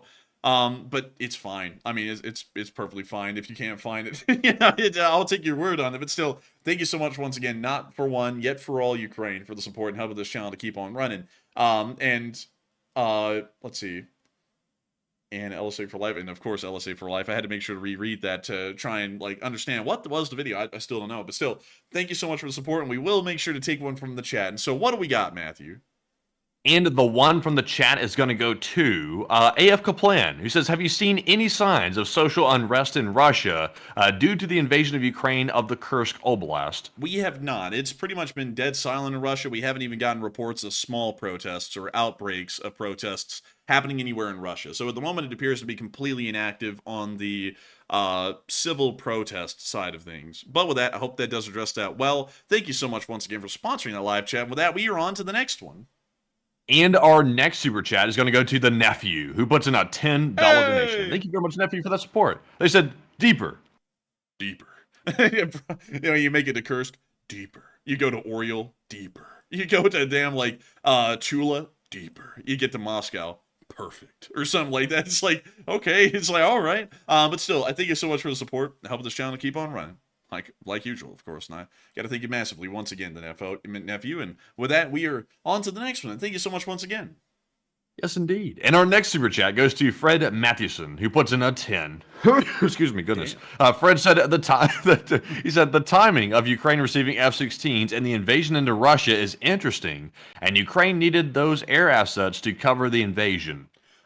Maybe so. It seems though the air defense may be ground-based, but maybe those F-16s will be used inside of Russia. From what I've heard, though, those are still on a guarantee that the Ukrainians never use those against Russian soil. So I think they probably will not be used, but there might be a chance. There might be a chance that there's been a quiet agreement made in the background where they can be used. It's just that we don't know about it yet. And so with that, thank you so much once again for the support and helping this channel to keep on running. It is folks like you who help to make this channel possible. And with that, we are on to the next one. And we have a super chat this time from D Sites, who puts in a $10 donation. And thank you very much for that support. He said, what do you think the U.S. response to Ukraine invasion would be? They haven't really had a response. They've kind of said it was whatever. If the Ukrainians are using American weapons, it doesn't violate any agreements. And they're just kind of sitting back and watching it happen at this point. So, to be honest with you, their response was kind of moot. It was nothing, really. So, with that, I hope that does address it well. Honestly, I'm kind of happy with that response. It's better to have a moot response in this situation than one condemning the Ukrainians. Because, to be honest, I think the Ukrainians are really cooking up a very good plan here. But with that, thank you so much once again for support. I hope that does address that well. And with that, we are on to the next one. And we have a super chat from Leora Avagile, who puts in a $10 donation. And thank you as well, Leora, for that support. Hey. They said, hey, Enforcers, a lot of new viewers tonight. Crazy times ahead. And I wonder if Iran will actually FAFO. It's going to be very interesting to see. And it's crazy that Russia got invaded because that's extremely bold. And ain't that bold? That's crazy bold. That's like, you know, if you have like a bingo card or something like that, and you have a bunch of different options, that was not on my bingo card this year, that Ukraine would actually invade Russia with their own forces. That was definitely not on there. So I'm shocked myself. But Enforcer, what say you? I would have to agree. I would have to say that it is pretty crazy to see that the Ukrainians are invading Russia. And also, it is crazy news tonight. It was insane news and a load of viewers. What's crazy is that right now, there's still 6,000 people here, and the stream's been going on for 3 hours and 20 minutes. A lot of people would love to just get 6,000 views on a stream, much less 6,000 live viewers. So that's crazy, you know, to think that it's up to this level. We've gotten almost 100,000 views over the entirety of the stream. So it's been insane, truly. But beyond that, I would have to say Iran messing around, probably not. Now that this is past, Matthew, I think we can talk about the thing that happened behind the scenes, kind of, sort of, maybe, because, you know, it ended up not resulting. What do you think? Huh? What do you think? I think it'd probably be fine because it ended up being, you know, a dead end. But we had been given a possible tip before the stream tonight that missiles were going to be flying over Jordan by a specific set time, which did not happen. So it appears as though if they do FAFO, it's going to be an unpredictable time. I don't think anyone would know when a predictable time is going to be. It appears that like everyone's best guess is not a accurate one, so we're really just sitting by and waiting, kind of like what we did back in the day. Like, we did not know when the Iranian attack was going to happen way back then. We just found out the rockets were launched and we went on air immediately, and that's probably how it's going to happen now, because everyone loves to try and say when it's going to happen, but no one really has a good idea of when it's actually going to happen. It's kind of like betting or gambling almost, but still, with that, thank you so much once again for support. I hope that does address that incredibly well. And with that, we are on to the next one. And the next one, Matthew, appears to come from the good old republic we live in. And what do we got? And up next, we have a $10 super chat from the United States of America. Look at that. They're in here. They put in that 10. And they said, I dare Iran to come get some. And I got to tell you, I agree with you, the United States of America. I dare Iran to get some, because they're not going to want some of that American firepower, because it got them back in Operation Praying Mantis, and it'll get them again. I'll be sure of that, because we're a lot more competent now than we were in Operation Praying Mantis back in the late 80s. But still, thank you so much once again for support and helping this channel to keep on running, to the entirety of the United States of America, the entire grand republic we live in, here to support us tonight with a $10 super chat. And I got to thank you massively for that. I hope that does address that incredibly well. And with that, we are on to the next one. And this one is going to go to another channel legend, Wilnus LSA Latvia, who puts in a €20 donation. And thank you very much, Wilnus, as always, for that support. He said, hello, Enforcer Brothers, and hello, Wilnus. He said, hello, LSA. And imagine that LSA is fully equipped army and mission, take over Moscow. And how would you manage it? And nukes off the table. Dang, I mean, I think, first of all, we'd be investigated by the government. Probably for that. We'd probably get investigated. But Enforcer, what say you? Well, we wouldn't be investigated, Matthew, because if we turned the LSA into an armed wing, it would be pro-American and pro-Western. They could tell us where to go, and we'd go there. I'm just kidding, of course. We would never turn the LSA into, like, an actual armed group. That would be insane. That would be, like, that would be paramount to, like, I don't know. Also, it's technically illegal. Like, I just want to make sure to put all this out there as like a disclaimer. It is technically illegal in America to raise a non-state militia. Like, there are a lot of them out there actually, like non-state run militias, but those are technically illegal by federal statute and also by state statute as well. I think the only one that's allowed is like the Texas Rangers, and that's in Texas. But beyond that, to answer that question. And also, correct me if I'm wrong about the Texas Ranger thing, folks, because I think I heard that before as like urban legend kind of a thing. I don't think it's true. But beyond that, thank you so much for the support. And if the Lee Spring Army was an army, it would be 249,500 strong. It would actually be one of the largest armies in the world, funnily enough, which is really wild to think about. But still, if it was an army and we had 250,000 guys to work with, I would not try and go for Moscow, per se. I would probably try and make it to Oriel, or maybe as far in as Shikino, just south of Tula, and then I would threaten the Russian Federation with some sort of a compromise, because they would probably start nuking the LSA at that point, and that's something that we would want to avoid, because if the LSA is a non-nuclear force, which it would be, we would not really be in a good position to broker a peace or a nuclear exchange with the Russians, so we would have to try and get the best we could get. So I would probably advance just south of Tula and then leave it there. But with that, I hope that does address that fairly well. A hypothetical, if you will. But still, I think the LSA is a great organization supporting our actual armed forces here in the Republic. But still, thank you so much once again. I hope that does address that incredibly well. And with that, we are on to the next. But still, a really interesting question, Wilderness LSA Latvia. And it's really crazy to think. Like, it actually is crazy. Let me go pull up the biggest armies in the world. Let me go get this for y'all. Okay, so let's see, expand the statistic. So if we were to have an army, and I want to put this up there for y'all so that way y'all can see this. So these are the top armies in the world right now. You can actually see the Ukraine is the, let's see here.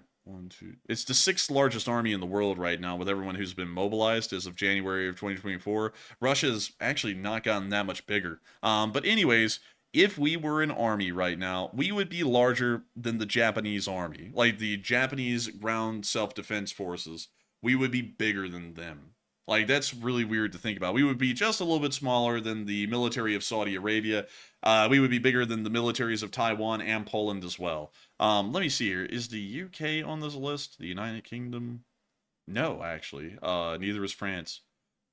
Yeah, their militaries really aren't that big. They're really powerful though, but they're not big militaries in terms of overall numbers. But still, the Lee Spring Army would be pretty damn big. It would be one of the biggest militaries in the world if it actually was a real armed force, a standing army. But luckily, we don't have to be. We got the military for that here in America. But still, with that, thank you so much once again. I hope that does address that incredibly well. With that, we are on to the next one. And this one right here goes to Rad Doctor, who puts in a 10 and says, can you give your opinion of China's ambitions to invade Taiwan, given the recent developments in the UK? And it seems to me they should be abandoning that ambition, especially since the US may get directly involved. So China's ambition to reunite Taiwan goes back to the Chinese Civil War and the claim that both sides have that they are the ruler of all of China, which includes the island of Taiwan.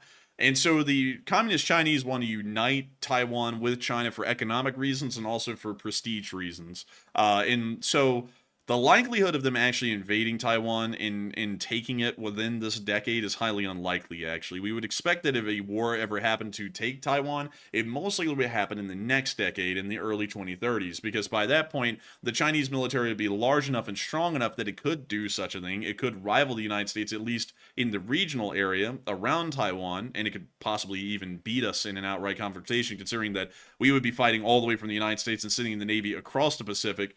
Now, I know there is Guam and Hawaii and such things like that, but still, speaking about a full-on conventional war, there's not really a lot of support that could be had in that area unless we really built it up a lot beforehand, which may or may not happen. But we're expecting that that would happen then. Let me make sure that I get the rest of this.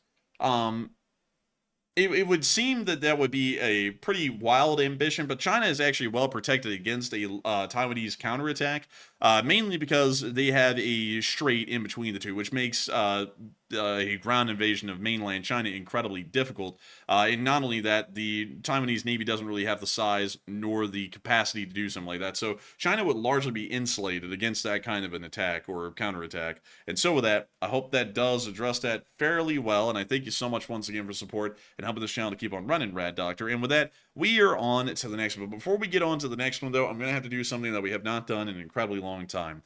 I thank everyone so much for the support that's been thrown in tonight. All the super chats that have been thrown in. It's absolutely incredible. And we're wildly thankful for everyone who supported the stream. However, if you want to support this channel and you want to throw in a super chat tonight, you will not be able to beyond this point. We are instilling a super chat cutoff. We have about 20 or 25 super chats left. It's about 12:30 at this point, and so we are running out of time, actually. We're starting to go overtime here on getting these super chat questions answered. And so we won't be able to answer any more than the super chats we have and a very small amount of live chat questions at this point. I thank everyone so much once again for supporting, and if you want to support the channel and you want your super chat to be read, we won't be able to do it beyond this point if you throw it in tonight. But if you come back tomorrow and you want to support the channel and you put in your super chat during tomorrow's stream, we will be able to address it then. We do this every once in a while when there's too many super chats and we can't get to all of them within a reasonable amount of time, because we have to, like, by channel requirement that I laid out literally at the founding of this channel, we have to read off every single super chat, even if it is $1, and thank y'all individually, because we want to show that we appreciate y'all greatly and y'all support. It doesn't mean nothing to us. It's everything, because it's how we make a living doing this as our job. So once again, a channel cutoff beyond this point. If a super chat is thrown in, we sadly will not be able to even try and read it tonight because we have so many, we wouldn't be able to do that. But a huge thanks to everyone once again. I hope y'all spread that around a little bit in the live chat and tell everyone there are no super chats beyond this point. There's a cutoff. We're reading the ones that are left, and then we're going to be moving on to the live chats and rounding out. And so with that, we are going to also be speeding up the responses a little bit, not by a lot, but a little bit, to make sure that we can get to all of them. And so with that, we are on to the next one. All right, and the next one goes to Rubberman2036. He puts in a $10 donation, and thank you very much for that support. They said, if Israel finds itself up against the wall, say goodbye to Tehran. Iran knows this. I think they probably do, and that may be why they're trying to game plan what they're about to do with their attack. And so with that, thank you so much once again for support. I hope that does address that well. And with that, we are on to the next one. And the next two donations right here, we have a 10 from John Garner, and thank you very much, John, for that support. We also had an 8 from Artem Popov, and sadly we could not read that comment due to some channel advertisement rules, but thank you very much to the both of you for that support. And Enforcer, what say you? Yeah, thank you both, John Garner and Artem Popov, for the support. Both of y'all helped this channel to keep on running. Both of y'all helped it to be possible. And if it wasn't for folks like y'all, even without comments, we wouldn't be able to be here right now. And so a huge thanks to both of y'all once again. And with that, we are on to the next one. And this one goes to Jam Fan WP Dad, who puts in a 10. It says, I would like a protracted discussion about the shelf life of nuclear weapons and the fact that Russia's warheads only last about 3 to 15 years, and if they have deuterium as a booster, they last 3. Thank you for the support, JamFam WP Dad, and I would like to have a protracted discussion on that, but sadly we are starting to run a little short on time. But it is something that is true. Nuclear weapons do have a lifespan, a lot like many other weapons, and so I guess that they just try and update a lot of them, but it also throws into question whether any of them are really active at all, even at this point. But still, I hope that does address it the best I can, at least in a very short amount of time, and I thank you so much once again for support and helping this channel to keep on running. And with that, we are on to the next one. And up next, we have a $10 super chat from Richard Philpott. And thank you very much, Richard. He said, you guys have become top dog pros, and it seems like law school is a waste of energy. And it was, man. The law school is a waste of energy. I would not recommend it. And I would say, don't go to law school. It sucks. And the law profession sucks itself as well. It's terrible, honestly, if I'm being perfectly honest. But thank you very much, Richard. And Enforcer, what say you? And I would have to thank you for the support, Richard. I would agree. The law profession isn't really that great of a one. I didn't really like it that much.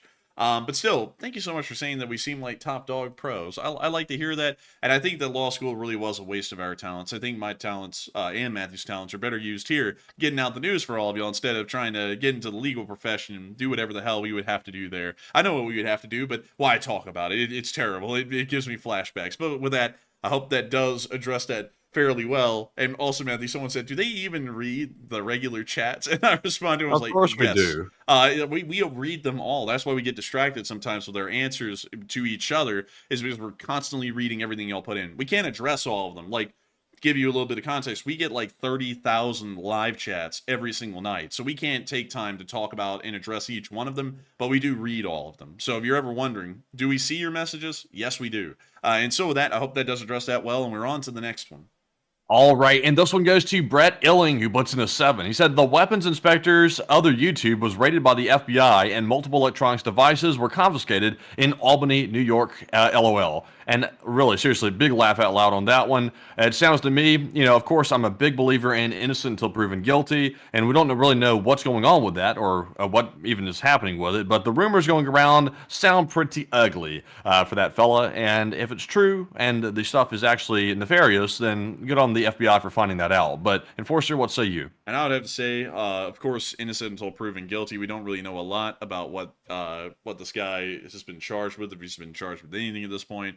But it is very interesting to hear that the FBI has raided his home. And there is a little bit of talk out there about his involvement with the Russians. And so we'll have to see what turns out with that. But I don't want to make too many comments because we don't want to start like it's kind of already started out there, really, like the whole mob mentality kind of thing of like getting the pitchforks and like hanging the guy or something like that. We don't want to start that kind of a thing here on this channel. Now, I will say I strongly disagree with the guy. And also I think that the guy on a personal level is also very abhorrent. But still beyond that, we're going to give it a little bit of time to see what he's charged with, if anything, and then see where it goes from there before we make any kind of a comment. But with that, I thank you so much once again for support. I hope that does address that well. And with that, we are on to the next one.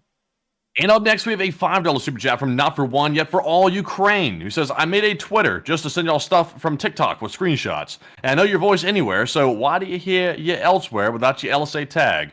And be sure to send us that. If you've already sent it, I'll take a look at it, because whoever's uploading our crap to TikTok, they are stealing our stuff because they don't have permission. We've given nobody permission to take our stuff and repost it. And actually, at one point, we had a TikTok. I gave up on it, though, after I found out how bad privacy was on TikTok and that the Chinese were involved with it. So I've abandoned it altogether. But Enforcer, what say you? I got to thank you for the support. And yeah, Matthew is right. We don't give anyone any permissions, copyright permissions, to broadcast our stuff anywhere rather than here. So if you're hearing that anywhere, let us know so that way we can take some swift action against that and have that taken down, because that is not allowed by us. Like, if someone wants to like use our stuff for a purpose, they can ask us. If they don't ask us, then we're not really a big fan of that, because we put a lot of effort into the show, and we found out that someone is running like a bootleg LSA merch store out there, making money off of the LSA, which is something that we made specifically for this channel. So it's like,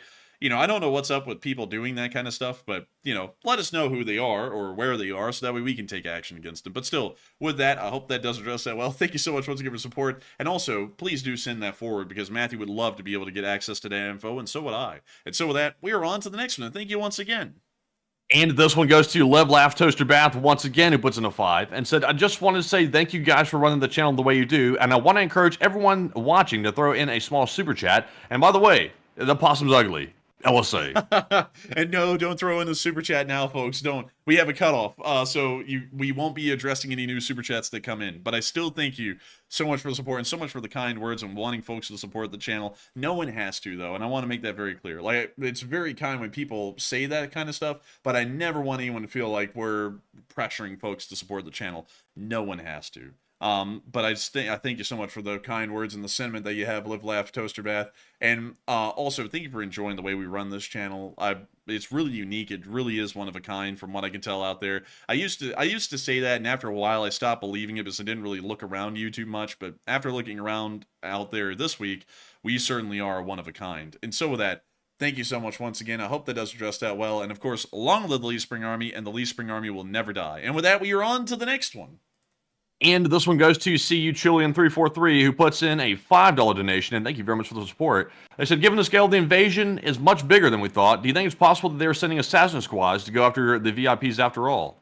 I would say that they're probably sending in infiltration units for sure ahead of the main force. That's usually a fairly common strategy, or a stratagem more so. And so I would say they're certainly doing something like that. I don't know if they're going after VIPs, though. They're probably just going after key military installations, if there even are any yet, inside the Kursk region. And so with that, I hope that does address that well. Thank you so much once again for support and helping this channel to keep on running. And with that, we are on to the next one. And up next, huge shout out to Junebug72, who put in a 5, who's a longtime channel legend, and thank you very much for that support. And also, please, no religion in the comments or the chat over here, please. I'm seeing a lot of that, but please none of that or politics, because that creates a lot of fights.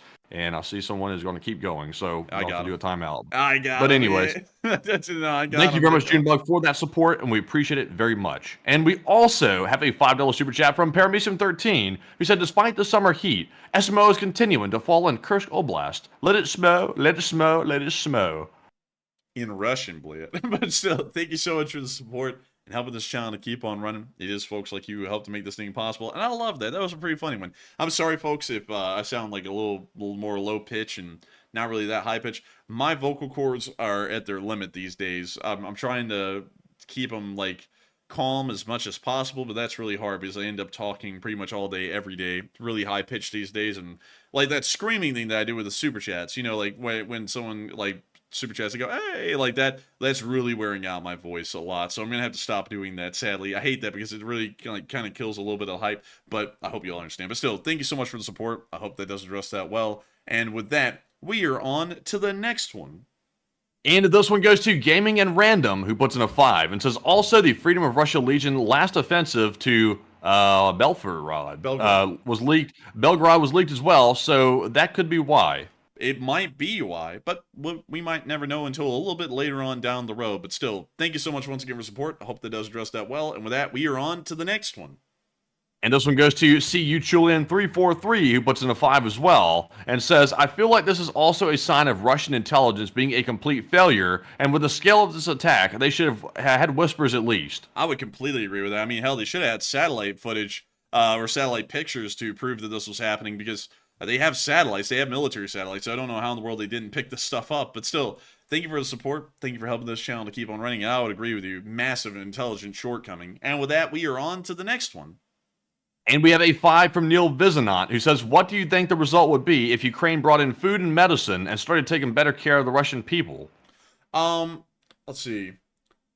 Hell, they'd probably turn to the Ukrainian side, really, Neil. Like, I think they would have no better reason to be pro-Russian or really pro-Ukrainian than better benefits by the Ukrainians. But with that, thank you so much once again for support and helping this channel to keep on running. Because if it wasn't for folks like you, we wouldn't be able to keep this channel possible. And with that, we are on to the next one. And we've got a 5 from Point of Guinness, who says, boring, same old Russian excuses, always someone else's fault, but their own. And that's what happens when you buy TikTok toy soldiers from Alibaba. Dang, man, cracking on the Akhmat like that. But I would agree. I would say that that's certainly the case. I mean, when you get like dollar store soldiers from Chechnya, you get dollar store quality in the border region. Like it was going to happen. We knew it. But still, thank you so much once again for support, Point of Guinness. I hope that does address that well. And with that, we are on to the next one. And this one goes to Octavian Timarasunu, who I believe I butchered his last name again, but thank you very much, Octavian, for that support. He puts in a 5 and says, LSA forever. And LSA forever. And I got to say, thank you so much for the support, Octavian. Long live the Lee Spring Army. The Lee Spring Army will never die. And with that, we are on to the next one. And this one goes to Anne Frank, who puts in a 5 and says, I don't even know. Do you think that Crimea is one of the next steps in Ukraine's plans? At the moment, I would say no. It would probably be really tough to get down there right now. It looks like Kursk is in the plans for the future right now. But with that, I hope that does address that well. Thank you so much once again for support and helping this channel to keep on running. And with that, we are on to the next one. And this one goes to Caretaker or Keytaker, I think, who put in a 5 and said, "You are so knowledgeable on history. I want to believe you're a high school history teacher. It's awesome. Thank you." And possibility of Wagner in Iran? Hey, and I thank you so much for the kind words of the support. Actually, funnily enough, I'm not a high school history teacher. I have a bachelor's degree in history, but I actually have never been a professor of history or a teacher of history. Like the closest I've gotten to is being on this channel. But beyond that, as far as Iran goes, maybe the Wagner's in Iran. I mean, they're in Venezuela, so I wouldn't feel like it's that much of a stretch to say they're in Iran as well. So maybe they are, but we don't have any proof yet to be able to confirm that. But still, thank you so much once again, Kid Taker, for the support and helping this channel to keep on running. And thank you for the kind words and the compliment as well. And with that, we are on to the next one. And this one goes to Paramecium 13, who puts in a 5 and says, "Remember, an army marches on its stomach, and it takes a lot of training, and it's very painful." Oh, yeah. Like, man, an army does march on its stomach. That's something that Napoleon said a long time ago in the Napoleonic Wars, and it's still true to this day, although it includes a little bit more, like the stomach of your tanks, like, making sure that they're topped up on fuel, all that kind of stuff. But still, it does take a lot of training, and it is very painful. But hey, at the end of it, we do have a well sorted out fighting machine capable of taking on the enemies of this nation abroad. And so with that, thank you so much once again for support. I hope that does address that incredibly well. And with that, we are on to the next one. And this one goes to Damian Hatfield, who puts in a 5 and says, what you were saying about roles playing a part is helping me more than you know, and thank you." And thank you so much for the support, Damian Hatfield. And that's what I want to do. Like, I want people to feel proud of what they do. Every single job actually has its purpose. People might not see it, but there is a reason. There is a true reason to be proud of every person in America, to be proud of what part they play and what they're doing. Of course, there's some bad eggs out there, and of course, we all have to take a conscientious effort to find these people and root them out. But for the large part, there are a lot of great Americans out there, and they should be proud of every single thing they do, no matter how insignificant or how proud they think they really should be or really think they are. Each one of them is equal, and each one of them does their little thing that makes this nation be able to do a big thing every single day. And so with that, thank you so much once again for the support. I hope that does address that well, and I'm glad to hear that it helps someone out, because there's so many voices of negativity out there in the world. I feel like we ought to be a voice of positivity and a voice of pride for folks to have in this country. And so with that, thank you so much once again. I hope that does address that incredibly well. And with that, we are on to the next one.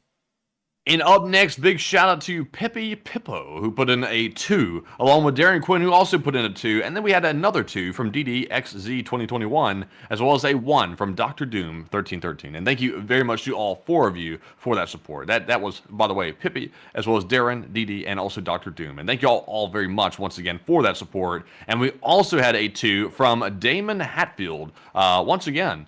He said, "Howdy," and take one from the chat. And howdy, and we will take one from the chat in honor of Damon Hatfield. And so what do we got, Matthew? All right, and this one's going to go to Kennard, who says, "Will the Ukrainian push into Russia cause a reaction from North Korea due to the mutual security guarantees that they recently signed?" Oh my goodness, I'm going to have to get up to that one and read it. Oh my lord, it's like, that was a long one. Let's see, will the Ukrainian push? I don't know. That's a good question, actually. It may. I haven't seen the North Koreans make a comment about this on day 2, so maybe it won't.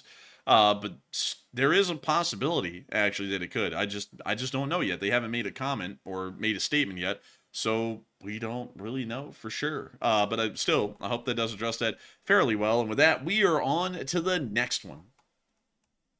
All right, and our next super chat here is a very generous $50 donation from none other than Marion Deemer, the channel legend. Hey. And thank you very much, Marion, for that very generous support. And they said, "Burning the midnight oil, ?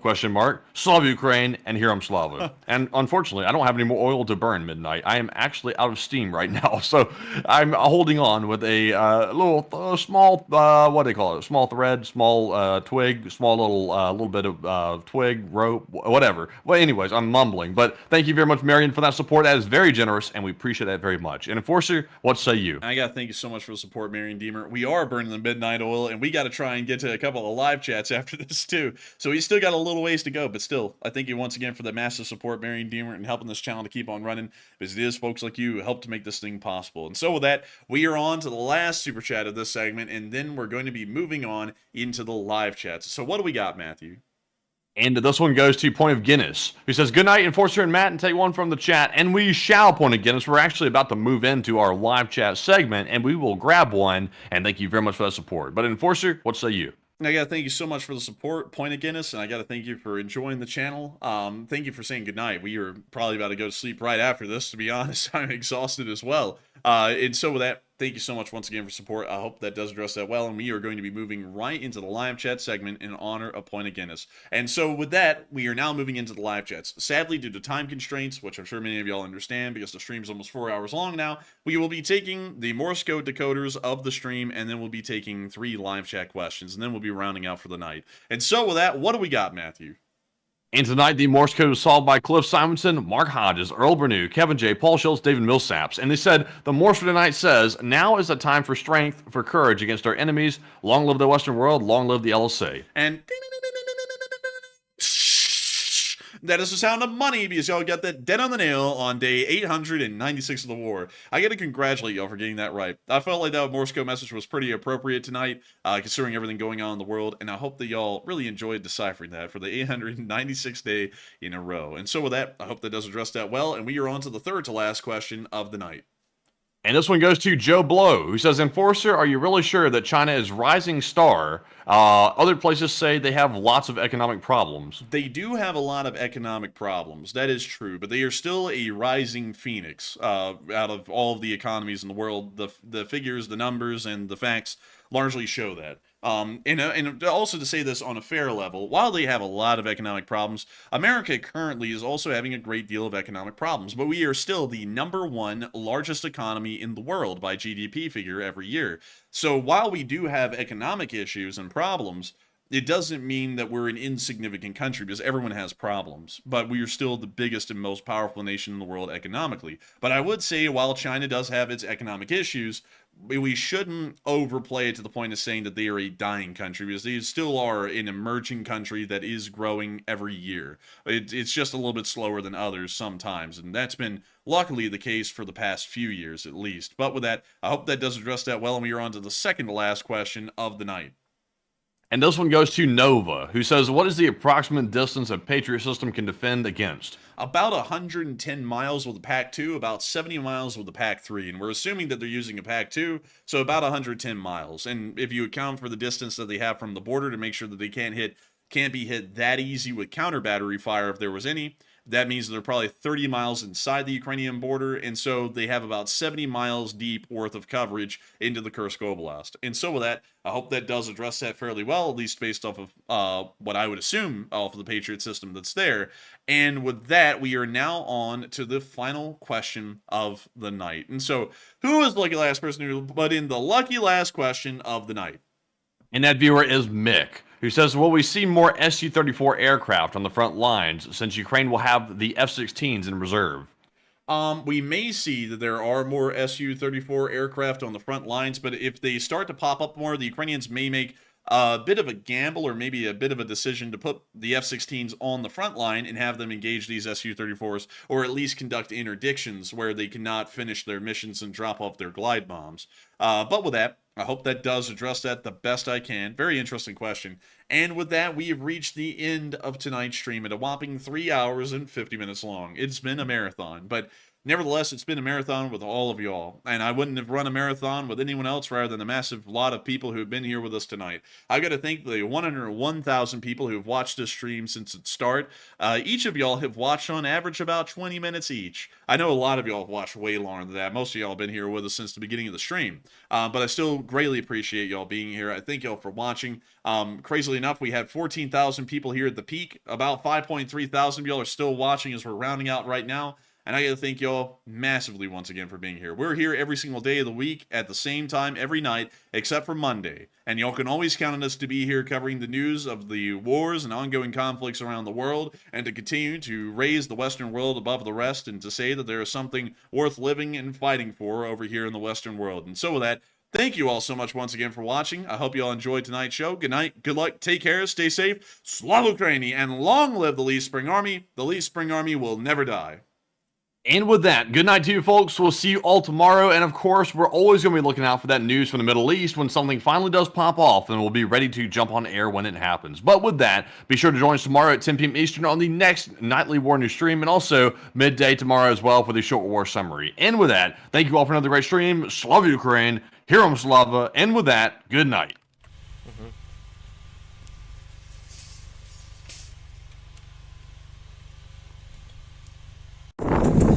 Yes. The Lee Spring Army sends its regards.